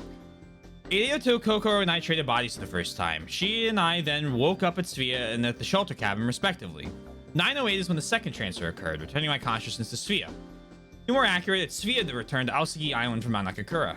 Incidentally, these 2 times, isn't there something strange about them? First of all, let's take the interval between 7:17 and 7:34 on the 14th. An interval of only 17 minutes. I find this interval until the... I probably could have just done it this way. Until the next transfer simply... I find this interval until the next transfer simply too short. Based on this, let's try thinking about the events that occurred on the 11th between 802 and 908. The interval was 66 minutes long, too. That was when the shelter cabin was teleported to Aosagi Island for the first time. Completely oblivious to the exchange phenomenon, I was confused and unable to figure out what was going on around me. See, it's strange, weird even. Wasn't I only allowed to stay at the shelter cabin for 33 minutes? Of course, the same goes for Kokoro. She can only stay at the Sia for 33 minutes. In spite of that, the cameras recorded my body moving without my consciousness for a good 66 minutes. It's certainly not a problem with the time counter on screen. What's recorded really is 66 minutes long. The major point here is that the statement Kokoro can only stay at Svea for 33 minutes is irrefutable. We measured it several times, so I have no doubts about this, which means, since at 8:02 on the 11th, Kokoro was already at Svea, her consciousness separated from my body 33 minutes later at 8:35, but then from 8:35 to 9:08, who the hell was controlling my body? Let's return to the problem of the seemingly short 17-minute period on the 14th, which is directly connected to the question, wasn't it actually longer than that? But if it was, then either the 7:17 or the 7:34 part is wrong. But After 734, Kokoro was in my body, so I can't arbitrarily change that. Therefore, I have no choice but to move the time of my transfer to the Sphere earlier. In other words, on January 14th, I didn't transfer at 717. I might have returned the Sphere much earlier. If that's the case, there's another unknown personality within myself. If so, I can explain the mystery of the 66-minute interval. It's a huge tangled mess now, so let's just sum it up here. January 11th, 8:02 p.m. The first transfer occurs, my consciousness gains control of Kokoro's body. 33 minutes later, unbeknownst to me, my consciousness returns to my body. Then, at 9:08, I wake up as myself. Next, on January 14th, 6:11, my consciousness gains control of Kokoro's body. At 6:44, unbeknownst to me, my consciousness returns to my body. 7:17, I wake up as myself and I discover Enomoto's body. 17 minutes later, at 7:34, my consciousness leaves my body. Based on this, I appear to black out for a fixed amount of time whenever I return to Sphere. Control over my body is stolen by another, separate personality. By the way, what did I do during these time caps? For example, between 7:44 and 7:17 on the 14th, there's no need to check the footage. This is the time Enomoto's murder, as well as the grotesque damage to his body, took place. In other words, the personality in control of my body during this time gap is the culprit behind Enomoto's murder. So with that, Fuyakawa Kokoro has a reasonable alibi. Well then, I guess it's time to draw a conclusion. I stated before that there was another unknown personality at Sphere. Needless to say that that's the personality controlling my body during the time gaps. I wonder if this is during those like weird segments. I'd have to go back and check. But if this is during those weird segments where like I'm in a womb or like my consciousness fades, that all have like the weird names. Because Kokoro experienced those too. That's personality controlling my body during the time gaps. Who is that? The answer is a separate personality born within myself. I always thought that Kokoro and I were the only ones controlling my body, but that doesn't seem to be the case. There's someone else within me, someone I don't know. My memory still hasn't fully returned. If we assume the cause is mental, then it means something's wrong with my mind. Just like Utsumi said, maybe I really do suffer from DID. While suffering from DID, I was dragged into the exchange phenomenon. Thus, I misunderstood. Until now, I was convinced I had taken the role of the victim. That was wrong. I am the victim and also the assailant. Unbeknownst to even me, because of a mental disorder completely unrelated to the transfers, I may have created another personality within myself. That other personality must be the real culprit. The one who schemed to ruin my body and grotesquely killed Enomoto was them. The recorded footage tells me everything. It's sad, but I have to face up to it. I won't waver anymore. I won't let myself be restrained by feelings and obligations any longer. I close my eyes, sigh deeply, and leave that musty room.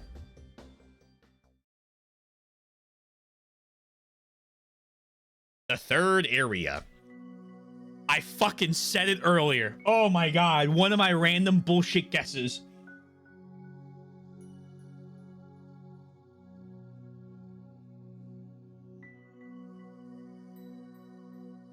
The next transfer is at 4:48 a.m.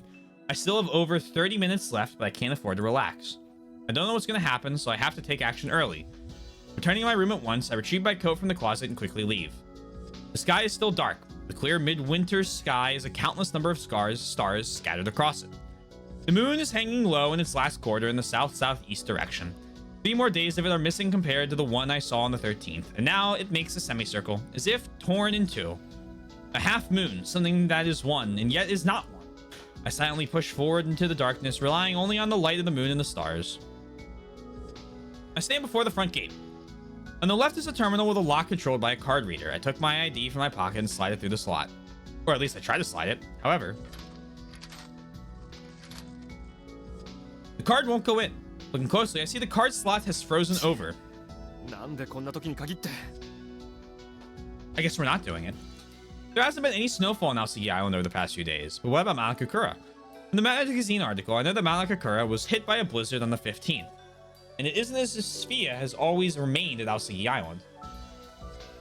Sphia has been exposed to the snowstorm on Mount Akakura through the space-time transfer. It's likely that the snow got into the reader then, and it froze over from the cold afterwards. Even here at Aosagi Island, the weather's fine, but it doesn't change the fact that the temperature's low. On top of that, it's right before dawn, the coolest part of the day. I warm my numb fingers with my breath. I turn the coat collar up, shrug it in my neck, and stomp in place to stave off the cold. My smoke-like breath stays adrift in the cold air. angrily tried to insert the card again. I attempted though again and again, hoping that the heat from the friction will melt the ice. I can't just give up here. Nothing will happen if I don't get out of Sophia's circle. No matter what, I have to get past the gate before the next transfer. If I don't, I won't be able to save everyone in the shelter cabin after they're sent to Aosagi Island. くそー、頼む、刺さってくれ。 In one last effort, I shoved the card into the slot with all my might. 刺さった？ Only the tip manages to slip in. Heyo? There's no need for hesitation. Using all my body weight, I forced the card to slide through. Ooh, magical door. Doing it commences. ヒヤヒヤさせやがって。 The left and right doors of the gate open with a roar. I try to pull out the card and leave, but it won't move. The card is frozen in the slot. It won't come out. If I don't remove it, the gate will never close. たく。 I use my entire body weight to force it, but I can't when pulling it out. My fingertips are slippery from the numbing cold, so I can't even grip the card properly. And time is ruthlessly passing by. 諦めるか。 No matter how hard I try, what won't come out won't come out. Just getting the gate open is good enough. I abandon the ID card and step into the outside world. I like the card reader battle. The coastline appears. Only the sound of the waves silently drifts through the air. I can't hear anything but that. It's an extremely quiet night. There are 10 minutes left until the next transfer. I have nothing to do but focus solely on waiting. To wait for that time to come. The distance from here to Sophia's front gate isn't very far. Close enough that I'd take only a minute to get there if I ran at full speed. I can still clearly see the tall circular wall from here. The moon's light reflects dimly off the wall's surface. It has a dignified shine in the darkness. I can't imagine something that big being able to transfer. Something like it moving or disappearing seems impossible. I even feel like it will stubbornly refuse to move no matter what. 転移なんて起こるのか。 After reaching this point, uncertainty crosses my mind. Even so, there's nothing I can do but wait. 7 minutes to go. I thought I was keeping my cool, but it seems my body can't lie. As time passes, the interval between my heartbeats becomes shorter. I don't feel the cold anymore. My palms are sweating even though I'm just standing. The pressure is suffocating. If I mess this up, there will be no second chances. If I fail, the 3 of them in the shelter cabin will be caught in an avalanche and die. My heart is beating like crazy. Along with a feeling of eagerness, there's also a dignified, rousing exhilaration from the bottom of my heart. 5 minutes to go. The passage of time feels exceedingly slow. It's so frustrating that I can't stand still. I walk aimlessly along the sandy beach as the waves lap up along its edge.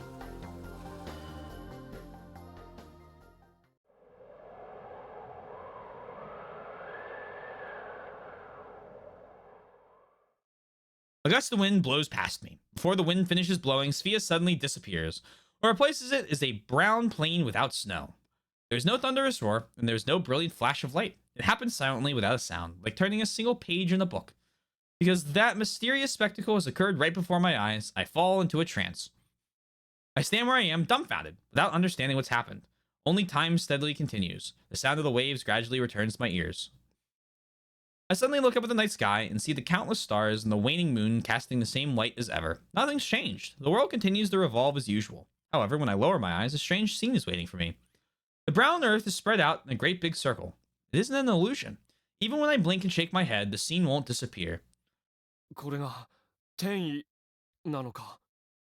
I finally notice the situation, but despite that, my consciousness remains unclear. I can hear the sound of periodically repeating breaths right by my ear. They can be heard in between the tones the waves play, as though to fill in the silence. そうだ。何やってんだよ。早く行かなくちゃ。 There's no snow. It's not the mountain cabin. I start to walk unsteadily, as though being pulled. My awkward steps gradually begin to adjust their pace. Eventually, that turns into quick walking, then into a trot, and then finally into a sprint that cuts through the darkness. Present time, 5:02 a.m. I step into the circle.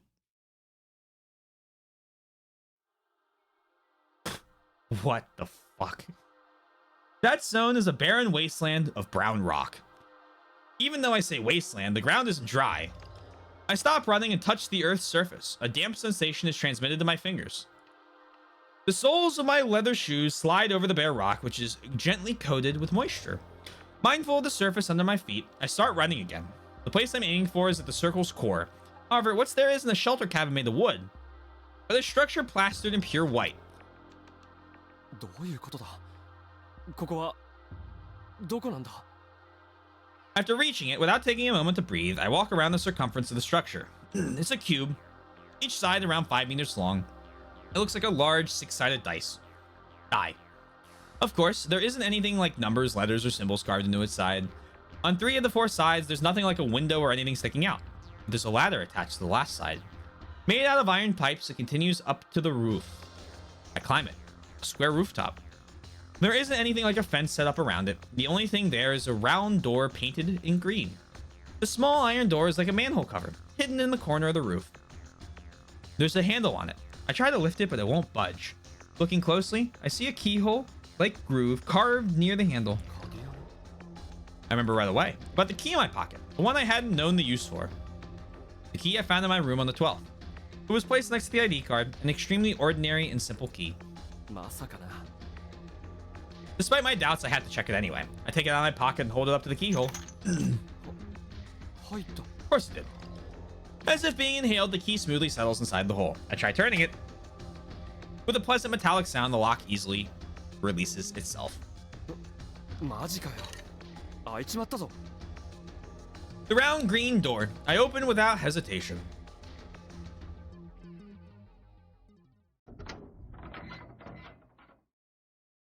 The inside gleams with a white light. The interior is as bright as day. I squint at the overwhelming glare. While shielding my eyes with one hand, I take a look inside the room.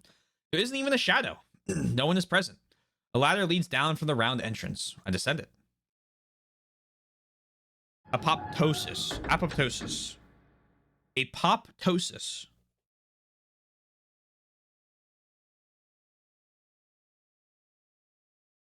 With a great creaking of its hinges, the door closes.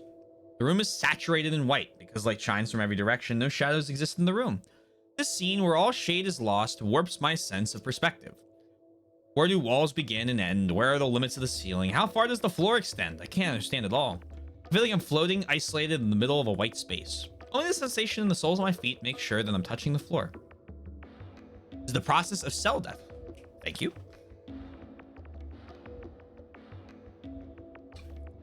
When I look up, the door has vanished. The inside of the door is likely painted white as well. Lost in the light, I can't even find its outline. I don't even know where the ladder is. The whole place is pure white world with the notion of depth, where the notion of depth no longer exists. There is, however, a lone black object. It looks like a large round hole made in the center of the space. Fumbling around, I make my way through the light near the hole. When I try reaching out with my fingertip, I feel it bounce back off something. The round black object isn't really a hole, but a sphere. A little bigger than a soccer ball. It has absolutely no luster, so it just looks like a black hole, sucking up all the surrounding light. I try patting it with the palm of my hand. It's completely smooth to the touch, offering no resistance at all. Its position is slightly below my line of vision. At first, I thought it was floating, but now I realize it's just hanging down from the ceiling, suspended by a chain. なんだよこれ。 Incomprehensible. Moreover, where the hell am I? Where did the shelter cabin disappear to?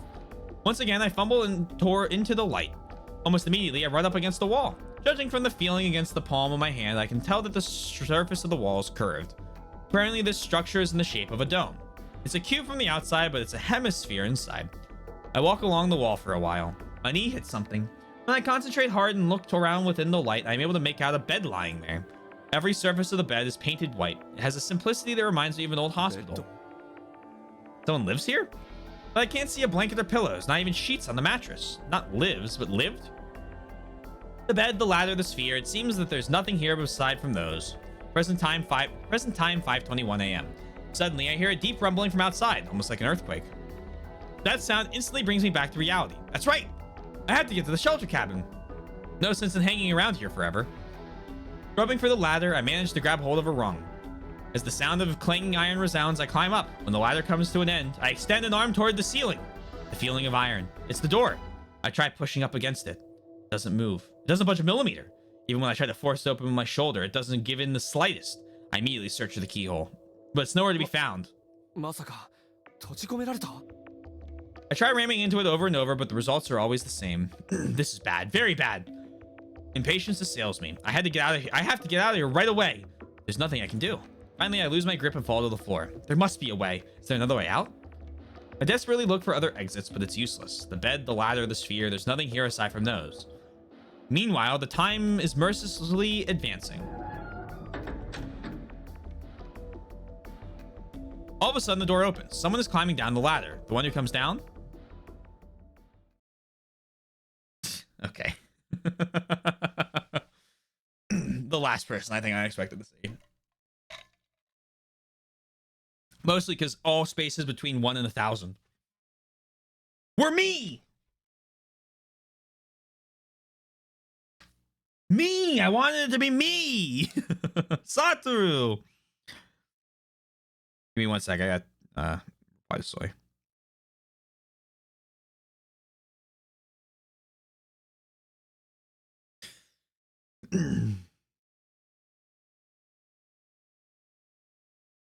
Okay. It's Enomoto Naoya. Enomoto? In the moment, I'm thrown into confusion. Why? Why is Enomoto here? This guy, isn't he supposed to be dead? Once he noticed me, shock registers on Enomoto's face. We glare at each other, neither moving a muscle. The one who finally breaks the silence is him. お前は誰だ？え？聞こえなかったのか？お前は誰だと聞いてるんだ。答えろ。I don't understand. Shouldn't Enomoto know who I am? Why doesn't he recognize me? Enomoto repeats, but I have no choice but to answer. 俺の名は有機堂悟だ。何？ Enomoto panics. No, it isn't anything as simple as panic. It's horrified dismay, as though the world is crumbling down around him. At his wit's end, staggering, he wrings a groan out of his throat. You good? なんだと？なんだと？なんだと？ He does not sound good. 貴様は有機堂悟だというのか？そうだ。それがどうかしたのか？ Enomoto's eyes pierce me. In those eyes, I detect intense hatred and rage. 貴様が有機堂悟だというのであれば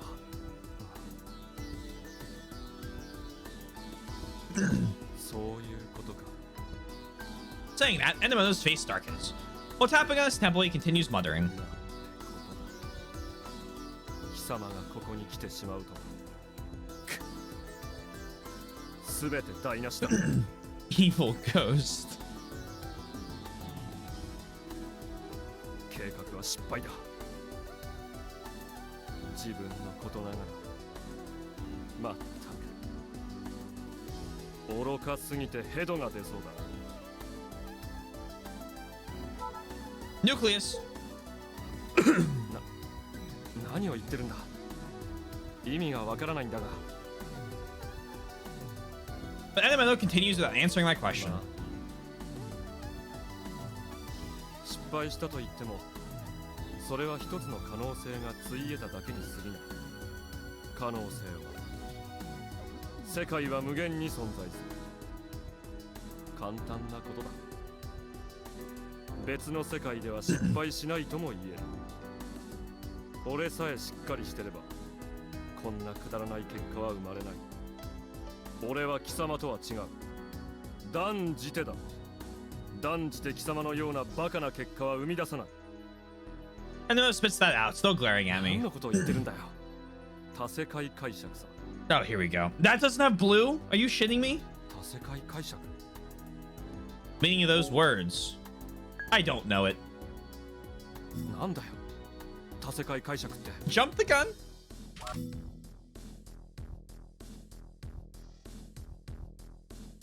I should have lied.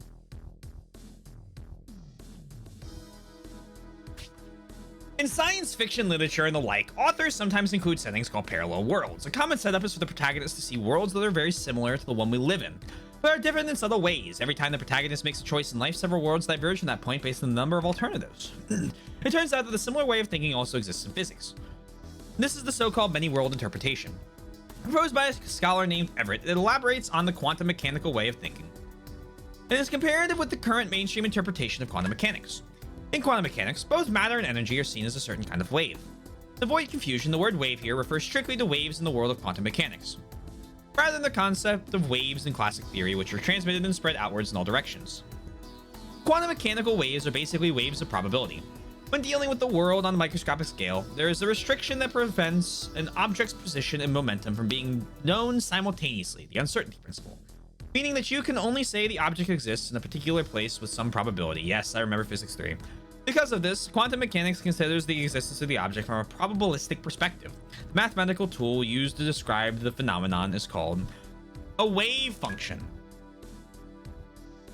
Before looking at the many worlds interpretation, we'll try thinking about how standard quantum mechanics currently explains the world. For example, consider a single electron. Before you perform the act of observing that exists in a particular location, its existence is spread out in a probabilistic way due to uncertainty.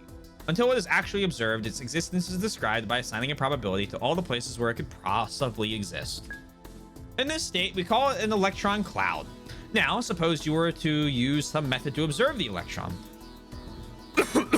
At that moment, assuming that the electron's position was determined, the previously spread out cloud would immediately gather at that single observed point, likewise for momentum.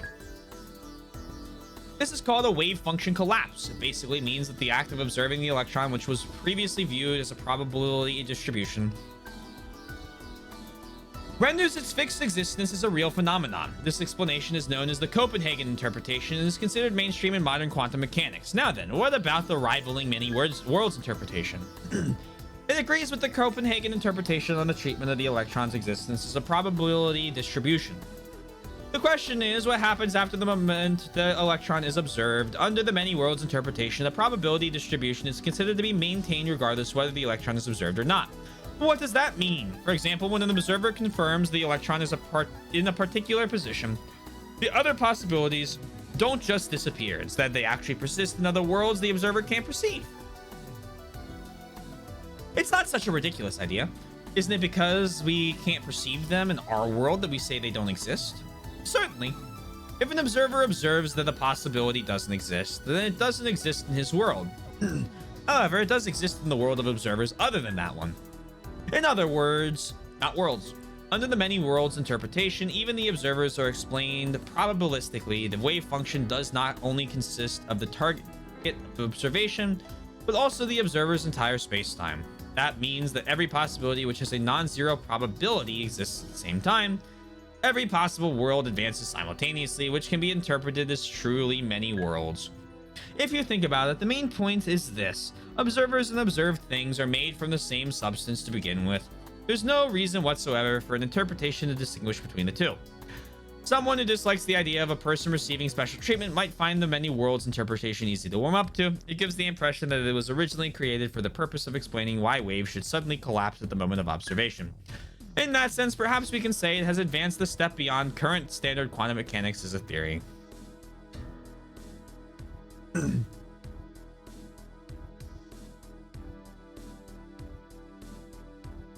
During quantum lectures, I was messaging Sexy Brain, was confused how you missed the 10+ stage tip, or if I just dreamt there was a tip that long. My bad, we found it. Don't worry, I find these. Buckle up.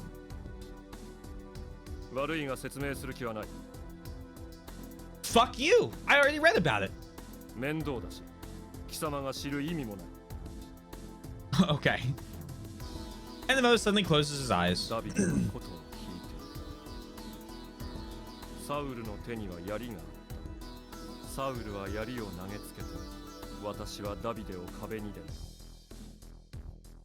Those cryptic words came forth from him. The mothering seemed just like anathema, filled with curses.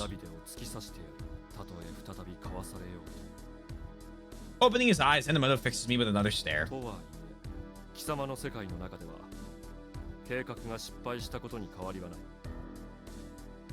Quantum mechanics and Bible theory.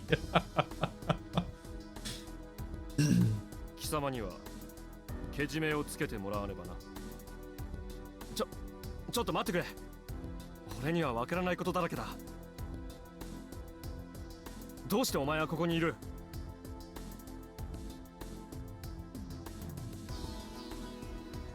Don't you love additional Bible study in your week? I do not love. Yeah, you know, when any of them are mandated, it makes it hard to enjoy even the intellectual story curiosity outside. I get. I get completely. どうしてお前が生きている？第一、ここはどこなんだ？わからない、わからない。どういうことなんだ？説明してくれよ。お前、バカだ。Well, that was mean. あいつの記憶を移植されてるとはいえ、ここまで何にも理解できてない。We are a clone, okay? I swear to God, we have to be a fucking clone. I need this. 我ながら情けないぞ。記憶を移植？俺のこの記憶の異常はやっぱり記憶移植だったのか。あいつって誰だ？なんでこんな風になっちまったんだ？悪いがそのことだけは答えることができない。正確には答えたくない。今よし、あいつのことだけはな。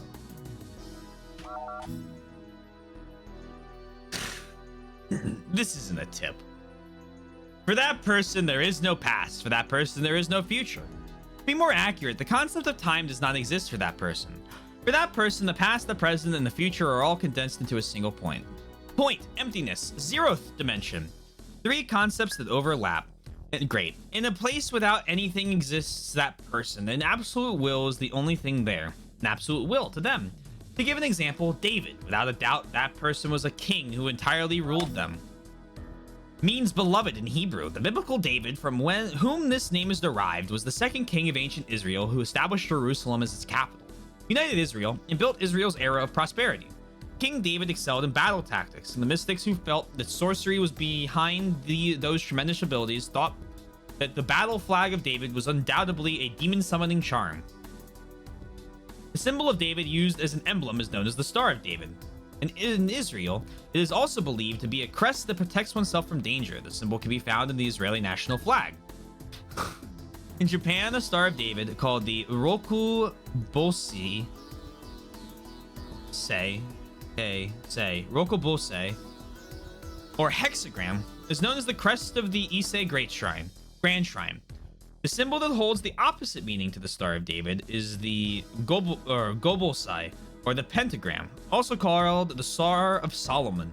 The magical power of the Star of Solomon seals the demons loosed at him inside the infinite loop. The infinite loop, you say? Means peace or tranquility in Hebrew. The biblical Solomon, from whom this name is derived, was the third king of ancient Israel. Solomon excelled because of his faith and obedience to God, and possessed great wisdom and intelligence with which he led Israel into a golden age. However, in King Solomon's later years, he placed heavy taxation upon his people in order to construct a golden temple for the Lord, a task that his father David was unable to accomplish. As a result, soon after his kingdom, Israel split into two northern and southern kingdoms.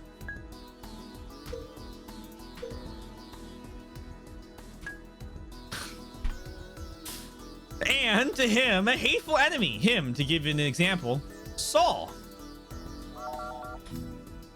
Means he who is wished for in Hebrew. The biblical Saul, for whom this name is derived, was the first king of ancient Israel. He was truly the king whom the people had wished for, and he lived up to their expectations. Certainly as a king and as a warrior, he might never have known defeat. However, he failed in his God-given mission to become an instrument of the Lord. Though ignited by God to become an instrument of the Lord as the king of God's people, he did not. The reason is that Saul disobeyed the will of God. Saul was forsaken by God and met a tragic end. Sam from Liz here, LOL, Lamau even. 11 years before 2012, that's where it all began. But Satoru, you know not of this. Solenia, Blade of Mikola. だがしかし、それ以外のことなら答えてやろう。 Oh, of course. 何も知らないままというのはあまりにかわいそうだからな。感謝しろよ。俺は慈悲深いんだ。さっき貴様はこう言ったな。どうしてお前がここにいる？どうしてお前が生きている？第一、ここ3つの質問をした。I did ask those 3 questions. それを答えてあげようじゃないか。 Sure. And the metal greetings from ear to ear. I can't help but feel a little scared. その前に聞きたいことがある。俺は He wants me to give him a 10-digit number. いや、榎本は死んだのか。え、貴様の過去では榎本は死んでしまったのかと聞いてる。 Not 12. I should have said 11-digit number. The 12 would be convenient because I have that written down. よく意味がわからんが。そうだ、3日前。お前、榎本は死んだ。Oh, I just picked a random number of things. It's just like something I had to like guess. 確かだ、間違いない。お前は絶対にあの時に死んでいたんだ。だから俺は。そうか。いや、もういい。すべて分かった。 Saying that, Animal taps this temple そうい again. う可能性もある。ということか。注意せねばな。いいだろう。では回答しよう。まず第一の質問。どうしてお前がここにいる？時空間転移のことは知ってるな？ああ。お前から聞いたんだからな。俺は。いや、俺たちはある目的があってここにやってきたんだ。ある目的。時空間転移装置を最終レベルに持っていくために。It is the level to which the plan they devised will move as it transitions into its final stage. The final move that will lead to the truth they have sought. The final measure necessary for them to meet that guy. When it is executed, the world will undergo a great transfiguration. When it is executed, the transient world, imaginary, is lost. The bridge of the world, symbolic, is crossed. The true world, real, will reveal its shape together with the opening of the third eye. 時空間転移装置。それってあの小部屋にあったスパコンのことじゃないのか。そんなことにさえ気づいてなかったのか。やっぱりバカだな貴様は。It was a gender neutral term in the Japanese version, by the way. Oh, okay. Noted. あの部屋にあったのは時空間転移装置などではない。あれは何のことはない。ただのデータ収集用のコンピューターだ。本物の時空間転移装置はここにある。 Well, of course. It's the orb in the middle of the room, right? 見ただろ。あれだよ。 Minamoto points at it. In the direction that Minamoto indicates, it's the black sphere. あれが時空間転移装置。そうだ。続けようか。では第2の質問。どうしてお前が生きている？それと第3の質問。この2つはとてもシンプルな1つの解に収束される。貴様は赤倉岳と青鷺島の2点間で転移が行われていると考えてるだろう。 I nod. 愚か者め。 Of course. その程度の推理力だからこんなところに来てしまうんだ。矛盾に気づかなかったのか？矛盾？気圧の変化だよ。気圧の変化？そうだ。まだわからないのか。もし仮に赤倉岳と青鷺島の2点間で転移が行われていたとしよう。だとしたらこういう現象が起こり得る。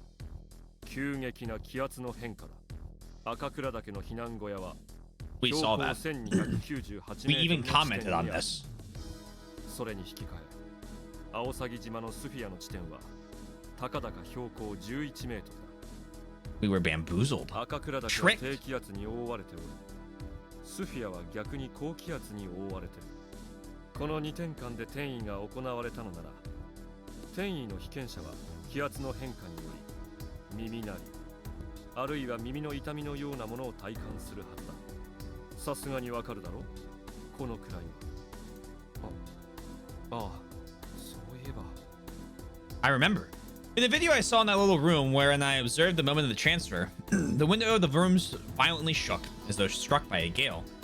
A sudden variation in atmospheric pressure. That's right, that's how it is. It definitely happened, and yet I didn't feel it. Why? おかしいだろ。貴様はその気圧の変化を体感してないのだからな。冬川心の意識はおそらくその気圧の変化を体感してたことだろう。赤倉岳から青鷺島に瞬時に転移していたのだからしかし貴様は違う。なぜだかわかるか。わからないならば答えよ。青鷺島から赤倉岳に直に転移してなかったからだ。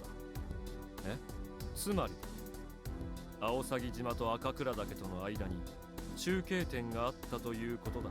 Oh, of course. 鼓膜にかかった気圧の変化を鳴らすための中継点だな。中継点。そう。要するにここ。お。ここは地下に位置する。地下にくり抜かれた広大な空間の中ね。Okay. 幸いなことに青鷺島のスフィアとほぼ同等の状態の気圧なのだ。だから貴様は気圧の変化を実質的には体感できなかったのだ。そうだったのか。それでここはどこなんだ。 I say in the voice that's almost a groan. Every single word Enomoto fires at me makes me feel like my brain is being pierced forcefully. I'm paralyzed, no longer able to doubt anything he says. I'm accepting everything as it is. 中継点だと言っただろう。わからないのか。その意味。Relay point, relay point. A point that relays. A place that takes over in the middle, an intermediary, in the middle, the middle. Don't tell me. No, it can't be. やれやれ。ようやくわかった。念のために補足しておこうか。青鷺島は礼文島の西方約 5km。スフィアは北緯45度25分37秒。I feel like I'm going crazy right now. 140度55分20秒。 Is this what it's... That's a bad joke, never mind. 一方、避難小屋は青森県の南八甲田赤倉岳。北緯40度35分35秒。東経140度55分20秒の位置にある。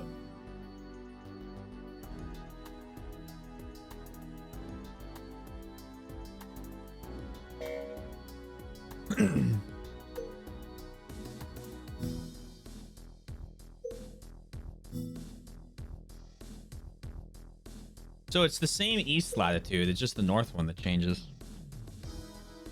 2つの空間は Ah! 東経140 I meant longitude, but it's okay. I got like this. I got the idea. 存在してる。そしてここは北緯43度0分36秒。東経140度55分20秒。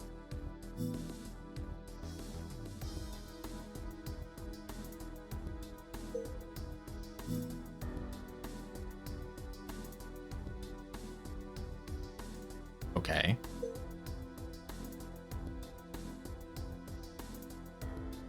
Oh, true. The axis is tilted. True. 東経140度55分20秒のライン上の中間地点。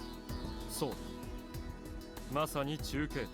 Bro, I don't have a map out. 貴様は東経140度55分20秒のライン上の3点。北緯45度25分37秒。43度0分36秒。40度35分 I'm not listening. I'm reading all these. Stop. 45度25分 Stop reading 37 them. 秒。43度0分36秒。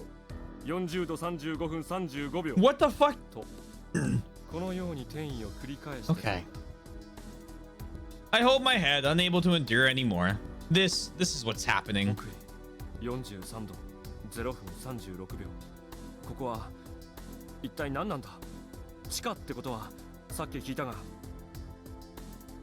よかろう。教えてやる。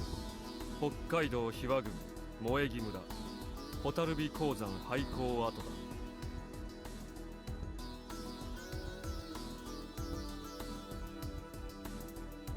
Isn't this where, like, isn't this the village like Uzumi like gave birth in? 蛍火鉱山まさか内海さんの入院して Hospitalized. She was gave birth a month later.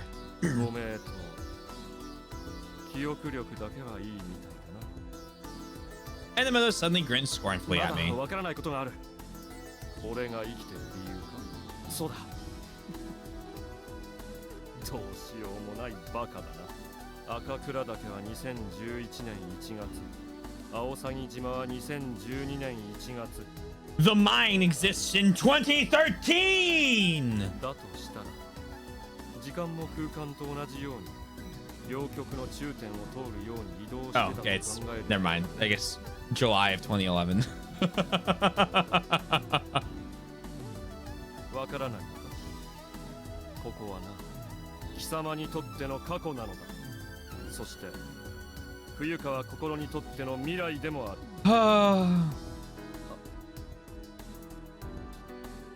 I groan. At last I understand the remaining piece of the 時 puzzle. 間は今は2011年7月18日俺殺される前の俺なのだ I am the me who is yet to be killed. Okay. I hang my head, crestfallen. I'm totally defeated. I hadn't noticed. I hadn't all this time. I fall to my knees, my hands planted on the ground to support me. The chill from the cold concrete flows into me, but my mind has been frozen by something far colder than that. I'm torn apart. The inside of my head is pure white. I don't want to think anymore. I'm disgusted with everything. Enough, enough, enough. I want to go back. I want to go back. I want to go back. But where? Where can I return to? Please tell me. Tell me.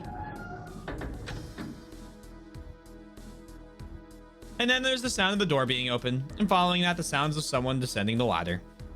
Who is it? A friend of Edamoto's? At length, he finally appears. The person who comes down... It's me! Finally! Here we go. Waited all fucking game for this. A me who has my shape. Wood carbuncle. What's going on? What's going on? What's going on? What's going on? What's the meaning of this? The confusion in my head goes past its limits. I can no longer comprehend what's what anymore. It's a me, a Mario! My long-lost evil twin. I can't understand. The world that transcends my comprehension.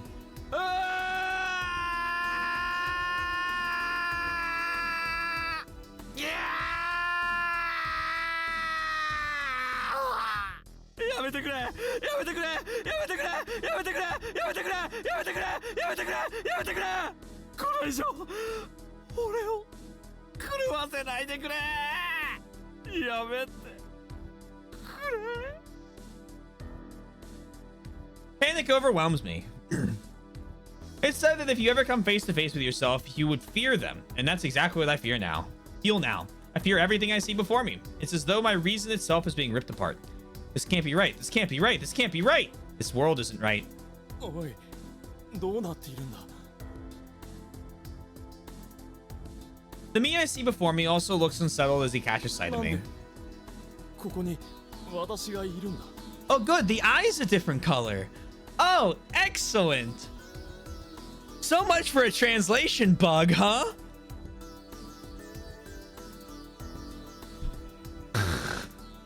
何があったんだなあ、教えてくれよ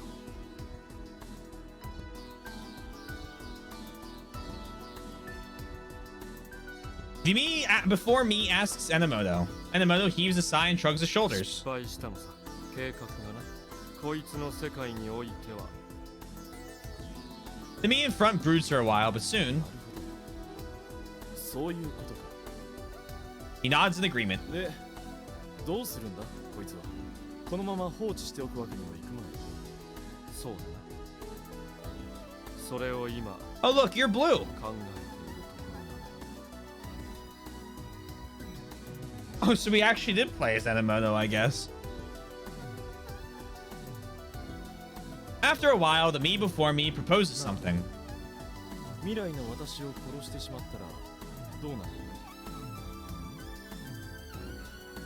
そうだなどうもしないさこいつの世界のお前の肉体が死ぬただそれだけだじゃあ今の私にも君にも何の影響もないということだ。ないね。まあもし仮に未来の俺やお前が同じ結果にたどり着いてしまったとしたら最悪だがな。なるほど。しかしそんな心配をしても仕方がないとは思わないかね。ナンセンスだ。Oh, it's な。 nonsense. そうだな。それに俺は自信があるね。こんな惨めな未来には絶対にならないって自信が。私もだ。ではこいつの始末は私につけさせてもらえないかい？本気か？ああ、もちろんだ。一度経験してみたかったんだ。自分を殺すってやつをね。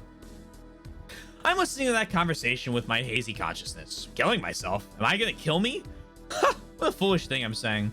As if I do that on purpose. I don't have any such impulses for self-injury. いいだろう。勝手にしろ。Saying that, Enomoto takes out his sunglasses and puts them on. 俺は別に感知しない。こいつは俺とは関係のない俺だからな。それはありがたい。では好きにさせてもらうよ。As he says this, the me before me takes something out of his pocket. It's a switchblade. The me before me grips it in his hand. No, no, no, no. Are you serious? Dumbfounded, I stare at the me before me. Dumbfounded, I stare at the me before me and the knife in his hand. I've lost all sense of reality. I'm going to kill me? There's no way that's possible. And at the next moment, bad end. The handle of the knife is sticking out of my chest. The blade has been pushed into the base. The me before me is the one holding the knife. He forcefully thrusts the knife farther in, making sure to put all the weight of his body into it. It hurts. I can't breathe. My chest is hot, burning, melting. The knife stuck on my chest burns my body like the flames of hell. My vision distorts. I can't stand. I can't move.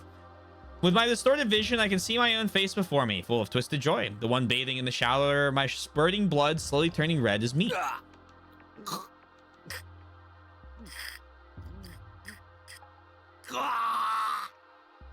It's a dying groan of agony. Somewhere beyond my impaired vision, field of hearing, Enomoto asks the me who stabbed me. 今どんな気持ちだ？悪くない。The me before me pulls the knife out while twisting his wrist to gouge my wound.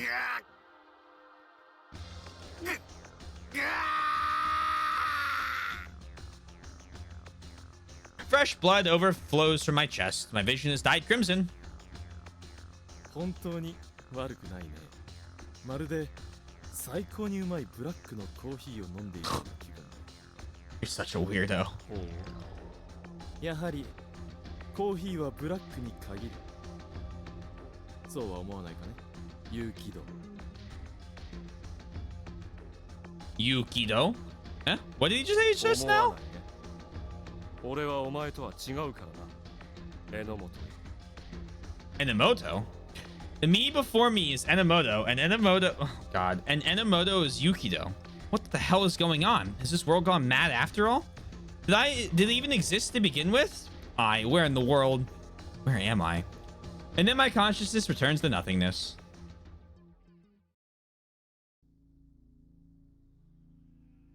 Oh.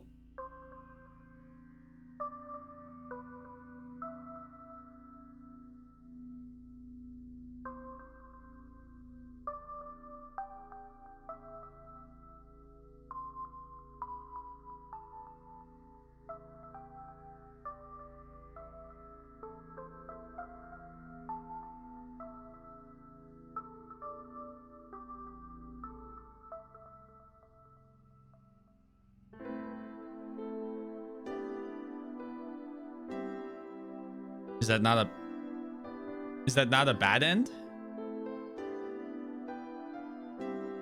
I'm seeing GG. That's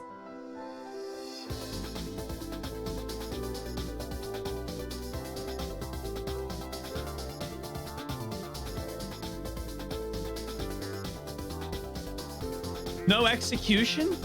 That's the good end?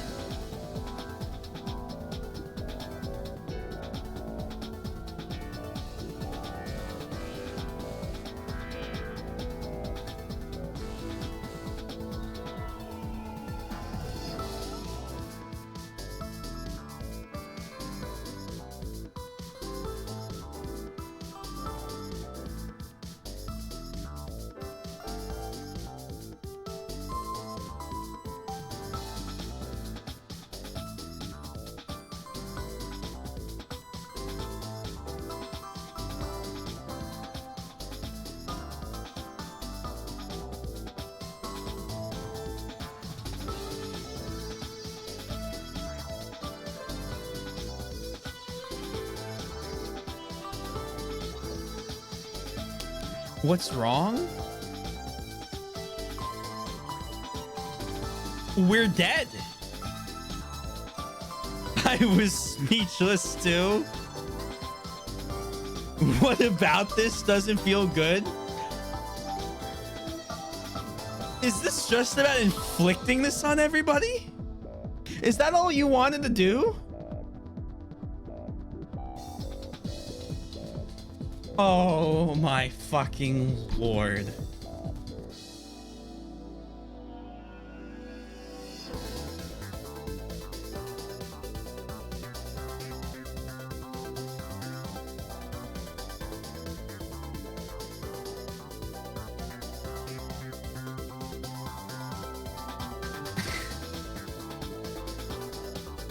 I see, like, the thing is, I am in actual disbelief. Like not the like, oh, I can't even believe it. I simply refuse to believe the game is over. Like, there's just no, I just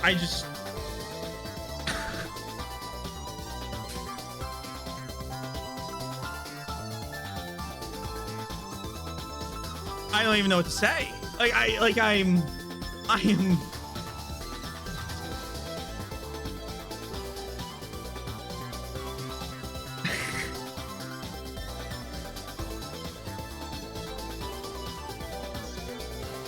This was a sick game made by sick people. Mr. Zorm, that sums up this playthrough.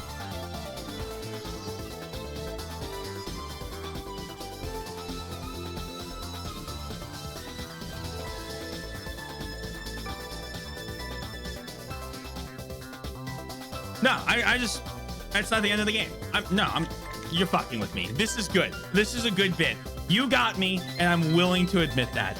We'll keep going. We'll see what's going on here after the credits.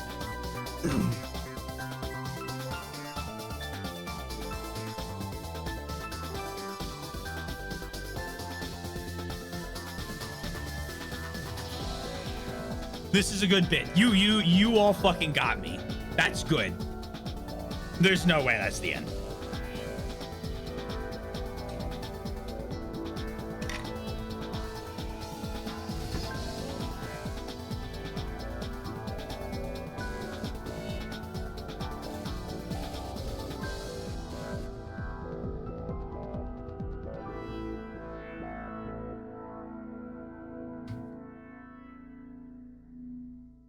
Soy texted me, how's it going?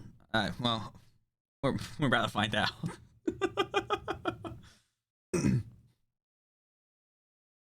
Pop up bad ending. This was good. You all fucked with me. That was good. You got my ass. You got me. You got me. You got me. That was good. That was really good. That was really, really good. I was, oh my God. Oh.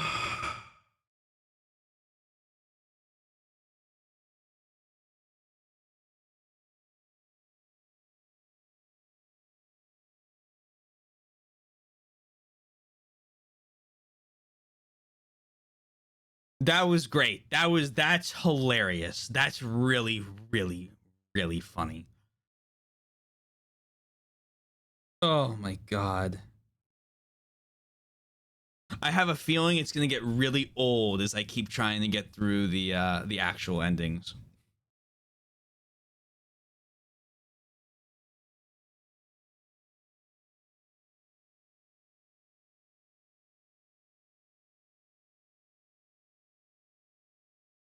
Truth is not yet revealed.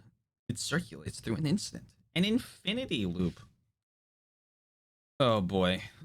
Unlocked. Okay, yep. Is it okay? Did the game kill itself? Oh, there it is. Oh.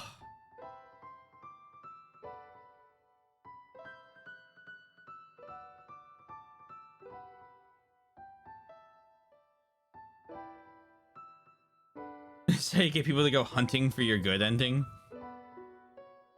You mean just as like a game, as a game development standpoint? That's funny as fuck. Oh my god.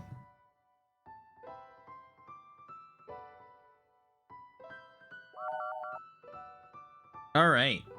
Oh. I have this crazy feeling that with the last 35 minutes I have left, there's no hope. We should look at the name of the ending.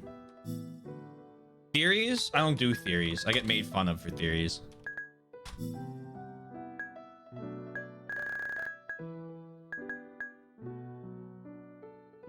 Yukido's plans. Yukido's plans failure end. Be a perfect stopping point. Lovely.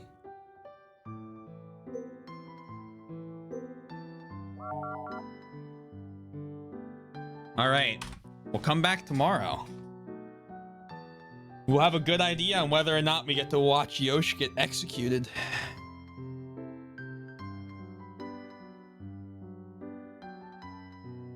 Is a possibility again.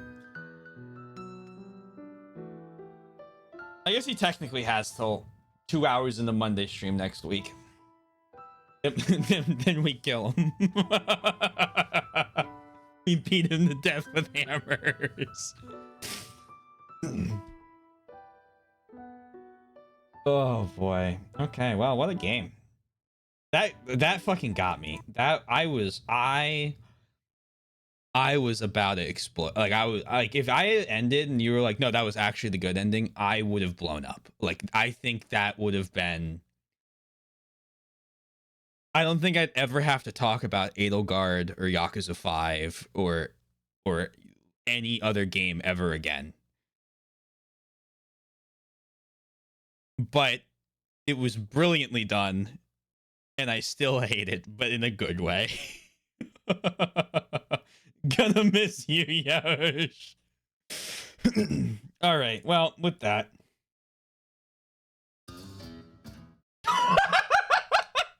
Side quest done.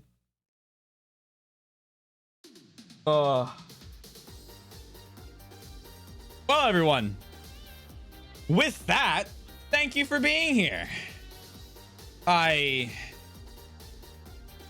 just don't even have words. I don't even know what to, like, I'm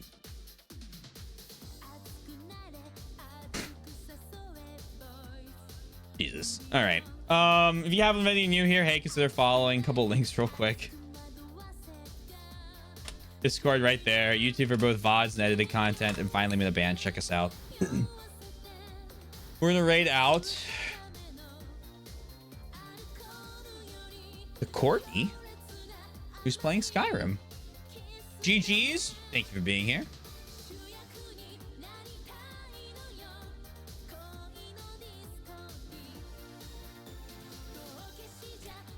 Oh. Peace, everyone. Have a lovely rest of your night, day, afternoon, evening, morning, whatever it may be. Please remember to stay safe, stay healthy, and I will talk to you guys again soon. Peace out. Bye for now.